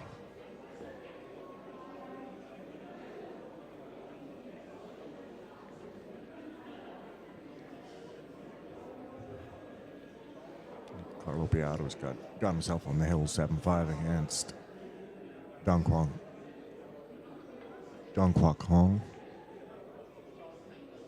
Although I can see in the different distance that Hong is at the table.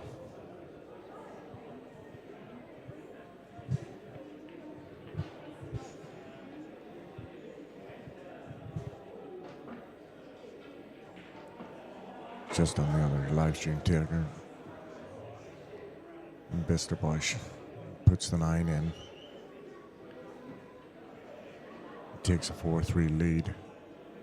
And Tang is asked to take a break for a few minutes. So he's left the table.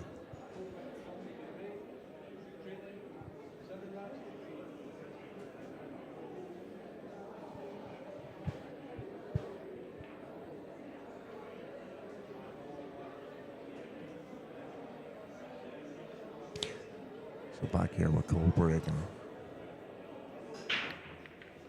Yeah, and that was much better for Cole. Caught the one square. Hasn't really got rewarded for it. Hasn't got a really good spread of the balls. Falling underneath the 3.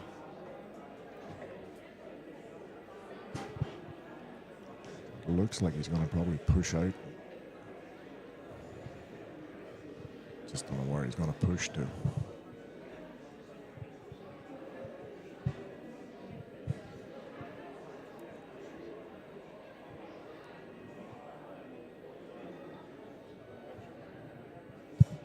Super tough spot here for Little Cole. Yeah, he's got to push out. That is. It looks like he's going to push just to the back rail and leave the window between the 6 and 7. Yeah. That's what he's done. He's left a kick shot on the 2s. Yeah, the only option available. Yeah. What would you do here? Well, what do you think is going to Kachi do here? You got to play pass? for the kick to the corner on the 2s. I think Kachi is passing this back all day.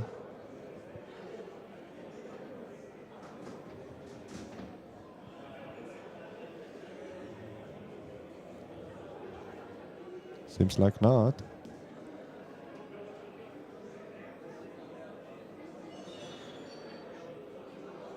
Yeah, these guys feel the ball so well. I mean, for them, whoever's going to play slow, the pocket can accept it. It's kind of a 50-50 here, to be honest. I actually got this exact same shot on the opposite rail yesterday when the player pushed out on me. When we were tied 6-6, I made the 1 ball and ran out. So I would never turn this shot down. The 2 so close to the rail, the vision on it's so good, I would be kicking to the corner. You are right. But at the same time, you are wrong. Yeah. I mean, he played it at a good speed. Yeah, but I think he added some the left side and he missed it by absolute mile. Yeah, he needed to be in just a hair deeper into the reel. Yeah, he hit the reel high. I think we have heel at Dong Kok Hwang versus Biado. Still 7-6 Biado on the Q score, but Dong is breaking. Is the correct score. Yeah, 7-6. So 7-6 Biado. Dong Kok Hwang just broke the balls, Yeah, it was trying to push it into a heel. Yeah, it was 7-5, and I'd said that Hong was at the table. So he must have made everything and then broke. Wow. Ko got punished here after a very good slice on the 2-ball. Needs to come up with a shot here. He is. He needs to. I think he's a 75% favorite to make this.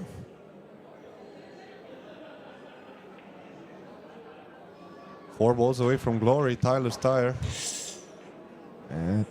Double knuckle and pushed it back out again.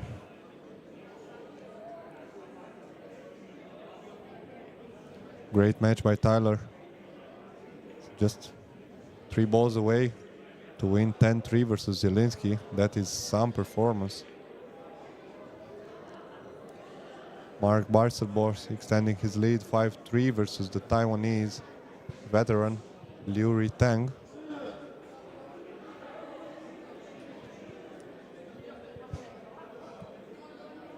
Kachi taking his time here, considering to play it into the corner. What do you think? Looks like he's aiming up for the side pocket. I prefer the corner pocket shot myself. I would play this gentle stun, just fall below the 7-ball. Try and make the bottom diamond and leave myself a natural cut on the 4-ball to float back up for the 6. That looks what it. He's playing your shot.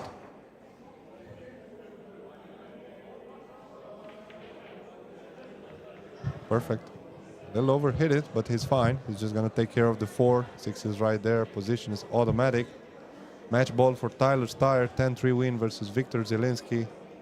Tyler Steyer, the last player qualified on the winner side of the bracket, right into the last 16. So he's done for today. Victor Zielinski is going to face Jonas Souto into the losers qualification. And that'll be a race to 10. That should be a good match. Yeah, both spectacular players. Jonas just won his first event in Mexico Open. Got 5th in Italy at the Marina Pool Open event. Yeah, he's been steadily climbing the ladder the last 4 or 5 months. He's been getting some really good finishes as well.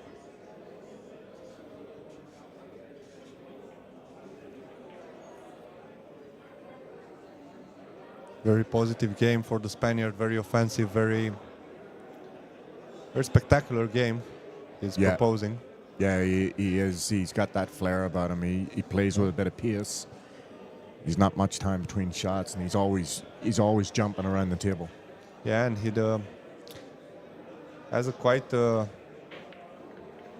spectacular body language. I mean, he fears nobody.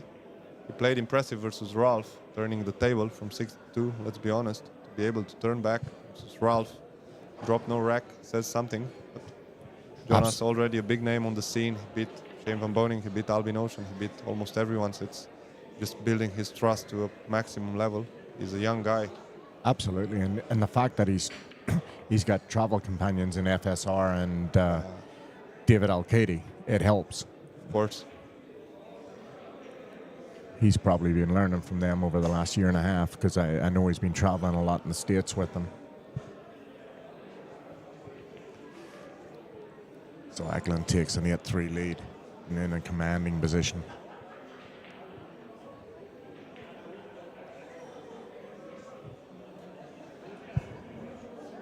The Dutch machine, Mark Bijsterbosch, 6-3 in front of Liu Riteng.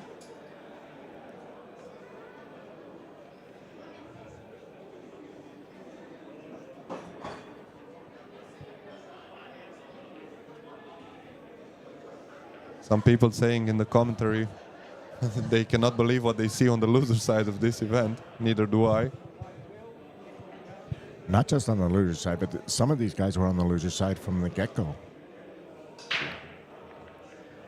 Like they played 4 or 5 matches already on the loser side to get to this position. Niels Fayan especially, he went to the one-loss side right away after his first match.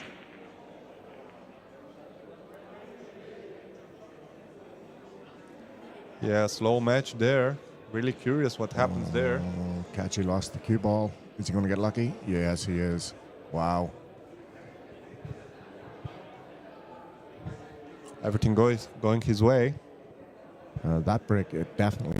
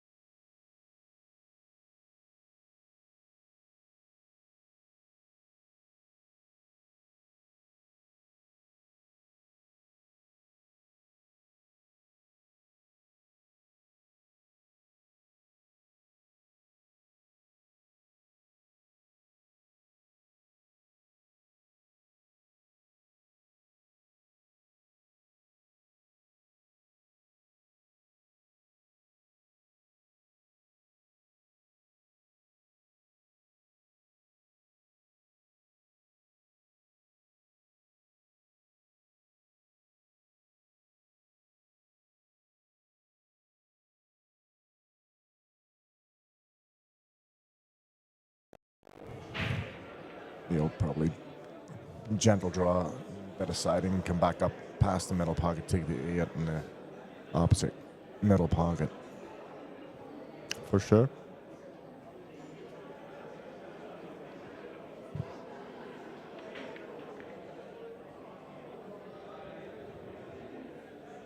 Donko Hwang at the table. Very close to push the match into a hill. Seems an open layout there.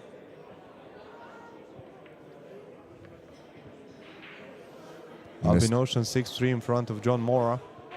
Table 16. Yeah. Kachi moving on the hill here. Yeah, John Mora had made a bit of a comeback there to 5-3. And Albin's put a stop to that.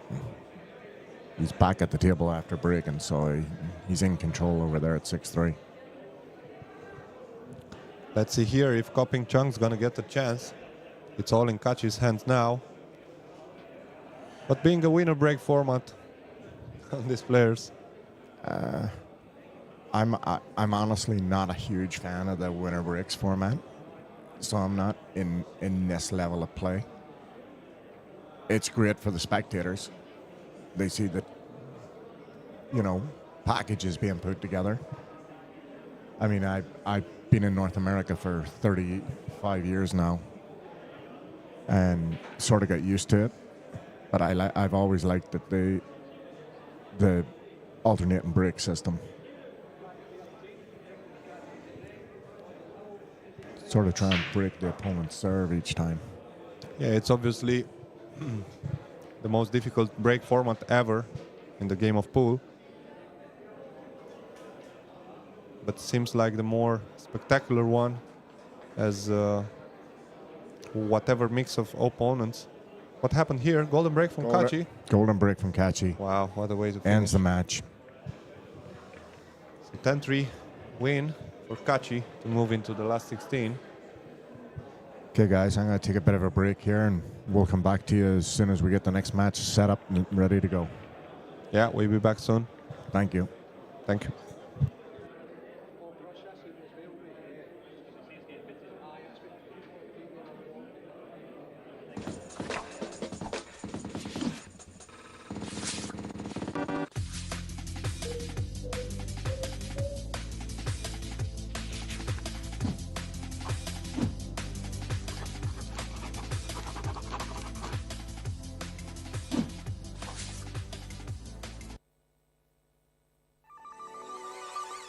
This championship is being played with the new Aramith tournament set.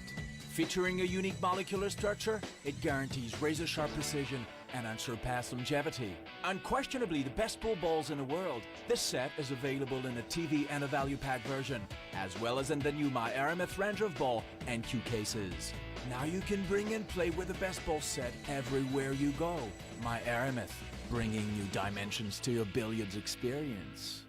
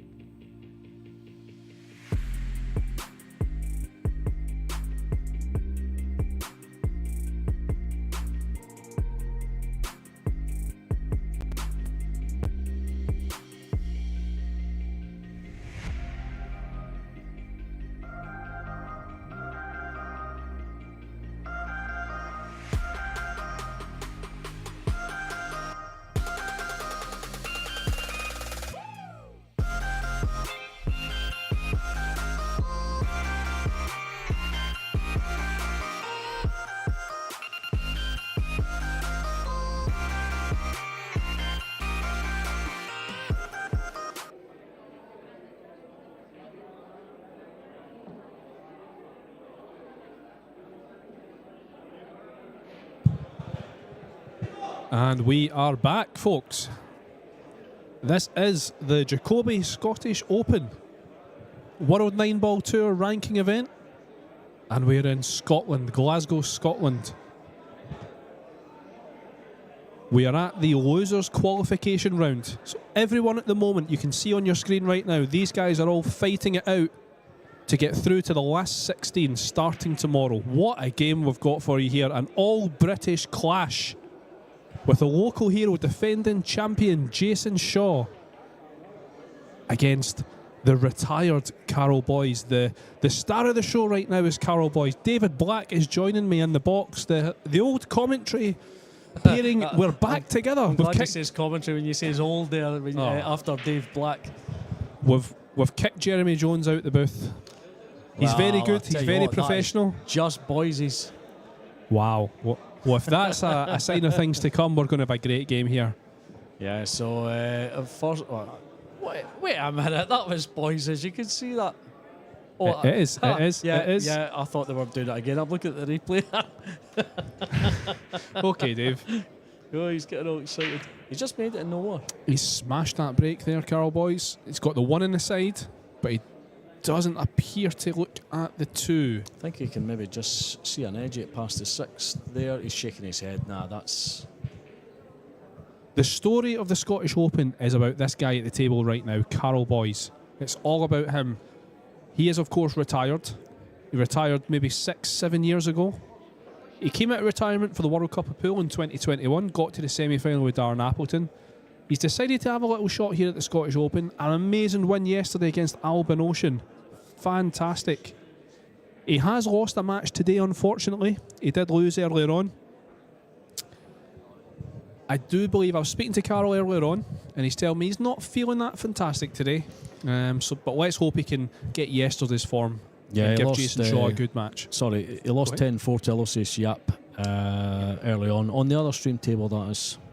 So, yeah, just not feeling it today. But that was after a good 10-4 win over Albin yesterday.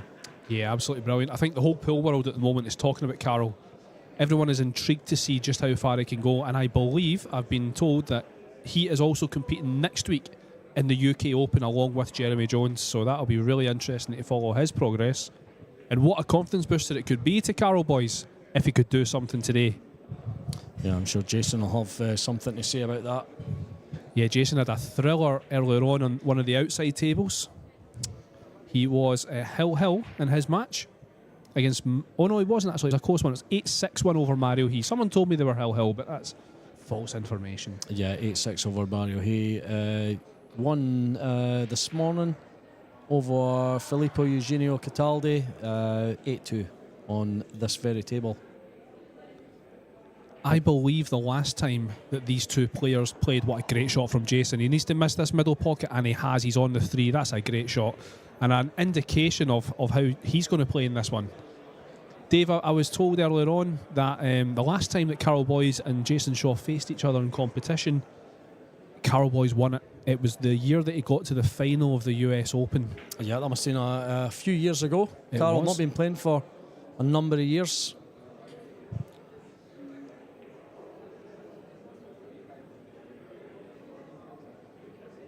Just get this 4 past the middle pocket. It's not quite on the rail, so it should be okay. There we go. Absolutely fine at 5. Looking good here. Everything out in the open. Got a lot of interested watchers here as well. Of course, Jason, defending champion. He's in his home city of Glasgow. He's got a lot of friends and a lot of family here. And if he gets through this match and goes through to tomorrow, I can guarantee there'll be a lot more fans watching. You remember the atmosphere last year, Dave, during the final? It was absolutely incredible. It was electric, yeah. Jason was... he was getting heavily beat. He was something like 8-0 down or something, wasn't he? To Zielinski, yeah. Yeah, and came back to win. So Jason winning last year in his hometown in Glasgow, Scotland. Listen to the winning crowd. First track here, look. Wow. Listen to that. This is going to be a vocal crowd, there's no doubt about it. Okay, so we can see Jonas Suto at the bottom of your screen there on table 11. He's 1-0 up just now on Victor Zelensky. He's had a bit a mixed week. Lost his first round match to Cowboys. After taking a commanding lead to Carl came back and beat him. But, you know, Soto's regained his composure, playing really well. Yeah, everyone at the table, you can see they are all in the losers qualification. With the exception of Niels Fayen, they are still 1 round behind in losers round 5. Niels is currently 6-5 behind to Tuan from Vietnam. Everyone else is at losers qualification, so this is the last chance for these guys. Lose and they're out. Yeah, absolutely. You can see on table 12 there, that match has just got kicked off. FSR at the table just now, so that's 0-0 with Duong Quoc Hang. Jason breaking in rack 2. He's missed the 1. He has made the 8, and it looks like the 1's going in the top here. Nope, it sits over the pocket nicely though. Absolutely, be glad that didn't drop. I mean, there was no problem on the 2 anyway, but that just makes it that little bit easier. And he doesn't appear to have any issues in this rack here. Carl can't afford to let Jason get a few racks ahead. He needs to get his hand on the table and keep Jason in his seat. Yeah, Jason, no intention of sitting down. I love his style of play, Dave. He's just so quick. So fluent, isn't he? No messing around. Doesn't need to take multiple feathers, nothing like that. He just gets down, just hits the ball. Everything's on feel.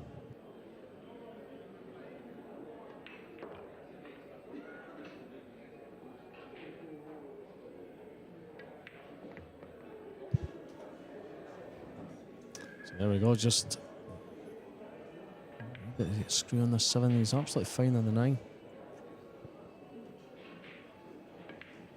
And there we go, 2-0. He makes it look so easy, doesn't he? He really does. You could see Jason's mum Carol in the crowd there, absolutely delighted with that. He actually makes you get into stroke without actually playing. I actually feel like I could go up and break and run. Listen, I know what you mean. You know, just watching these guys. Yeah. Well, folks, of course, this is the Scottish Open, and it's the warm-up event for the big one next week, the UK Open in Telford. Cannot wait for that one. Just a couple of days away. Yeah, not long to go now. Hopefully the draw will be out very soon. Fingers crossed, fingers crossed. Dave, you and I are both in the draw as well, so we'll be heading down. Yes, we certainly will be. So, yeah, fingers. We'll probably get drawn against each other. I don't think we can. How funny would that be, though? It would be funny, but not great, to be honest. We don't want that. We don't want that. Oh, you can see Neil's fine on table 13. He's not happy with something. Just thumping his thigh there. Yeah, he's got off to a flying start, though, 2-0 up against Victor Zielinski. In fact, 3-0 up, my apologies. The brackets, folks, are on Q-Score, if you want to keep up to date with the live scores.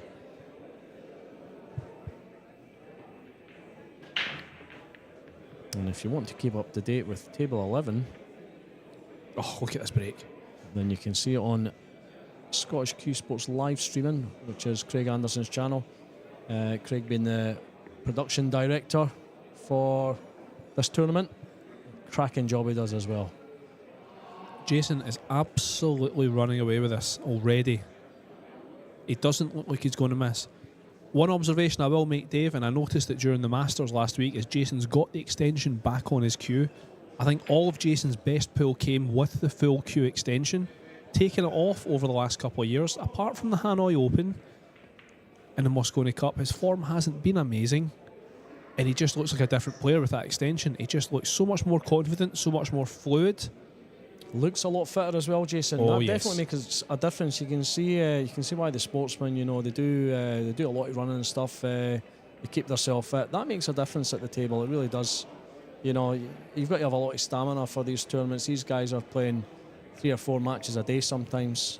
So yeah, you need the stamina to be hanging about here all day. Listen for the crowd. There we go. Listen to that. The crowd are loving it. I mean, this is just the pool, a perfect pool. It's absolutely perfect. This is the sort of pool I can watch all day.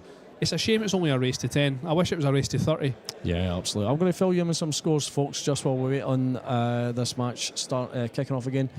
Table 11, Jonas Suto is 3-0 up against Victor Zelensky. You can see table 11 at the bottom of your screen there. Suto at the table just now.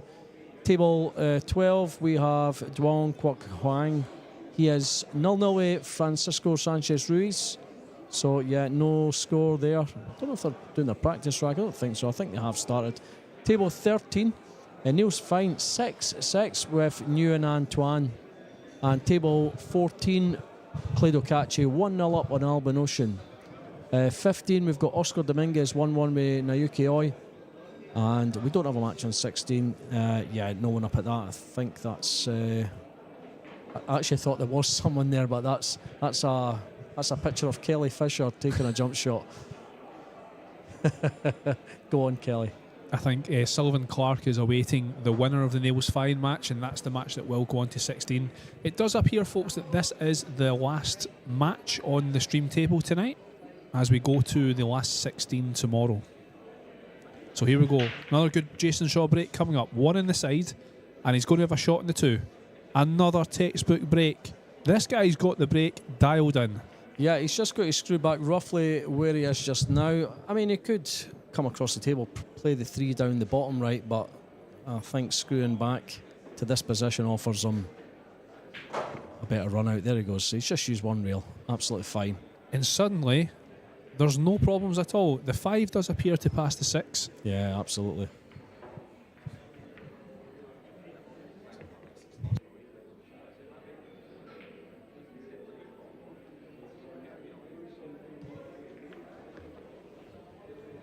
Yeah, clearly goes past easily.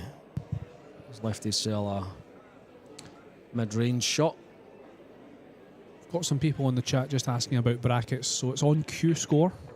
Search for Q Score and just type in Scottish Open and you will get it. Yeah, or even if you just click on tournaments, click on Scotland, and it should be near the top of the list there. Jacoby Scottish Open. You'll see the McGoldrick's logo. Just at the top right of your screen there, you can see McGoldrick, so that's what to look out for. Carl Boys is just sitting back and he's just watching this. He's probably enjoying watching it as well. Well, there you go. He's obviously, you know, he's a part-time pool player now, so it isn't that much riding on this match. Just a little warm-up for him for next week. Jason, a little bit short there with his position, but that's going to be no problem. Just gets right down. If this goes down, listen to this, folks. Oh, he's gone right to the top. There Look it at goes. that. That's a confident stroke from Jason Shaw. So, I mean, there's Carl Boys. Nothing they can do about that. Yeah, having a wee chat with folk in the crowd there, still smiling away. There's Paul Corrigan in the background, folks. Let's give him a shout out. Paul Corrigan is the owner of this amazing club, McGoldrick's Pool and Sports Bar. He created the club. He's created this tournament. He's done so much for Nineball in Scotland, and we're very grateful for that. Yeah, absolutely. Jonas Suto is absolutely flying out on table number 11, which you can see on Scottish Q Sports live streaming on YouTube if you wanted to. 4-0 up on Victor Zelensky. Yeah, Victor foul in there, had him hooked, misses the contact on the 3. He had a great tournament last year, Zelensky, as well, getting to the final. He could have and should have won it. Yeah, he was very unlucky. Even though everyone was happy for Jason winning, everyone felt for Zelensky, just the way he lost. But no, he's showed his mettle the last couple of years. Fantastic player. He'll win something big again before long. Yeah, one of the things that myself and JJ were talking about earlier on was who's going to be the next breakthrough in professional 9-ball pool. Riku Rompinen. Yep, I actually suggested that. Definitely. Yeah, absolutely. I mean, he's out of the tournament now, unfortunately, but I mean, what is he, 15, 16 years old, and the 16, the maturity that he shows at the table is unbelievable. It's incredible that he's only that age. Yeah, here's a question, G. I don't know if you can answer this or not. I know you've got an extensive 9-ball knowledge here. Who's the youngest player to have played for Europe at the Moscone Cup? I believe it's Joshua Fowler in 2017. 2017, yeah. So Joshua's think what? he was around 19, if Yeah. I believe rightly. I could be wrong, and feel free to correct me. That's the first mistake that we've seen from Jason. And a chance for Carl Boyce to get his hand on the table, and he has an open shot in the 3.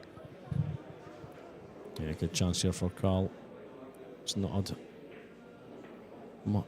much visit at the table in this match at all, if any. Has Jason had 3 breaking runs? Yep, I would say so. He has. He has, Yep. yeah. So Carl's been sat in his seat for quite a while. Yeah, but just to answer my question about the youngest player in Moscone, you think young Riku has got a chance in the next 2 or 3 years? I'll be honest, Dave. I don't think so, because the talent in Europe is so much vast. There's so many great players. He's just not quite made that breakthrough yet, Riku. Definitely in the next 6-7 years. I know that. Oh, yeah, we didn't want to see that. We want to see Carl get going here. He might have got away with this, though. I think Jason can see an edge of this 4. Yeah, can maybe just spin this one in. He's Going coming off rail the side first. rail. He's going to try and hook him behind the 7. Slow roll it. And he's not got there, and he's left a pot, albeit a blind cut.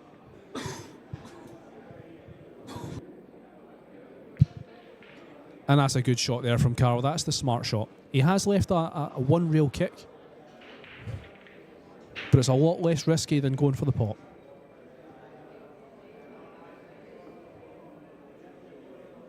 Jonas Suto 5-0 up now on Victor Zielinski. And it looks like Victor is heading home after this.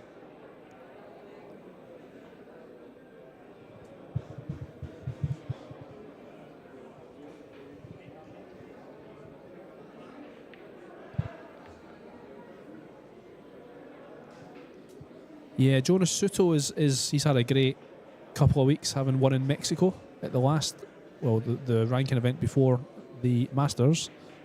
He's definitely in the equation. Yeah, absolutely. JJ thought that it's going to be Moritz Neuhausen. He's going to be the next big breakthrough. Again, he's unfortunately has exited the competition today, but definitely got a lot of quality. Let's hope Carl can run these ones out. We want to see a close game. Put that one away, and I don't think he's going to have any problems here. If he can show the quality that he displayed against Albin Ocean, then we could have a match in our hands here. The thing is, Carl Boyce needs to keep Jason Shaw off the table because he is red hot. He's run that on a bit further than what we would like, but he's okay. A couple of times across the table. Needs it to go. It's maybe a bit much. He's Still all right. okay. No, still all right.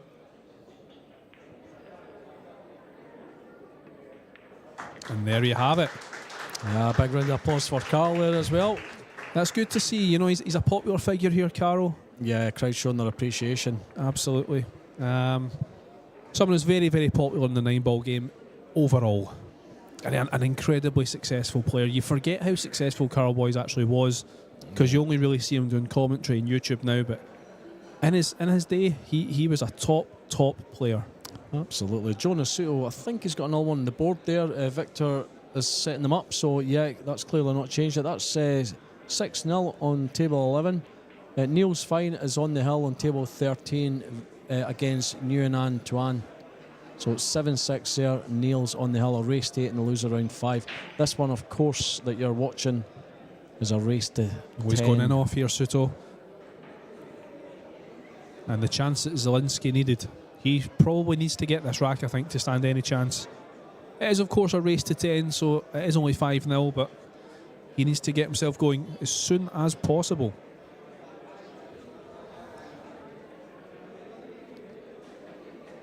Yeah, Zielinski at the table there.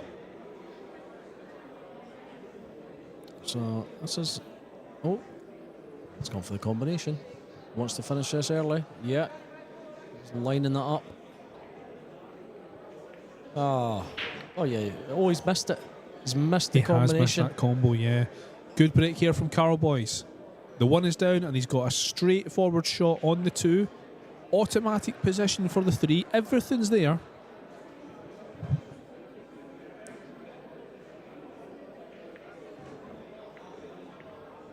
Doesn't matter that the two's dropped. He's fine on the 3. That's a good thing about the sliding new Simonis cloth that we have here.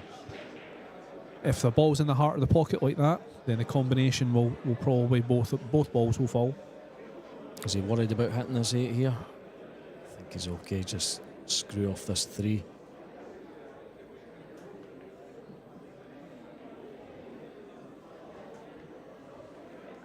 Do you fancy going 2 rails here, Dave? Definitely, yeah. This is exactly what he's doing. Above the 8. There we go. It's good. He's fine, yeah. He's done really well to avoid both balls there. Absolutely perfect shape from boys.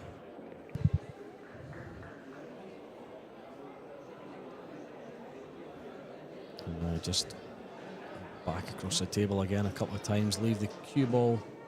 Sorry, it's on the 6 here. My colour blindness is playing up. Okay, there we go. There's Charlie Shaw in the background, the proud father of Jason Shaw. We've seen him last year as well. Always in the front row at his son's matches. That's a good stroke there from Carl. Needs it to slow down. Cueing off the rail, but I think he'll be all right.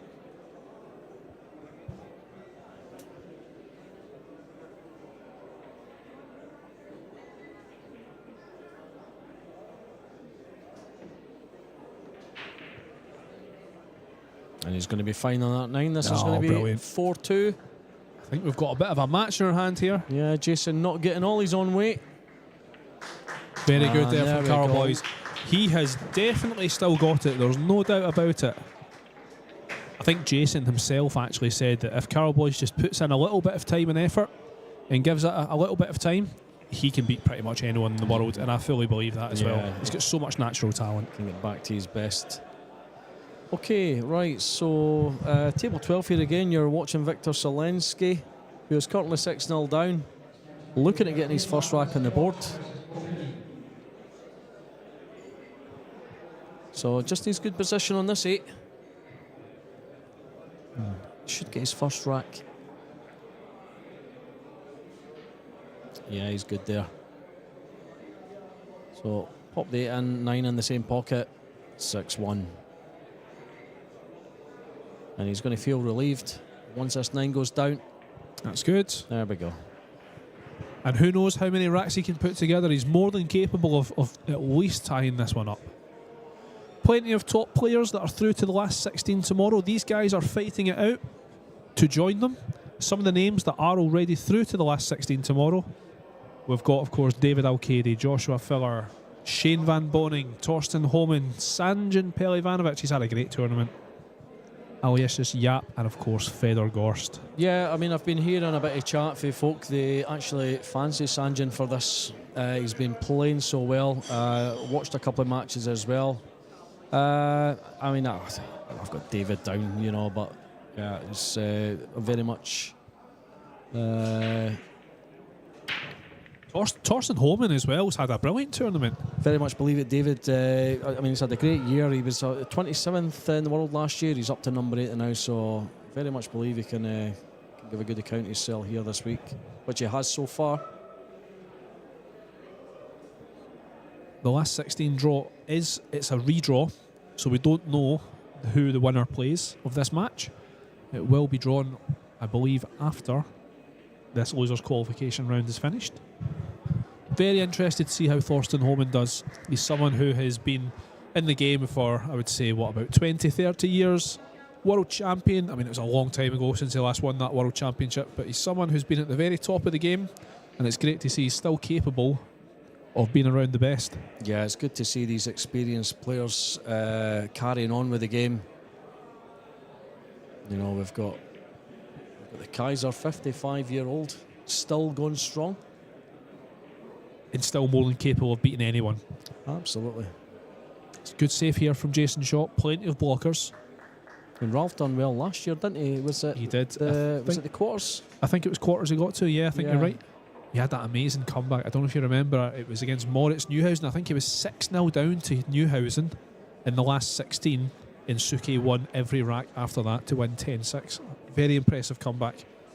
Kick and stick here from Carl. He might make the 3, doesn't. He needs a 3 to travel. And he's left Jason a shot.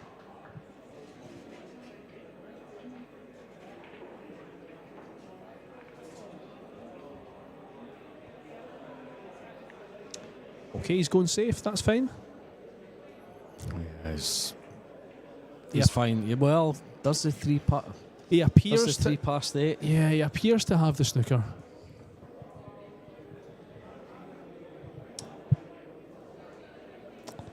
Suto has taken that next rack, so he's now 7-1 up on Victor Zielinski. So Zielinski's just not able to get going.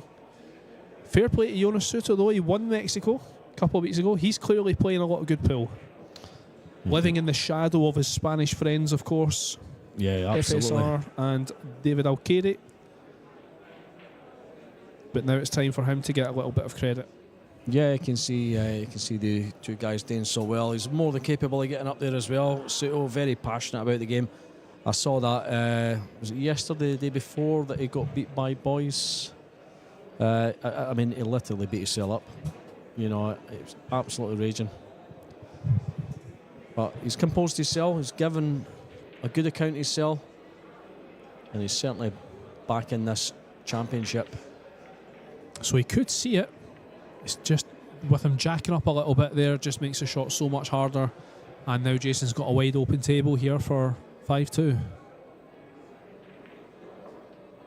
Oscar Dominguez is running away with it out in table 15. 5-1 up on now Yuki Oi. Good to see some more American players. He's under his position there, Jason. He's going to have to go safe. Good to see some more American players here. Yeah, Dave? there's quite a few American players. Obviously, Jeremy Jones, Tyler Steyer and SVB. I don't think we had any Americans in the draw last year, did we? Oscar Dominguez. No, I don't think we did. Skylar Woodward, Billy Thorpe, probably the only two. Shane Walford as well. So Yeah, the only three notable Americans that are missing. Skylar's the only one in the top 16 that's not here this week. His wife's expecting, so he's remained in the US. Don't know if he'll be at the UK. We'll see. I'm going to say something quite controversial, Dave. Yes, I've just been trying to avoid. I know what you're going to say, G. No, maybe not. Maybe not. I'm just going to make a comment about Jason Shaw. Okay, right, okay. I actually hope he wins this game, and we don't want to show favouritism, but just because of that amazing atmosphere last year, we want that to happen again, right? Obviously, if Jason loses this match, he's out. Yeah, absolutely. Would love to see Jason make that run again and potentially make it 2 in a row. And he's looking slimmer than ever. As you mentioned earlier on, of course.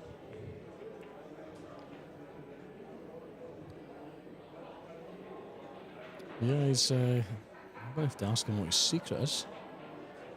Okay, so Carl Boyce has a chance here. Not the easiest of positions, 4-5. He's going to have to put a good stroke on this. Yeah, the 6 is maybe hampered play a as part well. in this. So Julian Roper's going to be keeping an eye here on Carl Boyce's Left body. arm. Yeah. Yeah, and his chest. Julian's got a lot to watch out for there. Beautiful. This is perfect. Oh, what a shot. What a shot that is. That is fantastic. And a chance for 4-3. He's right back in it. Jason Shaw got off to such a great start. He ran away with the first 4 racks. Carl. He's going to be coon over this 8 though.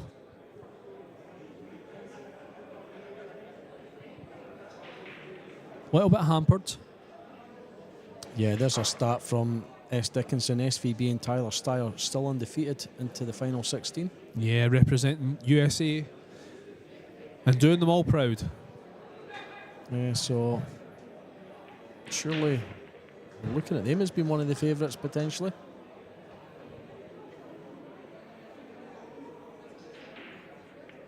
There he is. Excellent from Carl Boyce. He's taken his chance as well. And he's shown Jason Shaw that he's got a match in his hands. And then Niels Fine finally managed to see off that match in losers round 5, so he is still going strong. He's straight back on the table though, so it's a test of his fitness, test of his mental strength for him to go straight back on against Sullivan Clark. Okay, Jonas has missed that 2-ball there and he's left it. He's left Victor a chance to pull another one back. Jonas, of course, is on the hill. 9-1 against Victor Zielinski. Yeah, Oscar Dominguez. Did you just mention this one, G? He's I did, 6-1 yeah, up he's- over Naoki Oi. I think, he was 5-1 when I mentioned it, so yep, he has. himself- Duong Kwok Huang is 1-1 with Francisco Sanchez Ruiz. Alban Ocean 2-1 with Claudio Cacci. And Mark Bijsterbosch still to score with Ko Pin-Yi. 0-0 there in table 13, that match. Looks like it's just kicking off. They've played their practice racks.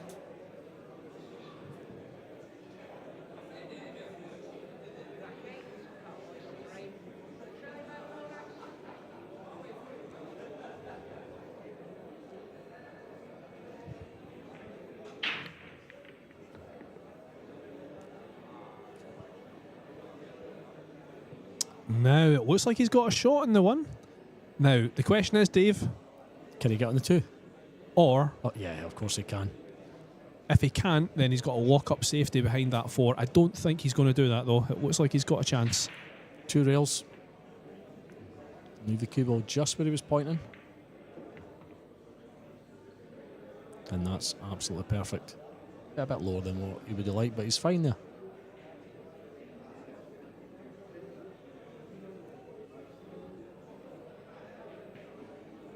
So still a bit of work to do here. But Oh, he's so nothing- accurate with his potting nothing skills. too drastic. Yeah, absolutely. So accurate, right? Just heart of the pocket. Never in doubt. Yeah, certainly seems to have got his act together today.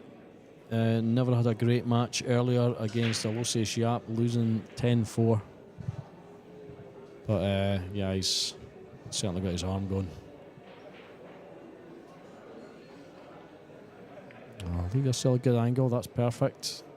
No problems getting down for the 5.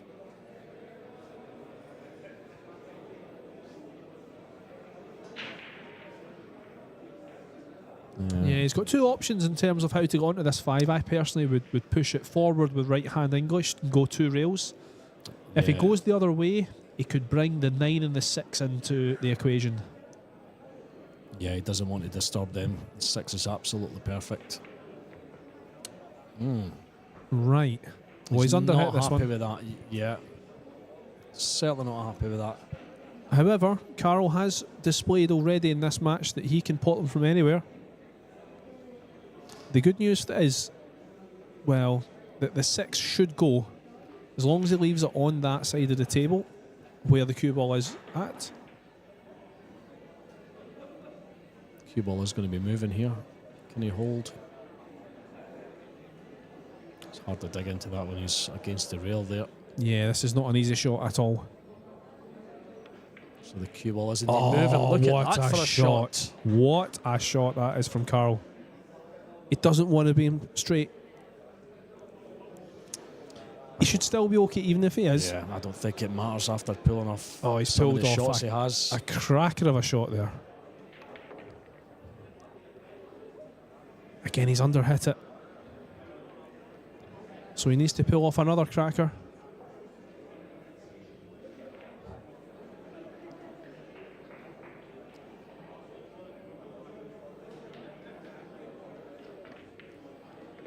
There it is. Wow, what a game we have in our hands now, Dave. This is tied up 4-4. After an outstanding start from Jason Shaw, he's now going to realise that he's got a match in his hands. This will not be as easy as it seemed. The semi-retired Carroll boys showing that he's still got the quality. And there's Jonas Suto. He is through, folks. Yeah, just packing his cues up. Well done, Jonas. Jonas 10-2. Suto. Yes, and he goes into tomorrow's last 16 draw. Congratulations to him. Oscar Dominguez is not far behind him. 6-1 up on Naoki Oi. Other matches just in the early stages. FSR and Kwok 1 each. Alban Ocean 2-1 against Claudio Cacci. And Mark Bijsterbosch is just taking the first against Ko Pin-Yi.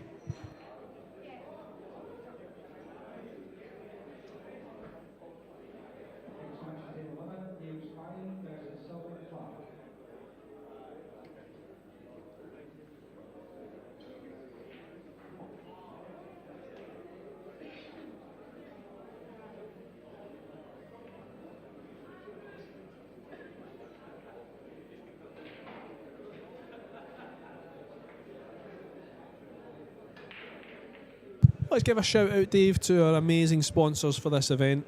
Wouldn't be possible without the great Jacoby cues. I've just recently purchased a Jacoby, Dave.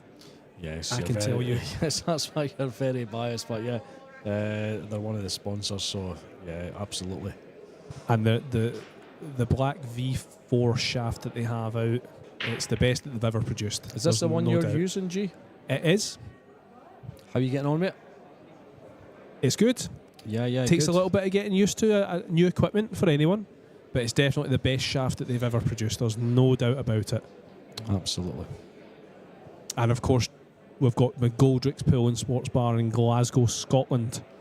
The best pool and sports bar in the UK, without a doubt. Yeah, Invisible Travel as well. You can see Invisible Travel Agent. And that's Neil Bonner's company. Neil took part in this competition this week also. Absolutely loves his 9-ball.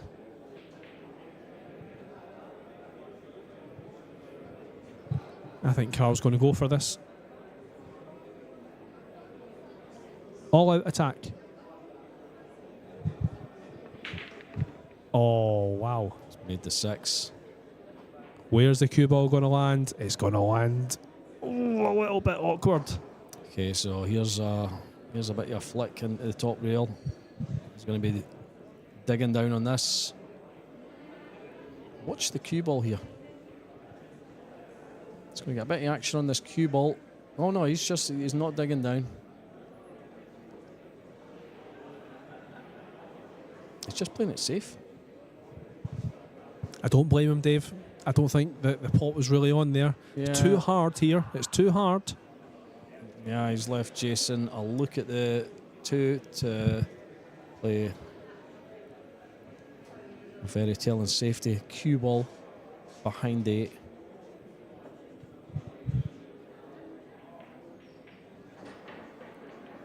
So that's a mistake by Carl. If he's going to be hooked here, no, he's pushed the 2 over there. It's not got it. He's not left much. However, does that 7 Yes. go into the bottom left-hand pocket? Carl's not looking at it right now. No, they're not as A wee bit of distance, right? tied up. Yeah, he's got to give it a push. Yeah, why not? On you go. That one. Match table 11. Use Ryan Sullivan Clark. Yeah, I think that might have went, but there you go. He's not even going to entertain it. Being the professional he is. We would, of course, have a bash at that ourselves, G.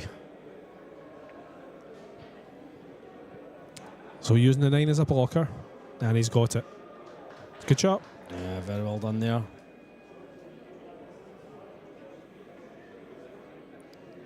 So Carl's only really able to come off one rail here.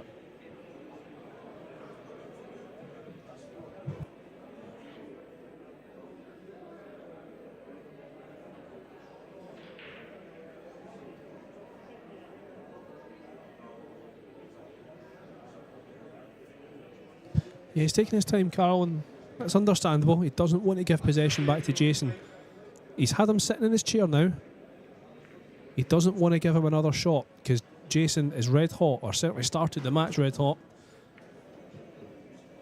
He's a gonna chance leave for it. Jason. If it doesn't, yeah, it's not behind the 5. It's fine.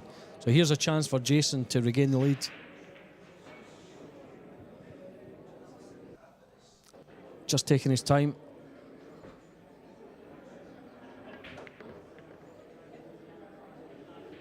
And making good use of the aerials. Spinning it round. 4 in the middle. After this 3. He's just so loose, Jason Shaw, even if he's been sitting in his seat for the last 20 minutes. Watch the 8. Watch the 8. You're fine. Oh, You're good. Perfect. Just kind of finish the top side of this 4, I believe. He's going to go through. Yeah. Recovered that well. Absolutely fine. And he's good there, so should be 5-4 to Jason.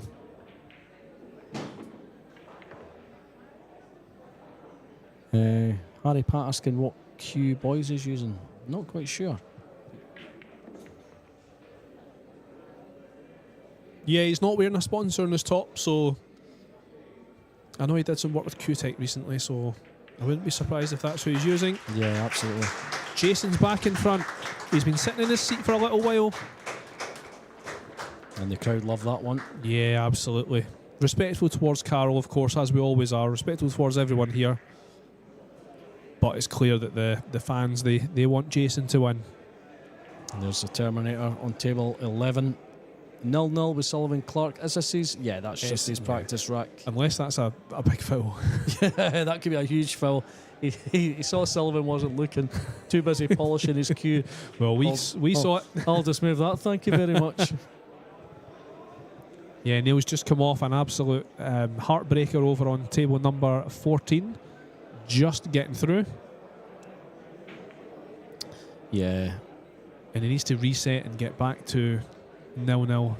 Takes a lot of mental strength at the highest level. Great to see Neil's here, first of all, in Glasgow. One of my favourite players personally to watch. But he also had a big shock early on. Probably one of the biggest stories of the Scottish Open is local player David Kadir putting Niels Fine to the one-loss side in the first round. It was a massive shock, but Niels has recovered well, and that's good to see. Yeah, he certainly has. And what a tournament David Kadir's had. I mean, he is out now. Beaten Niels 10-7 in that winner round 1. Of course, his first match 10-2 on Darren Murray. Darren Murray being one of the local guys, a good friend as well of Darren and the rest of the guy of David and the rest of the guys here. Then went on to lose to Sanjin Pelovanovic 10-3. Onto the loser round 4. He beat Pham Phuong Nam 8-6.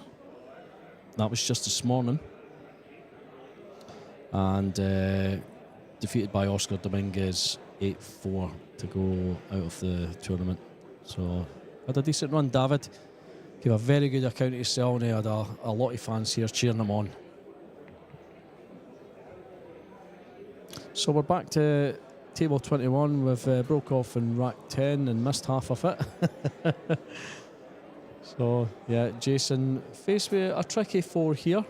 He can play this well. He's digging down, play it in such a way where he can kind of hide the cue ball behind the. Yeah, well, you see what he's done there. Yeah, two-way shot. It's a smart one. Yeah. Very clever shot. And I don't see any major issues here. There's David Kadir just next to Jason's mum, just right hand side of your screen, just above the J on Jacoby. The position play of these top players is absolutely exemplary. He's landed perfectly on that 6 to come down for the 7. It only goes into that pocket.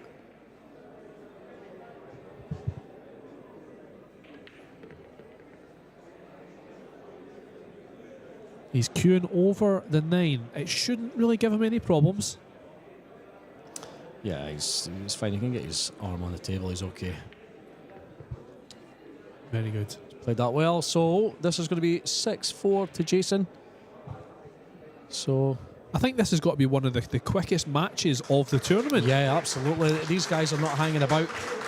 They are flying through the match. Taking no time to think about the shots. Very, very confident. Oscar Dominguez 6-3 up on Naoki Oi. Naoki's coming back, isn't he? Yeah. So it was 6-1 for a wee while. It certainly is. Duong Kwok Hwang is 2-1 behind FSR now. Clay Ducaci 2-2 on Alban Ocean there. Mark Bijsterbosch 1-1 with Ko Pin Yi.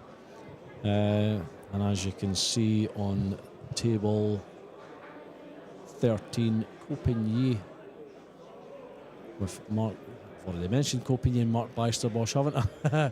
Niels Fine and Sullivan Clark on table 11. Oh, that's his practice rack. Unless Niels is not watching. They should have something on the table there saying this is my practice rack, so the commentators don't get excited. Dave, I'm going to bail you out of jail there.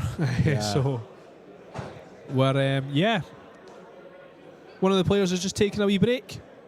Dave, you know who is in the last 16, and you know the players that are fighting for the last 16. Who's your shout to win this tournament tomorrow night? David Needs to Alcade. watch the cue ball. He's okay. David Alcade. I've said that from the start.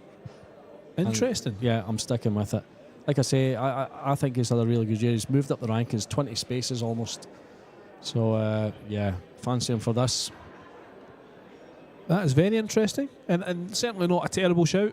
And I'm going to say one more thing. Sanjan Pelovanovic. Yeah, you said that earlier anyone on. that I've watched, I think he's got a chance. A lot of people have saying it. I've watched him myself. Very good chance. Just from has going by what Jason I've seen hooked this himself. Sorry, Dave, to interrupt. week. No, you're cool. You're cool. I think you can maybe see a wee edge of the three, but Can see an edge, but he'll not be potting it. no. He's got. He's got a nice wee wall to hide behind. That's though. it. These 3 balls here. If he can avoid the 5. Oh, he's That's a fine. good nice shot. wee flick off the 5. He's Lovely okay. shot. No problems for Carl to kick the 3 though, and he's looking at the angle for the middle pocket. It's tricky. Oh, the 8's over the middle. Look at this. That makes it a lot easier. Yeah, absolutely. He can slightly miss the pot on the 3 and still make the 8 in the middle.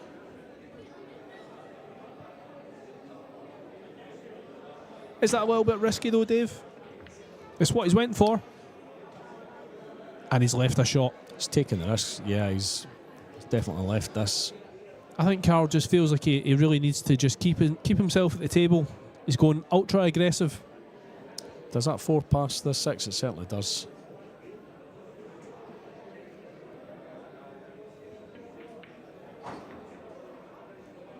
Yeah, Jason just queuing over this 8. But it won't be a problem for someone like him. That should do nicely because he's got the 5 as covered if anything should go wrong, but he's fine there. He's potted it anyway. Yeah, he's going to be good to get his 7th rack on the board. I think Carl Boys is in trouble. You can't afford to give Jason wide open chances like this. Yeah, Carl's just sitting back in his seat there. Looks very relaxed. Yeah, he's not going to be worried if he loses this match, Dave. I can tell you that much. All the pressure's on Jason Shaw. But he doesn't appear to be under pressure. Certainly not shown it. Even after losing 4 on the bounce to Carl. He's come back, knocked in another 3. So 7-4, Jason. You can see Joshua Filler in the background there in the snooker tables, watching on. Yeah, you've never got him out of that snooker room this week. Dave, you've taken some great photos on your page. It's Q Snap Photography on Facebook. Yeah. And you can see some of the world's top players playing snooker. Absolutely brilliant photos that you've taken there. So Yeah, I took 1 or 2. The Americans, you had SVB and Tyler Steyer. was someone saying to me I earlier think on that was Wednesday night. Jeremy Jones had a little go yesterday as well. Someone was telling me that John Mora put together some really good breaks. I think he was putting together 50s and 60s quite comfortably. Certainly Mohamed Sufi. Oh, yeah? Yeah, oh, what a player Mohamed Sufi is. Speaking to him after it, I do believe he was a bit of a juniors champion back in his day. It's quite interesting. It was absolutely banging them in. He, of course, has that very unique cue action, Mohamed Sufi, a very unique elbow. Slowed down on the snooker. He's very quick and decisive on the 9-ball table. Doesn't think, or he doesn't appear to think very much on the snooker table. That did slow him down. It's a harder game, snooker. Yeah, there's no doubt. So here we go. Jason's been breaking fantastically in this match. There's 9 almost down there. So the 1 went. He's just not got a shot in the 2, unfortunately. He's just going to flick off the edge of this. Bring the 2 across the table. Can he? Yeah, he's not going to cross bank this. Is he? Can I see enough of that?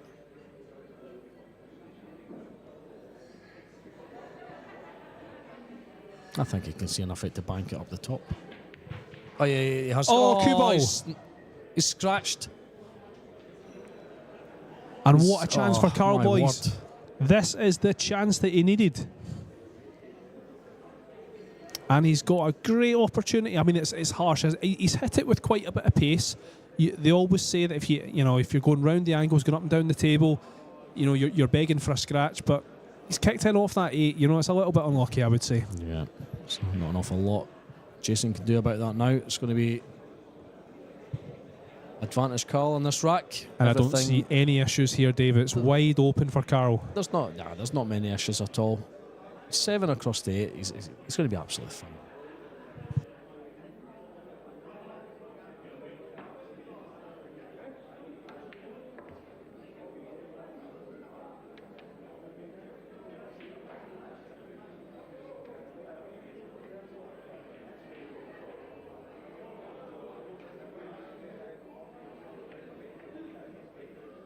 He's missed it.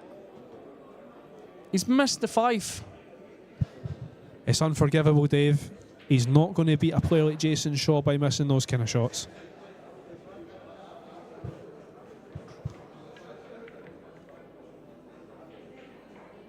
I don't think Jason can quite believe. Can't believe he's back at the Absolutely. table.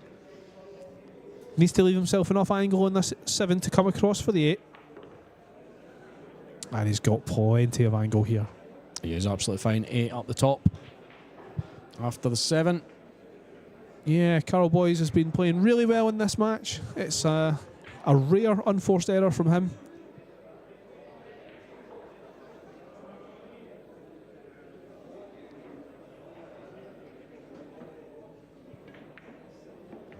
And there we have it. It's 8-4.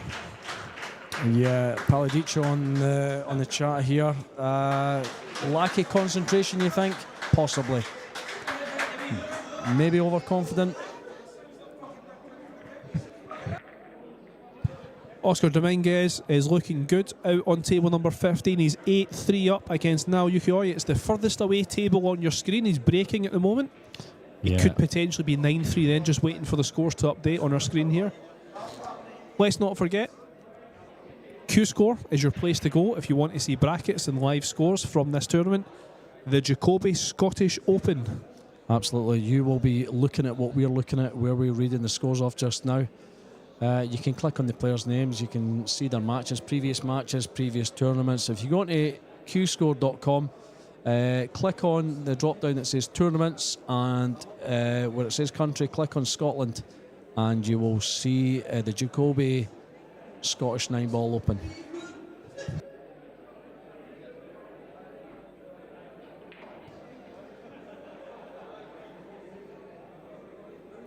Oscar Dominguez 8-3 up on Naoki Oi. Francisco Sanchez Ruiz 3-1 up on Duong Kwok Hwang. Alban Ocean 3-2 on Claudio Cacci. Mark Beisterbosch is 3-1 up on Ko Penier, and Niels Fine Sullivan Clark still to score.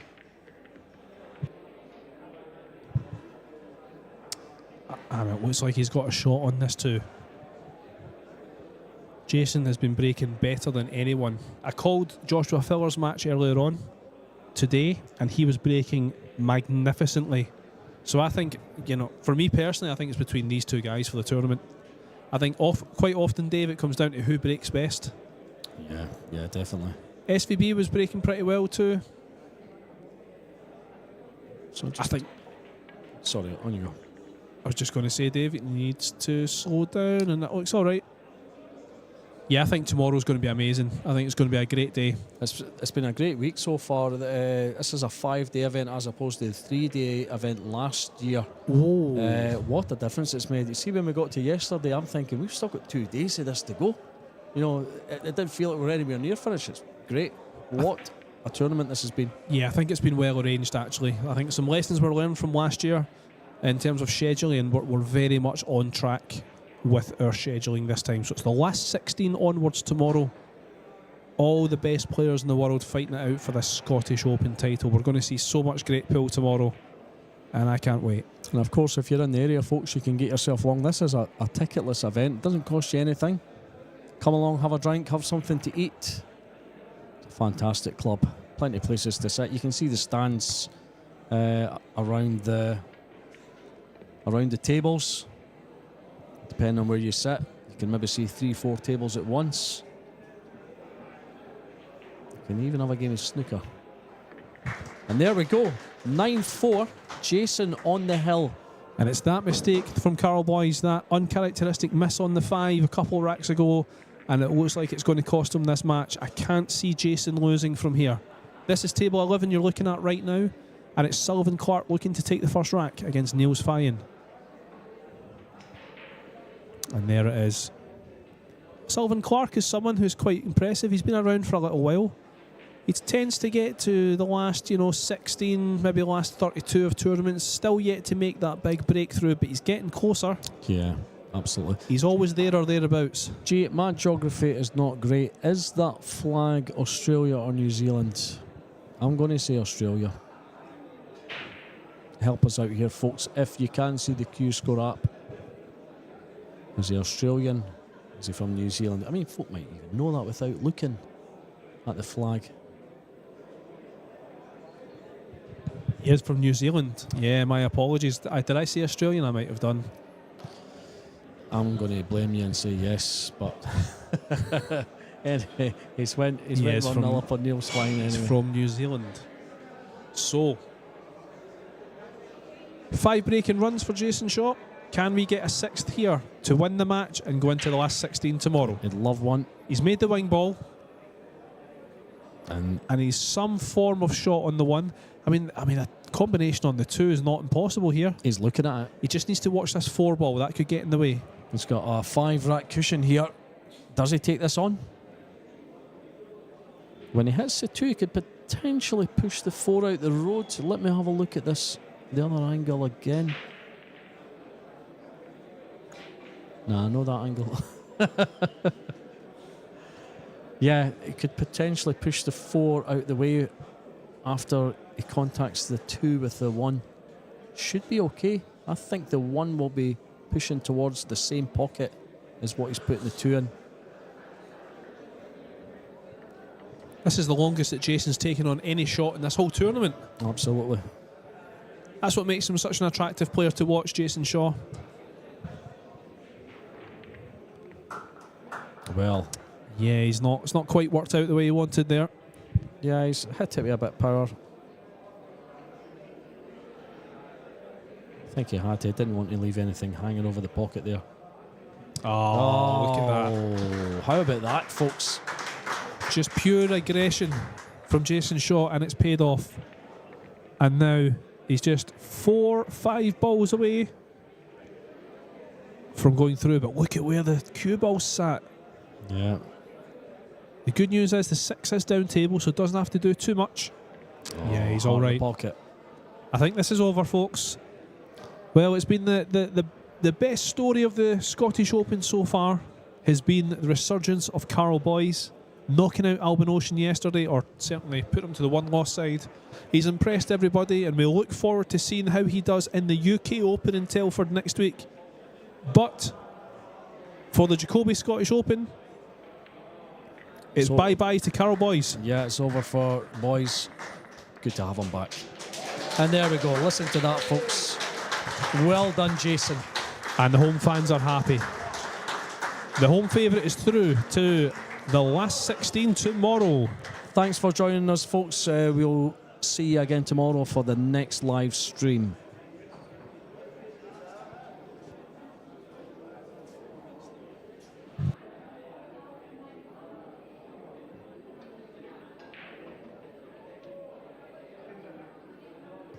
So we're just keeping an eye on the rest of these last 16, in fact, sorry, the losers qualification matches.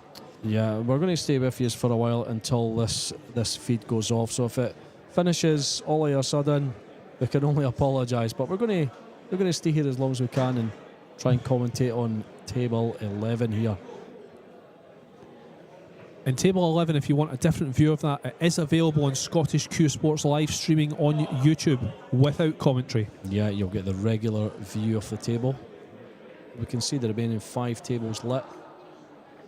Who have we got, G? Table 11, we've got Sullivan Clark 1-0 up on Niels Fyen. Mark Bijsterbosch 3-2 up. That's table 13. I've skipped a table here.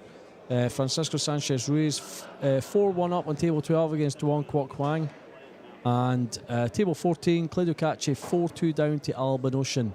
Oscar Dominguez 2 racks away from beating Naoki Oi 8-4 there on table 15. So, yep, we are staying with you folks. We're hanging about here. Oh, the lights. Someone put another 50 pence in. Yeah, that's uncharacteristic. We really do have the best of facilities here at McGoldrick's. It looks like just a wrong button was hit there. Yeah, or But maybe it's that pesky moth. Could be. Yeah, that Julian was chasing earlier.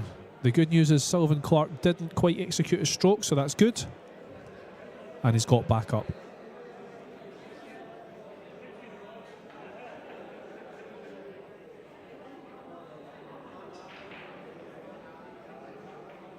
Full credit to Sullivan Clark there. He's unfortunately he's missed it. I like what he did there. He got up, he went down the table, he brushed the table as if that was the issue.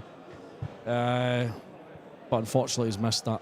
And I wonder if that light flicker did just put him off a little bit. Let's hope not. He definitely dealt with it as well as he could have done. He got back up. Yeah, didn't make a big fuss about it. Yep. Carried on as if it was meant. So, Niels Feim, a good chance to tie things up at 1-1.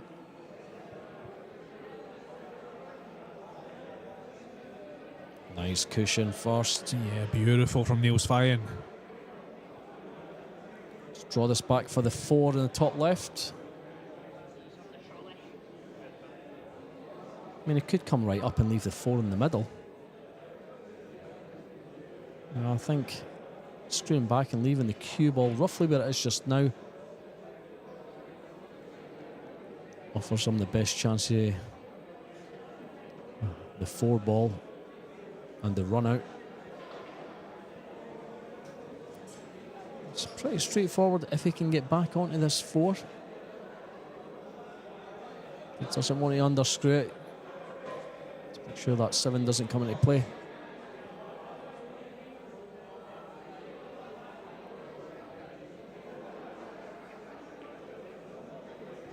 It's such a pure stroke. Quite such a pure stroke that Niels Fein has. He gets through the ball as well as anyone. A really fantastic stroke. One of the best strokes if you're an amateur player or someone who's just starting out in the game. Niels Fein is someone that you do definitely want to watch.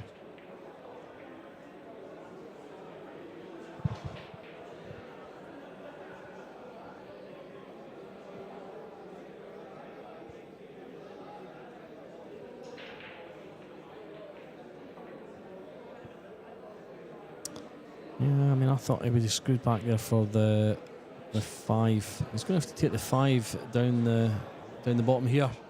I don't think there'll be any problems here for Niels. Just having a little look at his tip. Something stuck to his tip there.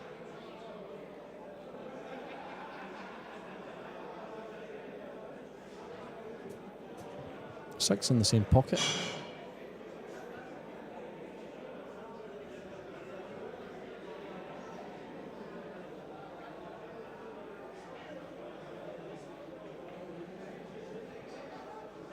The thing is, he's queuing off the rail, but there's nothing wrong with it because in that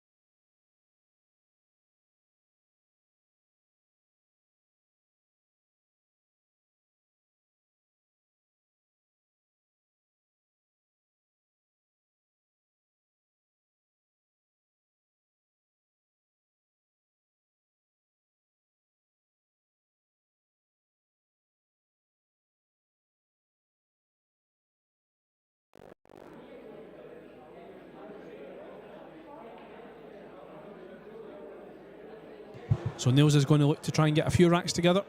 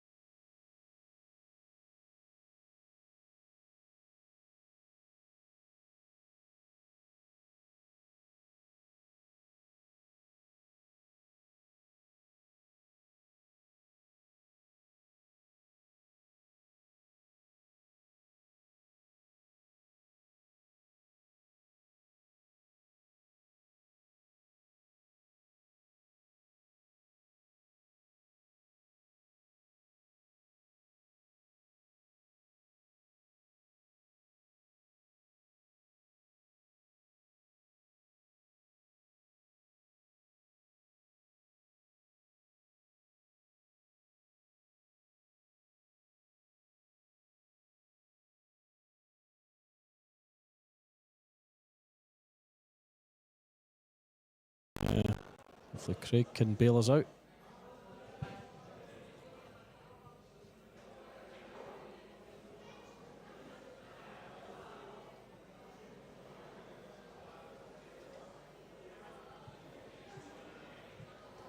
So here's the push out from Sullivan Clark. And Niels having a little look at it.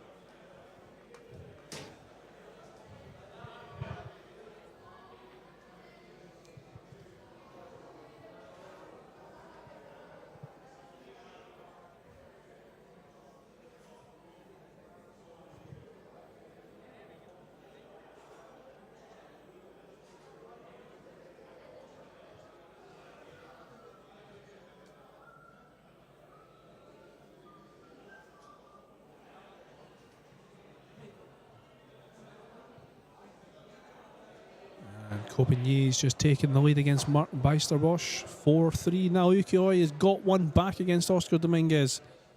So it's looking like Dominguez was running away with that one, but Oy is on his way back. 8-5 now to Dominguez.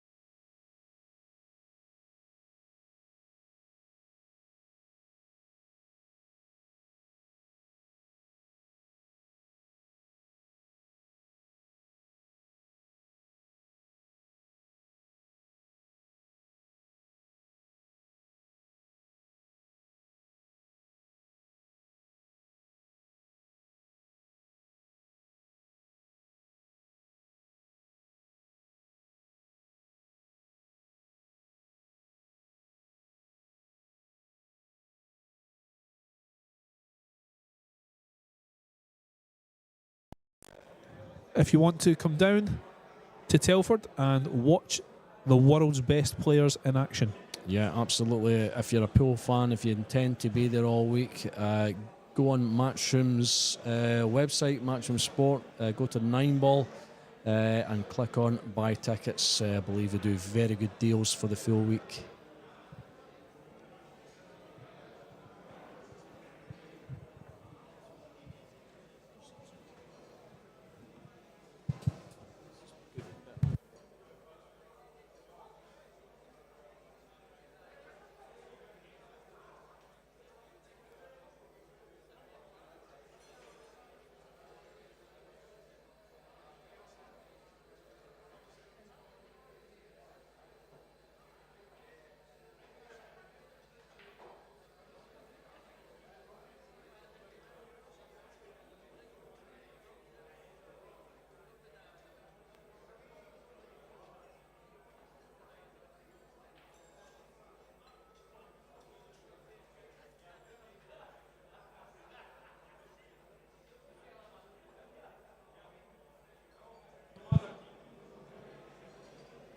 Just rolled that one in nicely, Fiant.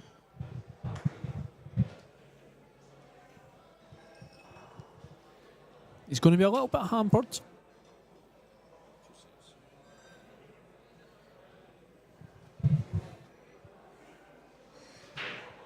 But that shouldn't bother him too much.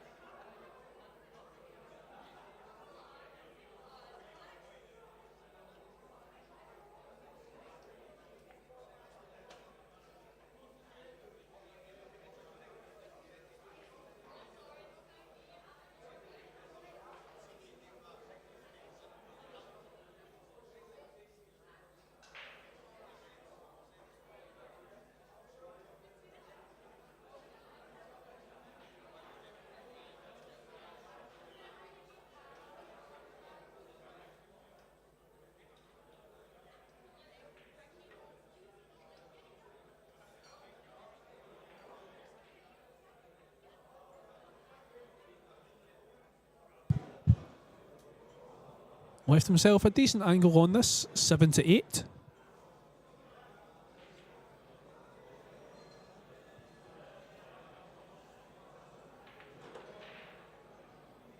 And I don't see any issues here for Nails.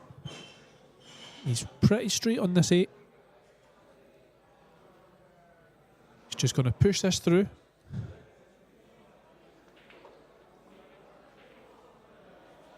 Great stroke for Nails. I could watch Nails flying all day. Such a pure stroke.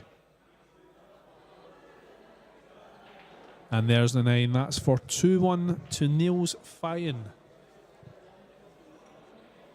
This is the losers qualification round of the Jacoby Scottish Open. The winners go through to tomorrow. This is our last stream match. The losers are out. Oscar Dominguez. What a comeback it is from Naoki Oi there on table 15 against Oscar Dominguez. He was well ahead. It's now 8-6 to Dominguez. Race to 10. Sanchez Ruiz 6-1 up on Kwok. Alban Ocean 5-3 up on Claudio Cacci. Beisterbosch and Copigny 4-4.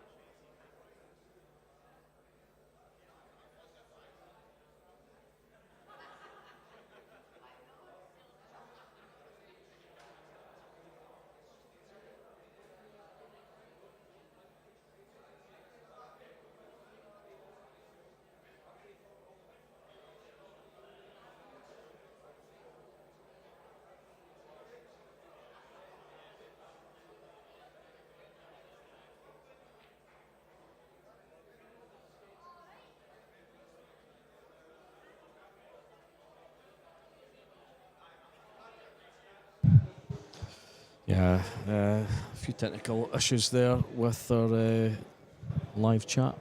Yeah. Seem to have got an alternative, so yeah, we're okay. Yeah, good to see a lot of you have stuck around after that very quick Jason Shaw Carol Boys match. And we're going to see this one out till its conclusion. Race to 10. The rest of the losers' quality matches are still on as well. And we'll keep you updated with the score. We'll actually give you a quick update now because it's been a while. We've been faffing about with cables on monitors. Oscar Dominguez 8-6 up on Aoki Oi on table 15. And on table 12, 6-2 FSR up against Duong Kwok Hwang. Alban Ocean 5-3 up on Claudio Cache. And Mark Beisterbosch tying 4-4 with Ko Pin-Yi. And here's Sullivan Clark looking at tying things up with Niels Fine. Still quite a bit to go in this rack. He's a bit straight on this 3. Yeah, he's going to have to power this one if he wants any look at the 4. The 4 does go to the top right-hand corner as we look. Yeah, he's gesturing where he wants to leave the cue ball there for that very pot.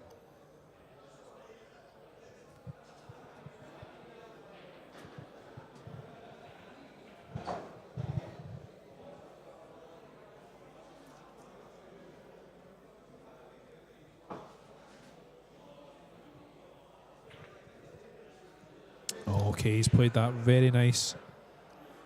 A lot of outside English. Should be okay there, yeah. Well, it's just awkward though in terms of getting up to the 5. That's the problem. Sorry, yeah, he's hampered by half a ball there. So he might just have to take his medicine, just roll in the 4 ball and leave a long shot on the 5. Yeah, Neil's putting his hand up there looking for assistance from the referee. Yeah, very close here. Yep, absolutely. It's the right thing to do. If there's any hint of a possible foul, get the referee involved. Here comes Alan Reynolds.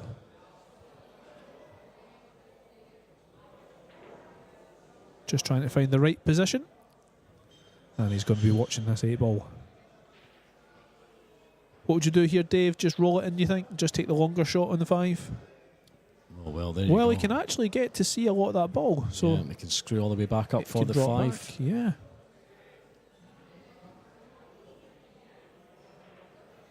And he's missed it. Yeah, I've been thinking a lot about position there, taking an eye off the pot, plus being hampered by the 8. Neil's quite right to call Alan over there. I think Neil's knew that, you know, he was going to be very, very close to the side of that 8 ball. Yeah, he's an experienced player, Neil's, of course, been around for a very long time, so he'll have had these situations in the past where it's probably better just to get the referee over. Yeah, he'll have seen them all. Don't blame Sylvan Clark for missing that one. When you're hampered, it just makes any form of pot, no matter how easy it is, just makes it that little bit harder. This is the key shot in the rack here.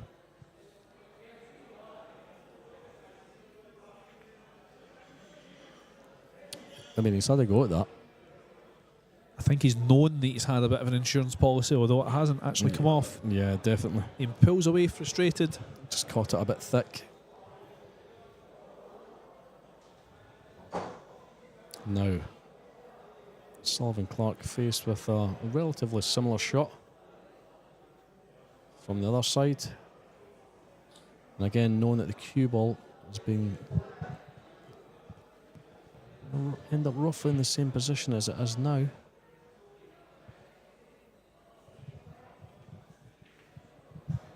Well, he just went across the other side of the 5. Used the 3 rails.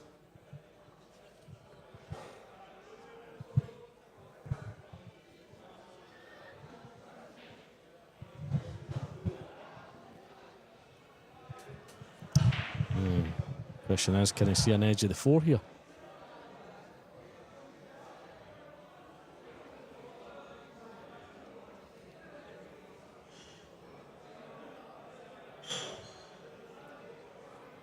Just a swerve. I think he's kicking at this, Dave. Bottom rail.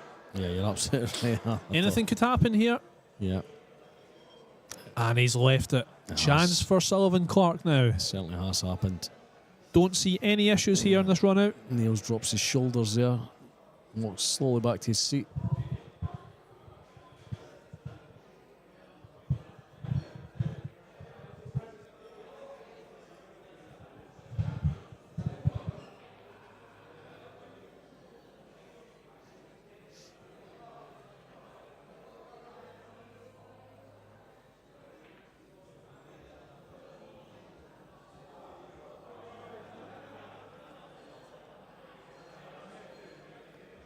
And I don't see any issues here, Dave, with this run out. Yeah, takes care of the battle on that 4 there. Goes down, he's on the 5. No more issues.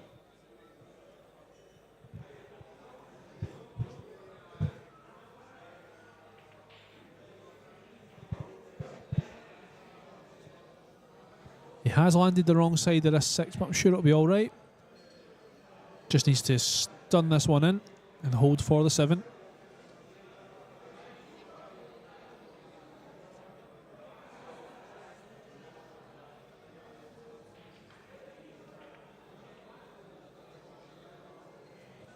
Well, folks, let's not forget, it's the big one next week, the UK Open in Telford. You're buzzing about that, G, A aren't you? full week of great pool action to look forward to on the Matchroom channels. It's Tuesday to Friday. In fact, it's all week on the Matchroom channels. Yeah, it's all week. I think Sky Sports join them on Saturday, right? and Sunday, Yeah, for the latter stages where you and I will both still be in. Yeah, we'll still be in the hall. we might not be in the competition. We'll still be there in one form or another. Sullivan Clark using a Predator P3 cue. One of the best cues you can get from Predator. Not as good as a Jacoby, of course.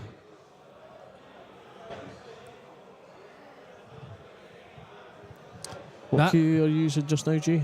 Yeah, I've got a Predator P3 as well, but I've got a Jacoby shaft just to please both sides. Yeah, okay. Yeah.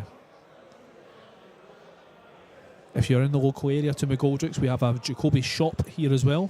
Lots of different Jacoby cues and shafts. Run by our friend here, Elliot Sanderson.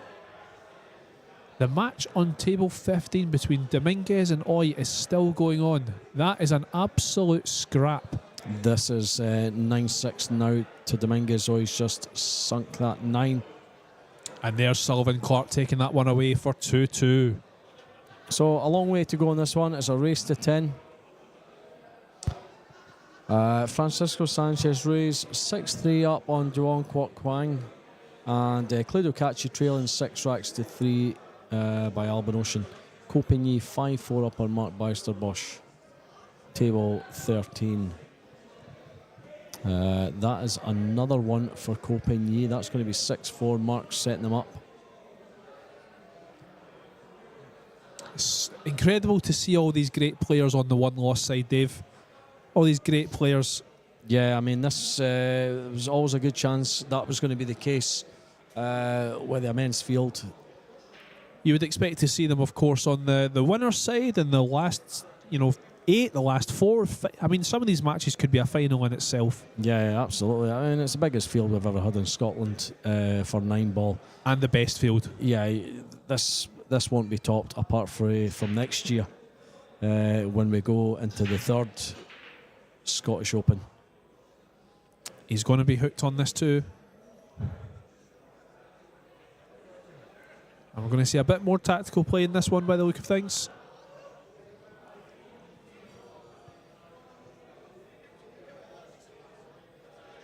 It's amazing to see some of the names that are out already. I mean, Carlo Biado. Who would have expected Carlo Biado to not make the final day?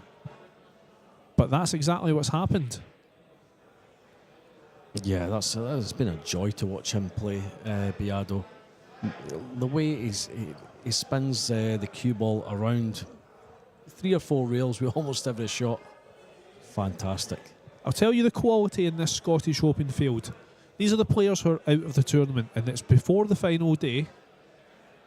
Victor Zielinski, gone.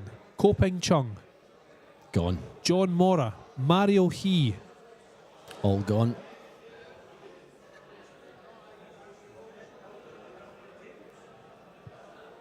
Piers Labaitis is another one, Mohamed Sufi, Riku Rompinen, Moritz Neuhausen. So many top players. Ralph Suki, these guys unable to make it through to the final day. That shows you just how stacked tomorrow's lineup is going to be. Push out here for Sylvan Clark. Did we know when the draw's made, G? Is it made today? It'll be made tonight, yeah, and it'll be viewable on Q Score. So keep a little eye on that after these matches are finished. This is the last round of matches for today, before we rejoin you for an amazing day of action tomorrow. Yeah, really looking forward to it. Sylvan Clark trying to just tie up that 6 and 5, and it hasn't worked out. And you really fancy Niels to take on this too. Yeah, definitely quite a big pocket there. The position to the 3 shouldn't be too hard. Well, yeah, he's. I mean, what does he do here, G? Does he screw the 2, or does he just follow through off a couple of rails? Yeah, I think the latter, Dave. I think he's going to just push it through 2 rails. As long as he doesn't leave himself hampered by the 4. I think as long as he can leave himself anywhere near the bulk line, the kitchen line, then he'll be okay. Screwing off the side rail here. Yeah.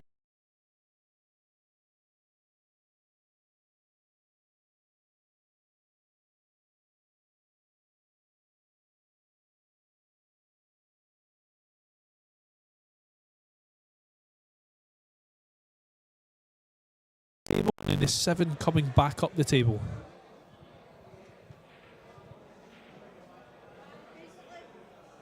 Yeah, I'm just having a look at our replay here. I don't know if that 4 really came into play. Saying that, you know, he would have hit it different. I think he would have been fine. Okay, so he's on the 3. He's got a shot on the 3. Dave, I'm keeping a little eye on the table with Oscar Dominguez and now Yuki Oi. It's 9-6 to Oscar Dominguez on the hill, and he's on the 6 ball, so I'll keep you updated with that one.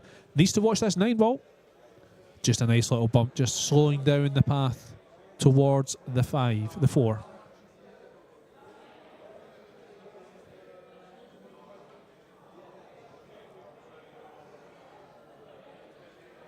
Yeah, Oscar taking his time on this one, quite rightly so.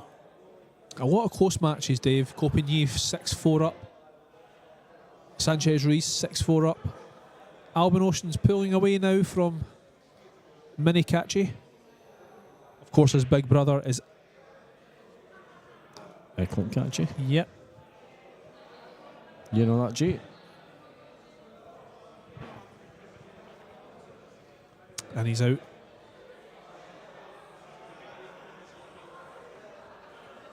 In fact, no, my apologies, he's through, sorry. Yeah, he's still in, Big yeah. Catchy is through. He was the one that eliminated Koping Chung. So Neil's fine, looking like he's going to regain the lead. I wonder if there's a bit of rivalry in the family of Catchy, where the big one is through tomorrow, so the little one's going to want to get through as well. It's a battle of who gets the furthest. I wonder if the Cole brothers are the same. Imagine they got drawn against each other. How about that? Of course, Copenhagen is the only Cole brother still standing. And he has just taken a 7-4 lead over Mark Beisterbosch on table 13. Oscar Dominguez is on a straightforward 9 to eliminate now Yuki Oi. I'm keeping an eye on this, and it's there. So Dominguez is through. He is the 3rd American.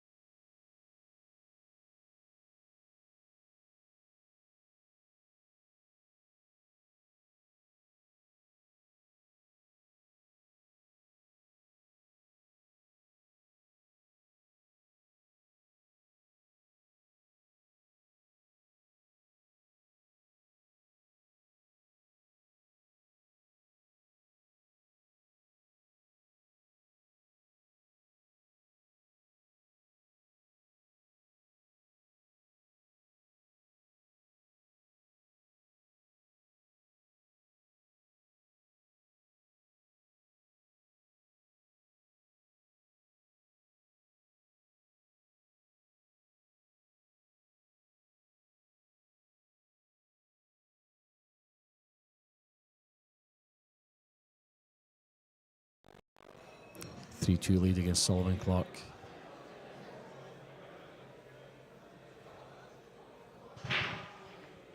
And what a crack he's had at that. And it's What worked a out. break. It's worked out for him. Straight in shot on the 2. Just needs to draw it back for the 3.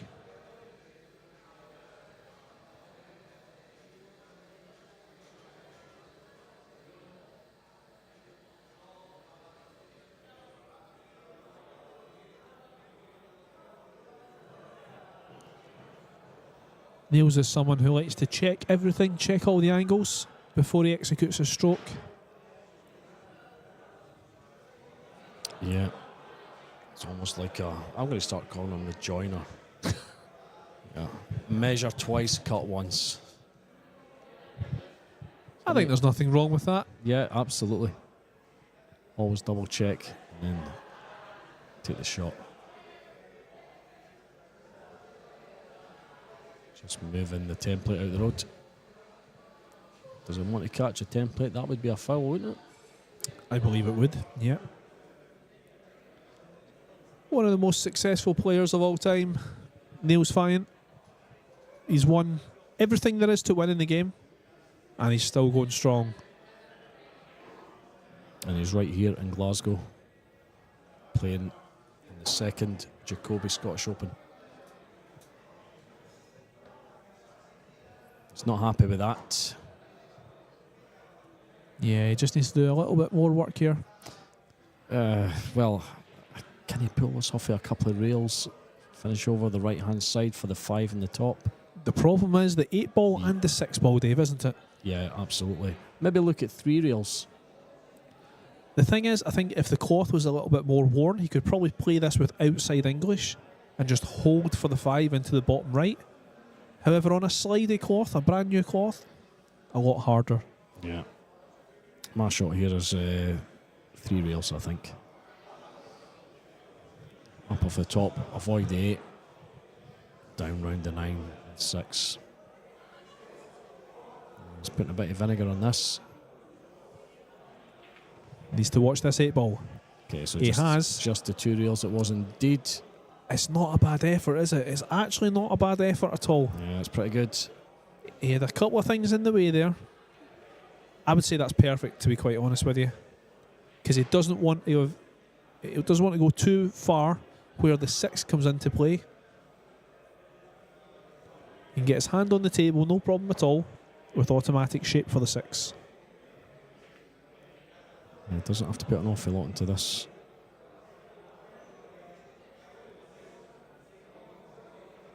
There we go. Oh, He's missed it. And he'll be furious with himself as he goes back to his seat. Yeah, that wasn't easy. Niels is someone who promotes positive thinking. If anyone who watches his YouTube channel, a lot of it is on mental coaching. And this right now is a test of his own mental ability. He's staring off into the distance. I think he's possibly watching the snooker. Staring in that direction. I'm not sure, Dave. With I think the- he's going to be thinking about that miss. Is it a... And the fact that he's allowed Sullivan Clark back into this. He's got no problems in the television. It's something like 120 inches or something. It's huge. Yeah, absolutely. The best of facilities here I think it's I at think it's McGoldrick's. the biggest TV of its kind in Scotland. That's how much we're treated here. That's how good the conditions are. Come along and see it for yourself, folks. It's huge. So a big stroke coming up here for Sullivan Clark. And that's worked out very nicely. Yeah, he's okay there. He's got a decent angle to come down for the 7. He doesn't have to do anything with this at all. Yep. Done well to avoid that the 8-ball. That would have caused them all sorts of problems. Mark Bijsterbosch has just brought one back against Copenhagen. It's now 7-5 to Copenhagen.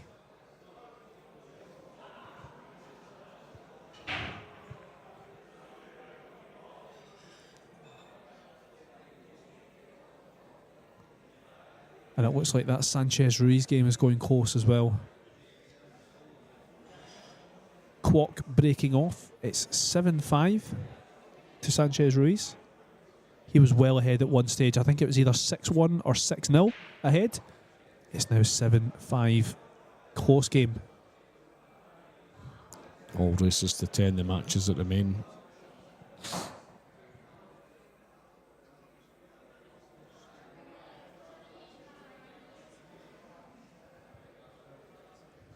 Dave, Matchroom have announced something incredibly exciting over the last week or so. Yeah, It is absolutely. the big one that we've been asking for quite some time. It's finally happening. It's the Reyes Cup Yeah. taking place in the Philippines. So I believe it's going to be a brand new Team Europe. It's not going to be last year's players. They are going to have to qualify for their right to play in the Reyes Cup, and it's the same for Team Asia. So What would you do, Dave? how do they qualify to make the team? Well, it's the World Nineball rankings, of course. Wild cards as well. There will be wild cards involved. So there's a chance for you yet, G. There we go. Sullivan Clark ties things up there at 3-3.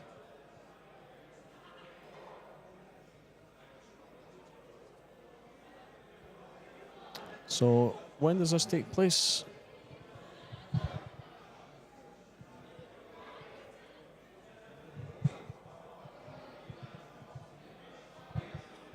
It is in October. In Manila, then the Philippines. Think about the crowd. Wow. It's going to be amazing. The Filipino crowd, they are always vocal. And They're going to go crazy for this tournament. Yeah, they're always plentiful as well. And it's going to be on Sky Sports as well, which is going to be great. So it's almost like an early Mosconi Cup. Yeah, a kind of precursor to the big one. I think it's great as well that they've honoured someone like Reyes, of course. He is probably the most well-known pool player, I think. Absolutely.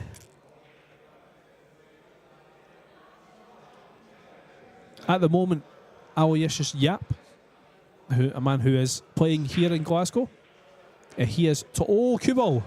Cue ball's in. And finally, Niels gets a chance to come out of his seat. He looked like he was in agony just sitting there after that unforced error. And he's finally got a chance to correct that mistake that he made. Yeah, so Aloysius Yap. Yeah, he is at the top of Team Asia at the moment. He is number 1 in the rankings for them. David Alcade, your pick to win this tournament. Yep. He is currently in pole position for Europe. Excellent. It is going to be based on many tournaments. Of course, the one that's coming up next week, the UK Open, World Pool Championship, European Open, and the US Open as well. You lose your microphone there, Jay. Yeah, just cut out a wee bit, but it's okay. I'm back.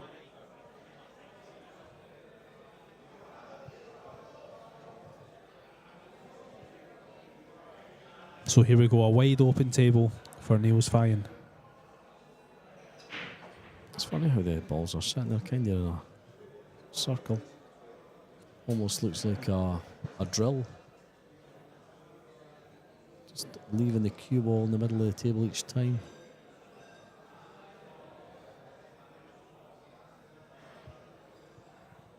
Okay, he needs to pull this back a bit. It looks like all the matches are going close, Dave. Alban Ocean was running away with the game against Claudio Cacci, but Cacci is on his way back. It's 7-5 to Alban Ocean now. We're very much at the business end of things. These guys, they've had their arm going all week. They're not going to make many mistakes at this stage. There really is quite an exciting story developing out there on table number 12 because we have Sanchez Ruiz, Francisco Sanchez Ruiz. He was well ahead against Kwok Hwang. 6-1. It's now 7-6 to FSR. So the man from Vietnam, he's got all the momentum. Sanchez Ruiz has just gone away for a break just to try and settle himself. Fine, a nice little stroke there. And it looks like he is very much on his way to being out in this rack.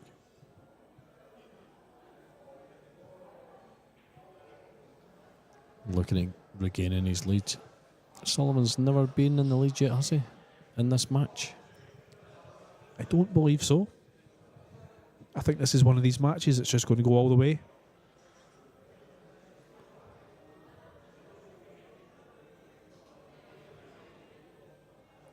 I mean, I was saying a minute ago that the players won't be making many mistakes.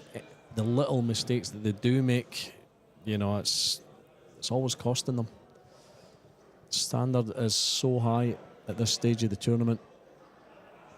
Can't miss anything. You can't be careless.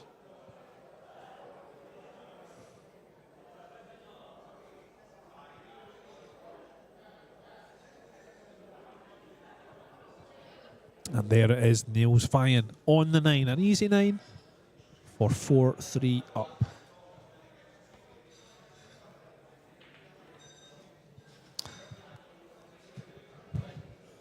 Niels Fyan, the greatest Dutch player of all time.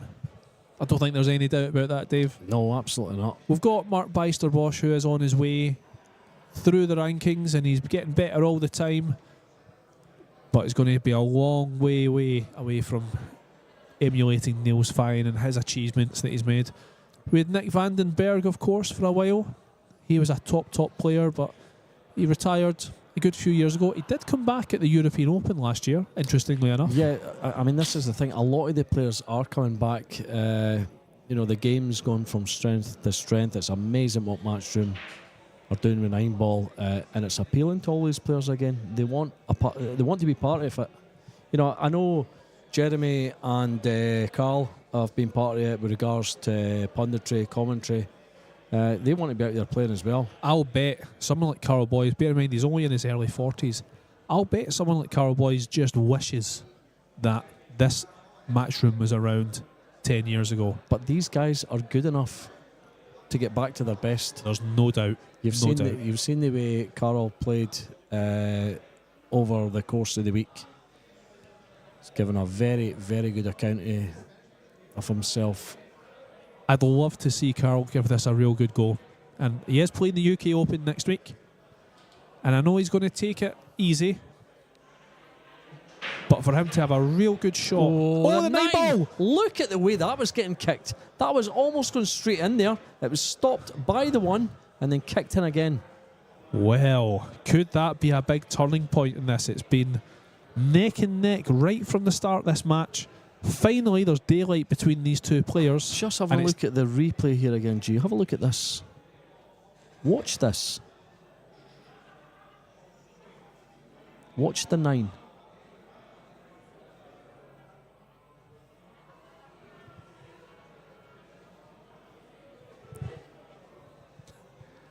Yeah, it's incredible. He put his hand up, Niels, and I think rightly so. It didn't exactly go straight in. It didn't hit the 1 at all. I was getting excited. The 1 appeared to be going to block it, but yeah, then the 1 got kicked out of the way. So, yeah. This is a chance, though, for Niels to try and get some daylight between him and Sullivan Clark. 2 racks of a difference at the moment. Copenhagen's 8-5 up now on Bijsterbosch.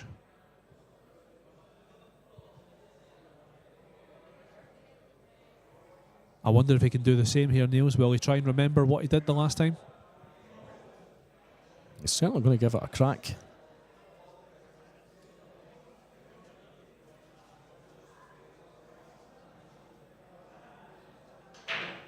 Whoa, what a crack he's given it. Yeah, so the 9 has stayed on its spot this time. Doesn't even entertain the 9.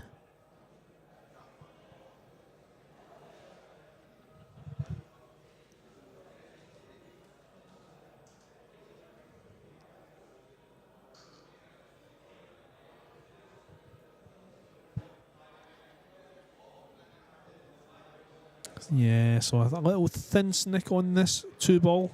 He might have to come round the other side and kick it up table. It's got a couple of options there. I mean, if you can see an edge of it on the left-hand side as we look at it. He's called a push. There we go. I think he's just going to push it into a bit where Sullivan Clark can perhaps do a kick and stick. Well, he's got right down. It's against the rail. So he must be able to see an edge of this too. Definitely, yeah. Just going to bring it back up this table. There you go. There's the double check. Check twice, hit once.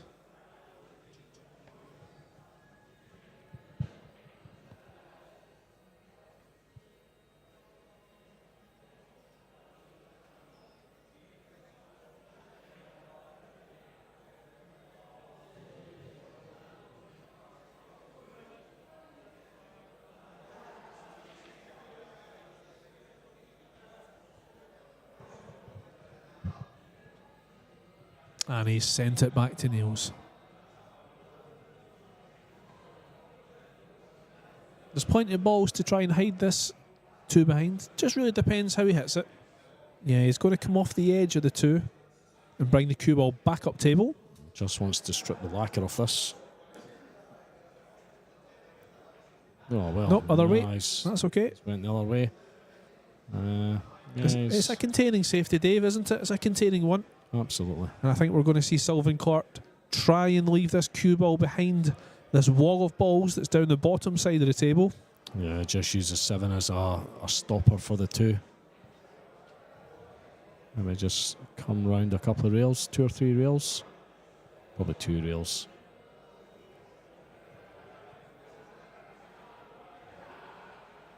Either way, even if he doesn't get a snooker, he's going to leave the 2 where the 7 is, and Niels is not going to have a pot. I'll just put a little bit of top on this.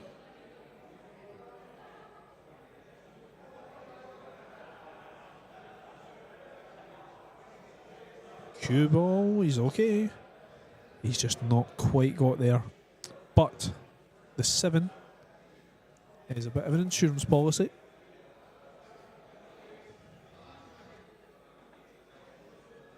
Very different match to the one that we last had there, Dave. We had Carl Boys and Jason Shaw. It was all-out attack, fast-flowing. The game was over within about an hour. Absolutely. These Blinking, you guys, miss it, but this is more methodical.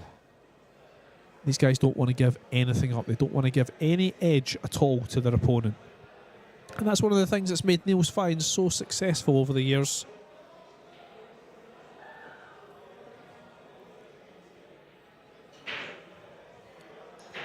Just taking his time. I don't think he can do the same thing. I mean, he could almost take that 2 off the side rail and then back in towards the 7. Cue ball will be travelling right back down the table. Almost banking it into the 7. Or does he just leave the cue ball up there, bring the 2 back down? Almost like a... All right, okay. He doesn't want to hit this 9, and he's left a shot. Does it get past the 3 though?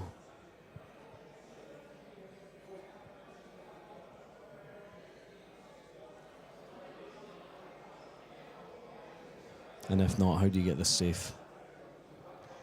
Dave, what an amazing match out there on table number 12.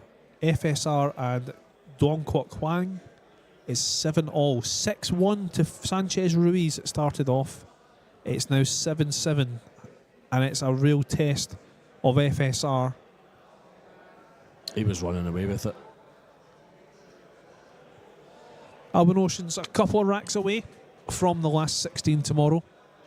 8-5 up on Minikachi. Copenhagen's on the hill, 9-5 against Mark Bijsterbosch.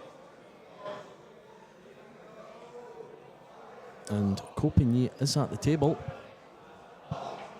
with 4 balls left, 3 balls left. He's on the 7, 8, 9. This should be a win for Copenhagen.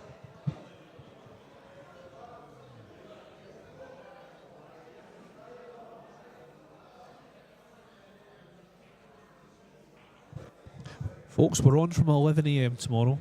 The last 16 will resume. That's 11 a.m. UK time. Do we know what time the first stream will be? I think that's still to be determined. I would expect it to still be 11 a.m., to be quite honest. Yeah, we've been in the last stages. I know it started quite late today, 1:30 today. But there's going to be a lot less matches tomorrow. So get yourselves up nice and early, folks. But early. It's not really early, 11 o'clock, is it? Early for me, Dave. Yeah, 8 o'clock's a lion for me. Certainly early for our US fans, that's for sure, and Asia as well. Absolutely, yeah. Let's not forget, we've got 3 Americans. Oh, it's a great shot there from Niels. Yeah, we've got 3 Americans still left in the draw tomorrow. So you're going to have to get up at breakfast time over in the States if you want to sweat your guys. Oscar Dominguez, SVB and Steyer.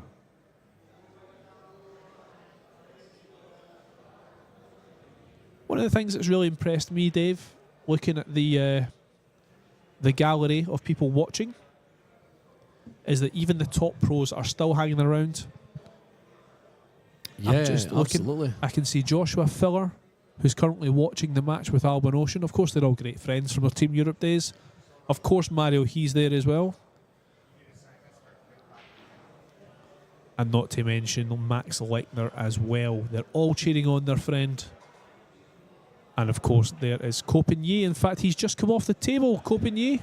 Yeah, 10-5 win over Mark Baxter Bosch.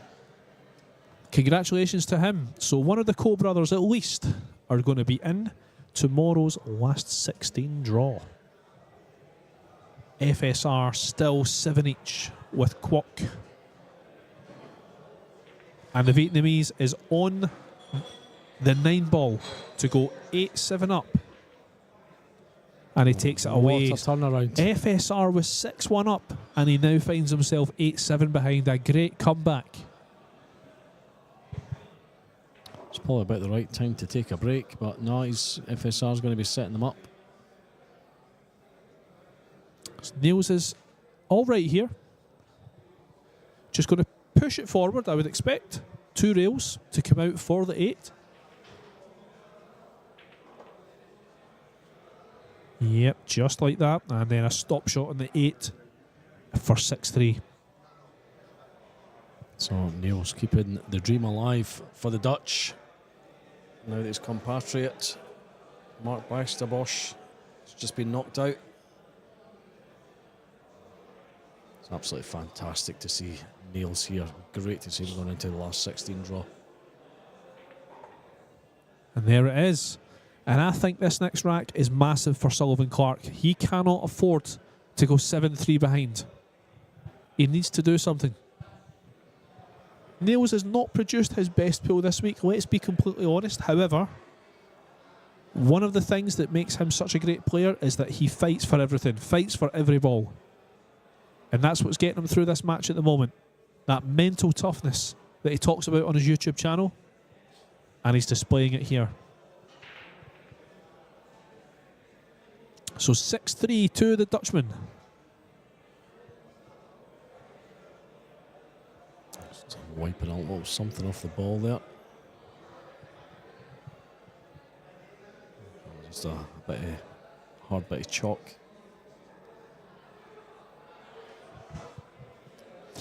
Yeah, it's interesting. Is that? Yeah, that's still cube chalk he's using. Looks like a bit of master chalk.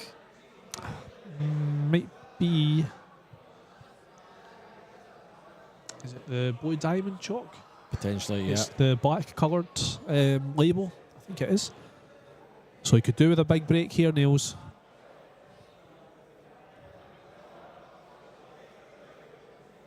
So we're down to 3 tables.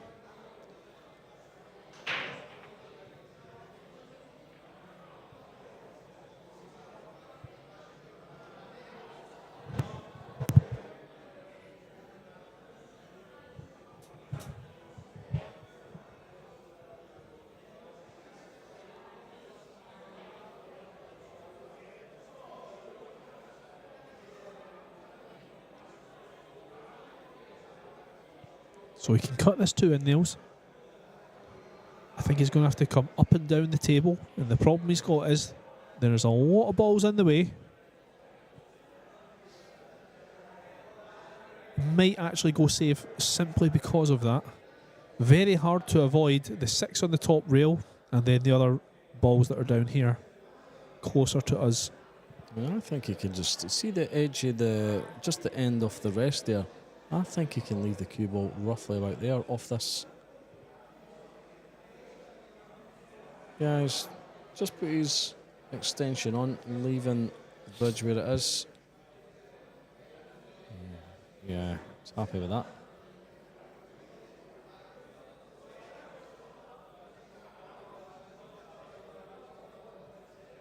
Doesn't want to foul the 6, tucking the shirt in. A little bit of right hand side. Just to float back up for the 3. Delicate little shot. Oh, he's He's played it really well. punched it He's played it really well to avoid those balls. Now, next question. Exactly where he wanted to be. There we go. The 4 ball. He's relatively straight on the 3. He could, if he decides to draw it, he could bump into that 7. Or is he going to settle? Well, there he is. That's where his cue is. That's where he wants to leave the cue ball. Yeah, can he It's bump how to off get the there. side rail though? Can he come off that side rail and round the 7?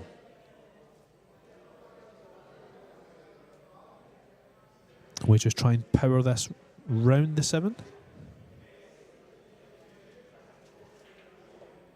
Yep, he's played that really well. No problems at all there. Oh, well, I say no problems at all. He's almost on the rail. Just a little bit further than what he would have liked. Should be all right, Dave. I would expect him just to roll in this 4. And the natural path to the cue ball should take it away from that 9 ball. So I don't think that's too big a factor. Yeah, give him a good angle to screw up for the 6.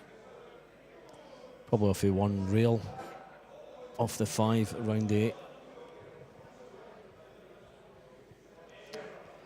Let's see how he deals with the 4 first.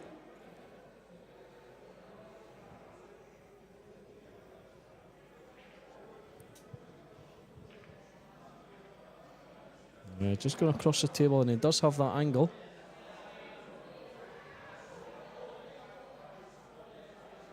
So yeah, just looking at getting round the 8 off that rail there. Certainly giving himself that option. Don't know if he can screw up without using a rail.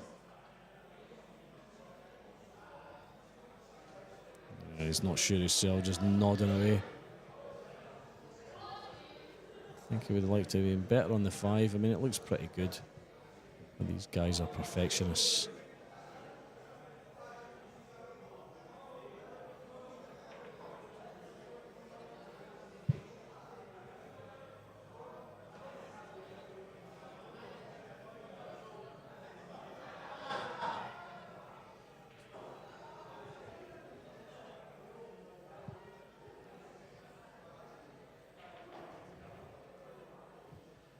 Well, an interesting thing. Oh, that's a good shot there from Niels. Needs it to slow down. Doesn't want to be straight. He's all right. It's a lovely shot. Just keeping a little eye on number 12, because what a story this is. Duong Kwok Kwang. He was 6-1 down to FSR. He's on an easy 8 and 9 to go 9-7 up on the hill. FSR, this game has completely turned on him.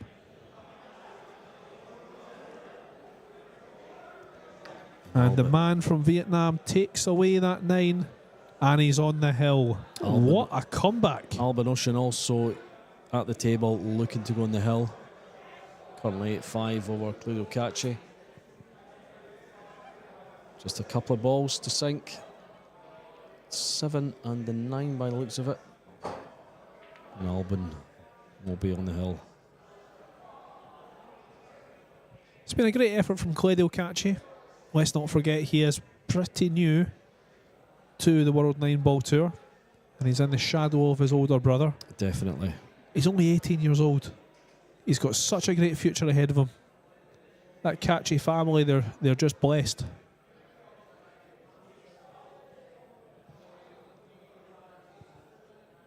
So it looks like the 2 matches are going to be over before this one. We've got all 3 tables racking up at the same time. We're going to see 3 break-offs. Gentlemen, start your matches. It's like a scene out of The Colour of Money. Oh, yeah, and that's what they do, of course, at the matchroom events, isn't it? The first one of the day, they wait for the stream table to break off, and then all other 24 tables break off at the same time. It's that amazing noise that it makes. I don't think they say, gentlemen, start your matches at that, though. No, they don't. This could be over for FSR. Well, I think there's a bit more play there on table number 12. Can he bank that too? It looks like it. Past the 3. I think if he can, it's game over. Doesn't seem to be too hard to get shape on the 3. Yeah, as long as he doesn't bump the 3 on the way in. I mean, if he does bump the 3, he's not potting the 2. There's Albin Ocean breaking off on the other table. He's also on the hill. Hard to tell from this distance, but he's still at the table anyway. Nails is just inspecting the rack here from Sullivan. And you've got Alan Reynolds removing the template there. Of course, the break is so important at the elite level. So Nails really looking at the rack, making sure that everything's touching.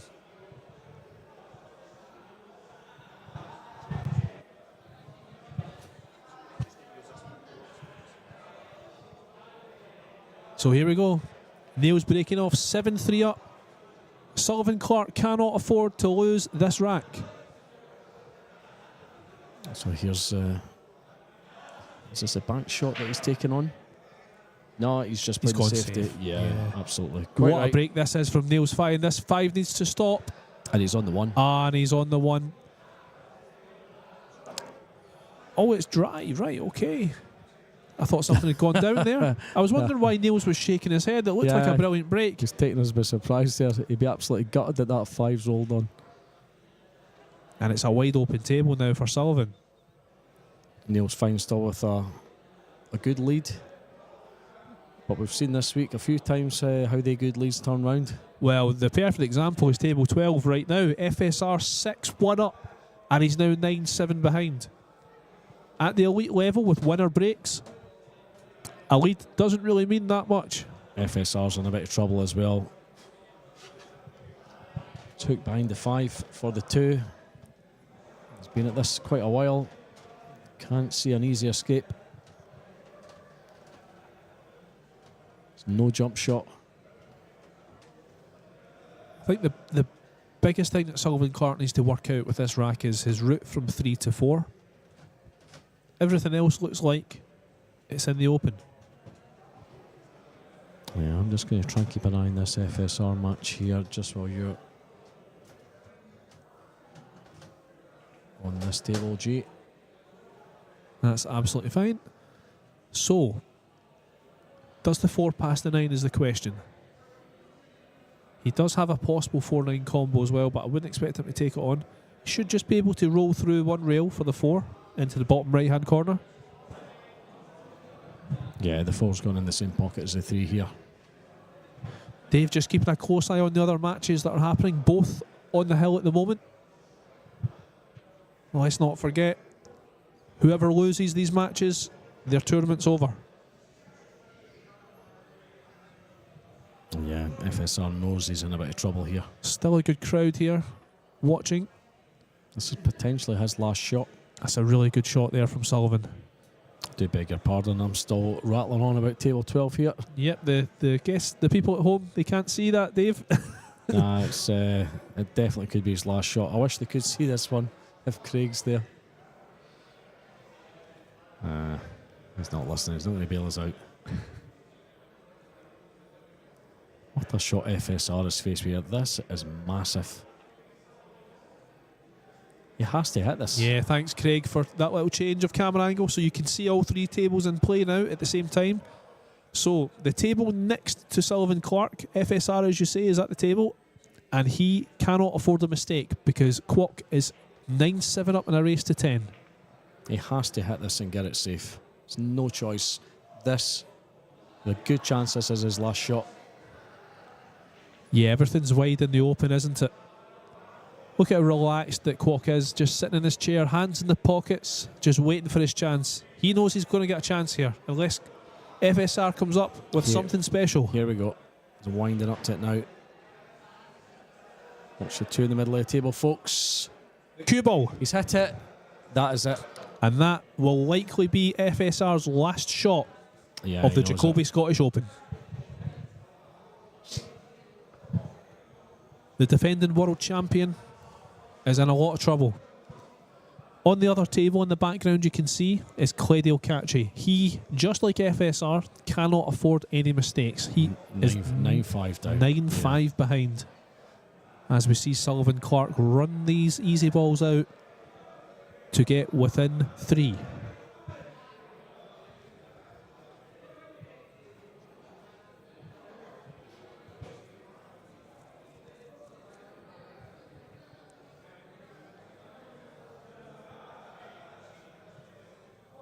Looks pretty straightforward for Duong Kwok Kwang.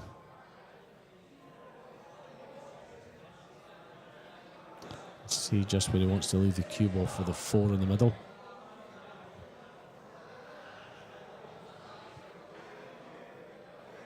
It's a great camera angle that's been set up here by Scottish Q Sports live streaming. Yeah, We get to see everything. Now, I do believe that could be Claudio Cacci's last shot because Albin has got ball in hand. Still a lot of balls on the table, but look at the table. It's wide open. Yep. Table 14, you can see Albin there. Just seen Copenhagen go into the background there onto table 16. He's going to have a practice ahead of tomorrow. He had to come through the loser's side, Copenhagen, but he's still going strong. Sullivan Clark just taking a wee break there after that run out. Niels Fine, of course, coming through the loser's side, losing to David Kadir early on in the tournament. Oh, what a turnaround.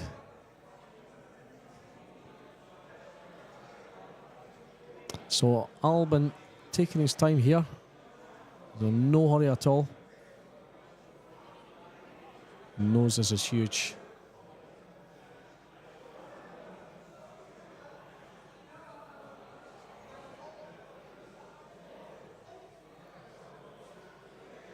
Duong Kwok Kwang coming through the loser's side. He lost. Oh, He's all right. He lost in round 1. That could have went wrong, G. Sorry. No, it's okay. He lost to Copenhagen in the first day. So he's done really well. He's had to go the scenic route, as they say. And I'm afraid, well, I would still expect him to make this 90. Put a bit of outside spin on that one, or a bit of inside, should I say.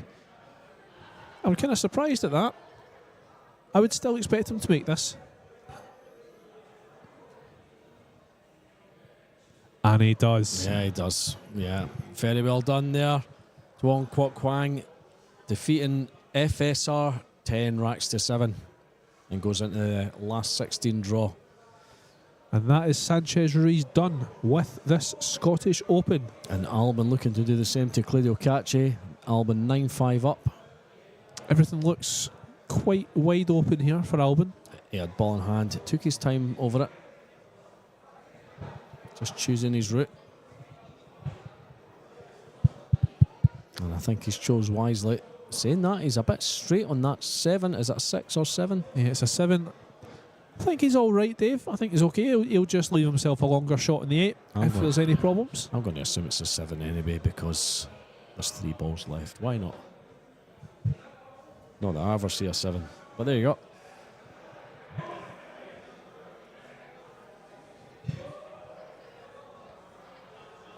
So just rolling forward off the bottom rail. Yeah, he doesn't like it, does he, Dave? He doesn't like it. He's just getting his extension out of his bag. Down to 2 tables now. And there is the Cole brothers going on to table 16 for a practice. 2 of them, of course, are eliminated already. But Copenhagen still going strong. So here we go. Here's Alvin Ocean as Sullivan Clark returns to the table. Yeah, just a stop shot. So I think you're right, Dave. The angle wasn't correct, or there was very little of that angle. This is not easy either. For Albin, though, I think he's out. It doesn't look easy there because we're miles away from the table. Yeah. Oh my goodness. He's queuing off the rail, which makes it that little bit harder. But for someone like Albin, he's hit 100 of these shots, 1,000 of these shots in his career. Yeah, just coming down for the 9 in the bottom pocket. Bottom right, I believe. And it's over. There we go. So congratulations to Albin Ocean, who is our latest player, through to the last 16 tomorrow. And we say goodbye to Claudio Cacci. Brilliant. Absolutely fantastic. Well done, Albin Ocean. Okay, so we are back to table 11 to see out this match between Niels Fine and Sullivan Clark. Niels Fine 7-4 up. Race to 10 for a place in the last 16 draw.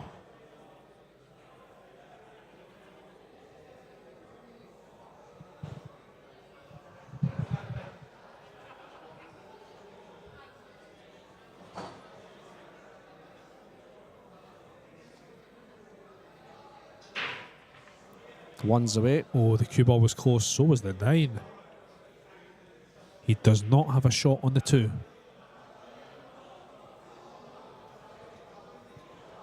Oh, what's he doing there? Around the back of the neck. I've never seen that shot before.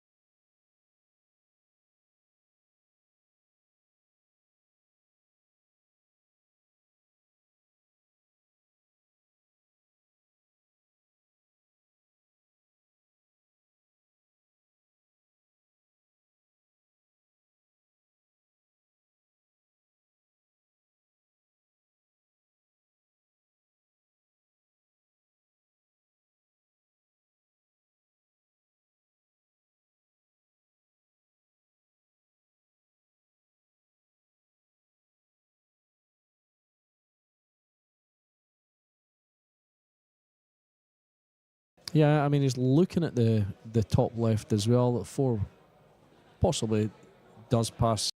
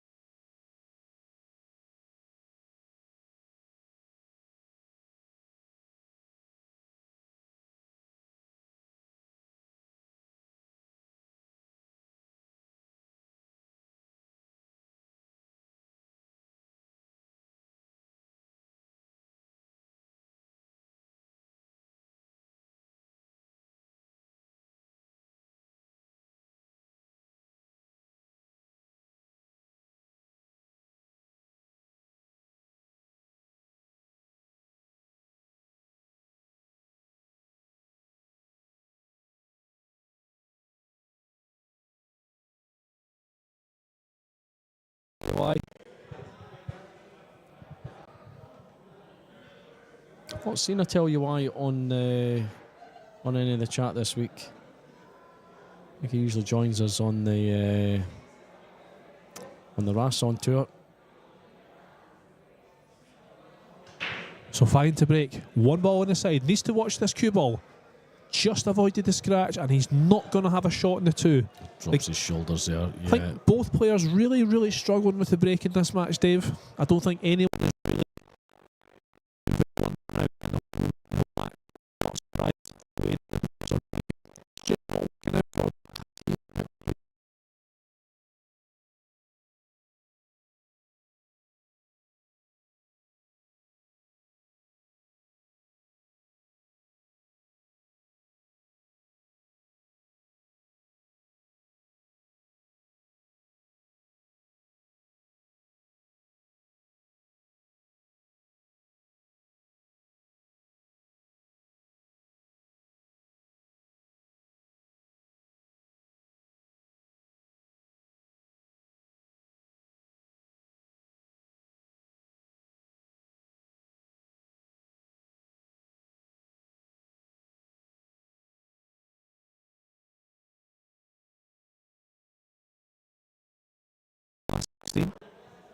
I'm just reading S. Dickinson's story about the guy that took 40 minutes for a shot.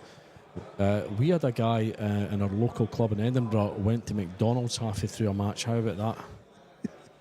I don't think he was quite halfway through a rack, but he was halfway through a match. Be good to see you again, Simon. And so certainly taking his time on this one. And where does he push out to?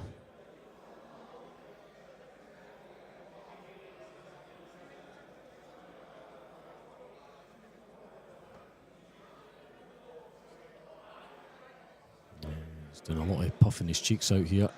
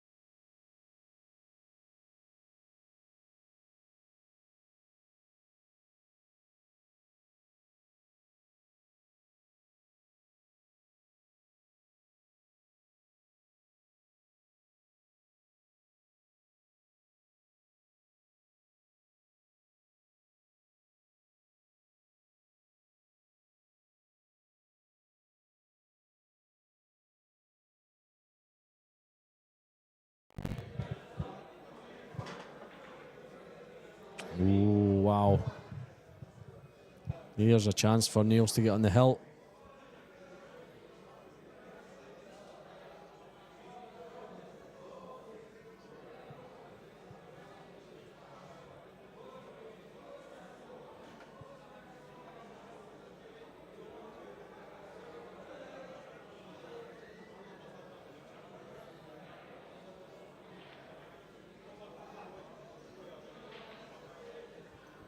So, still a bit of table to cover to come back down for the 4. Shouldn't be too difficult though. I think Neil senses that he's almost home.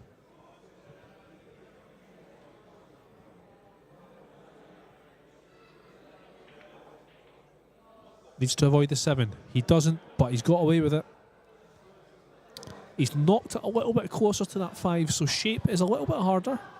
Yeah, that 7 now comes into play. He's got a bit of a wry smile on his face there. As if to say, here we go again.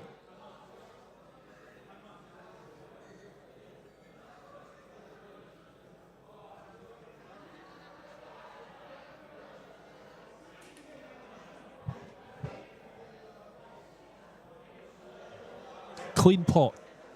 And it's a great shot. A great shot. He was willing that 7 out the road there, wasn't he? It was fully deliberate as well. Okay, He had to be brave. What an angle he's got here. This is absolutely fine. Just a bit of top left to put on that. Yeah, he's going to be good here. This is going to be 9-4. And on the hill, barring any disasters. It's good there.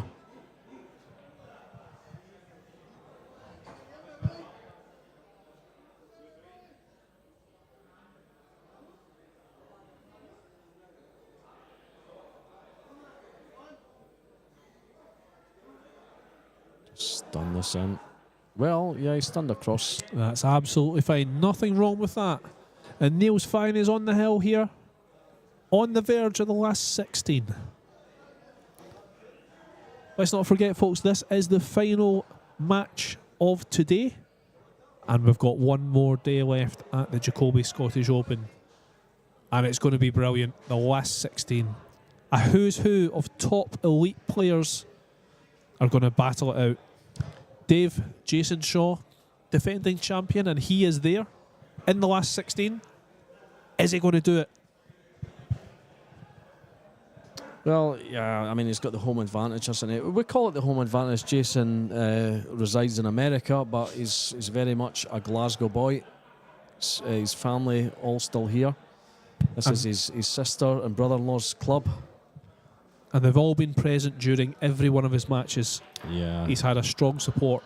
There's been a crowd following Jason. I say a crowd, you know, it's it was pretty tight over by the main door there. That was it. Earlier on today, it was this hill match that he had. Yeah. In fact, I don't think it was quite hill. I think it was very close against Aloysius Yap. I think it was. I think he beat him by 2 racks. Yep. Was it 8-6? I think it. Was it a race to 8? It was a race to 8 on the loser side. Yeah. 8-6. Yeah. Yeah, there was a lot of people crammed into a small space. Yeah, just absolutely. Desperate to watch. And the good thing is, a few of the guys stayed about as well to watch the end of David Kadir's match. David, another local guy, unfortunately went out. Sullivan Clark. Dominguez. And it was a tight one as well. Oh, yeah, absolutely. What a break this is from Niels Fine. His best break of the match. He's not happy with that 8-ball though. It's not stuck against that rail, is it? Because that could affect things here. Right, okay. I make one bizarre prediction each match. You think he's going to knock it away and here? Yeah, this is it here. That's not too bizarre, Dave. I think that's a really good shout. It's my bizarre prediction. He moves the 8 now. I think, his natural path is to the 3. There is the risk that he could hook himself. But no, I think for once... He hits it with enough conviction. He doesn't want to baby this. Does he get rid of the 8 now? I think this will tell us... I don't think he needs to get rid of it. Nice. I think it goes. Yeah. That's easy to agree now that he's not went for that, but Still hard to tell from here. His biggest problem here is going to be the 7. But the good news is the 6 goes to the middle. Maybe has to play it off the 8. Jay, you've absolutely nailed it. And why have I not seen that? That is how he moves the 8. Yeah, absolutely. With the 6. He's looking. He's thinking about the 7 right now. Because that's the main one. That's number 1 priority. That's the hardest shot of this rack. Yeah. Strokes the ball so well, Neil's fine. Just really gets through everything. Got great position on the 5. I think he wants... Does he want to be pretty straight on the 6? I would say so. Yeah, it makes the shot easier. Just draw back across for the 7. I think regardless, he's got a tough shot in the 7. Yeah. Unless he tries to land between the 9 and the 7, but that would be quite tricky. He's left an angle. What's he leaving himself here? Yeah, I mean, he's got to move the 8 now, in my opinion.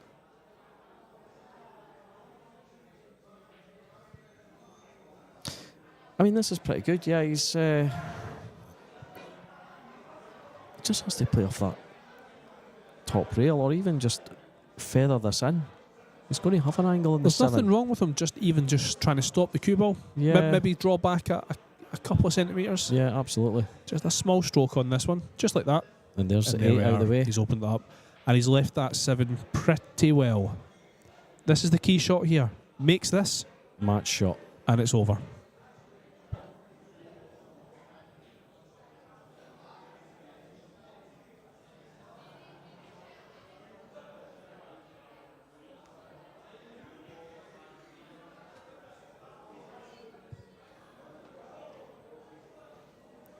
One more good shot, Niels.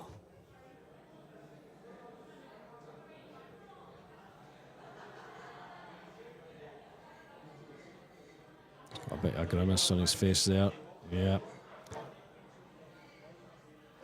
I think he's just considering where to land on the 8.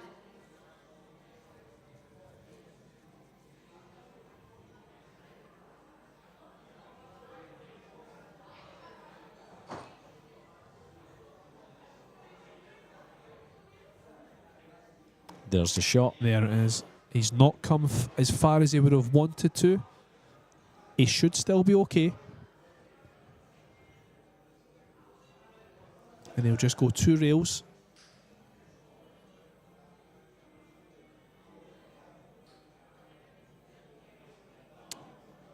Three.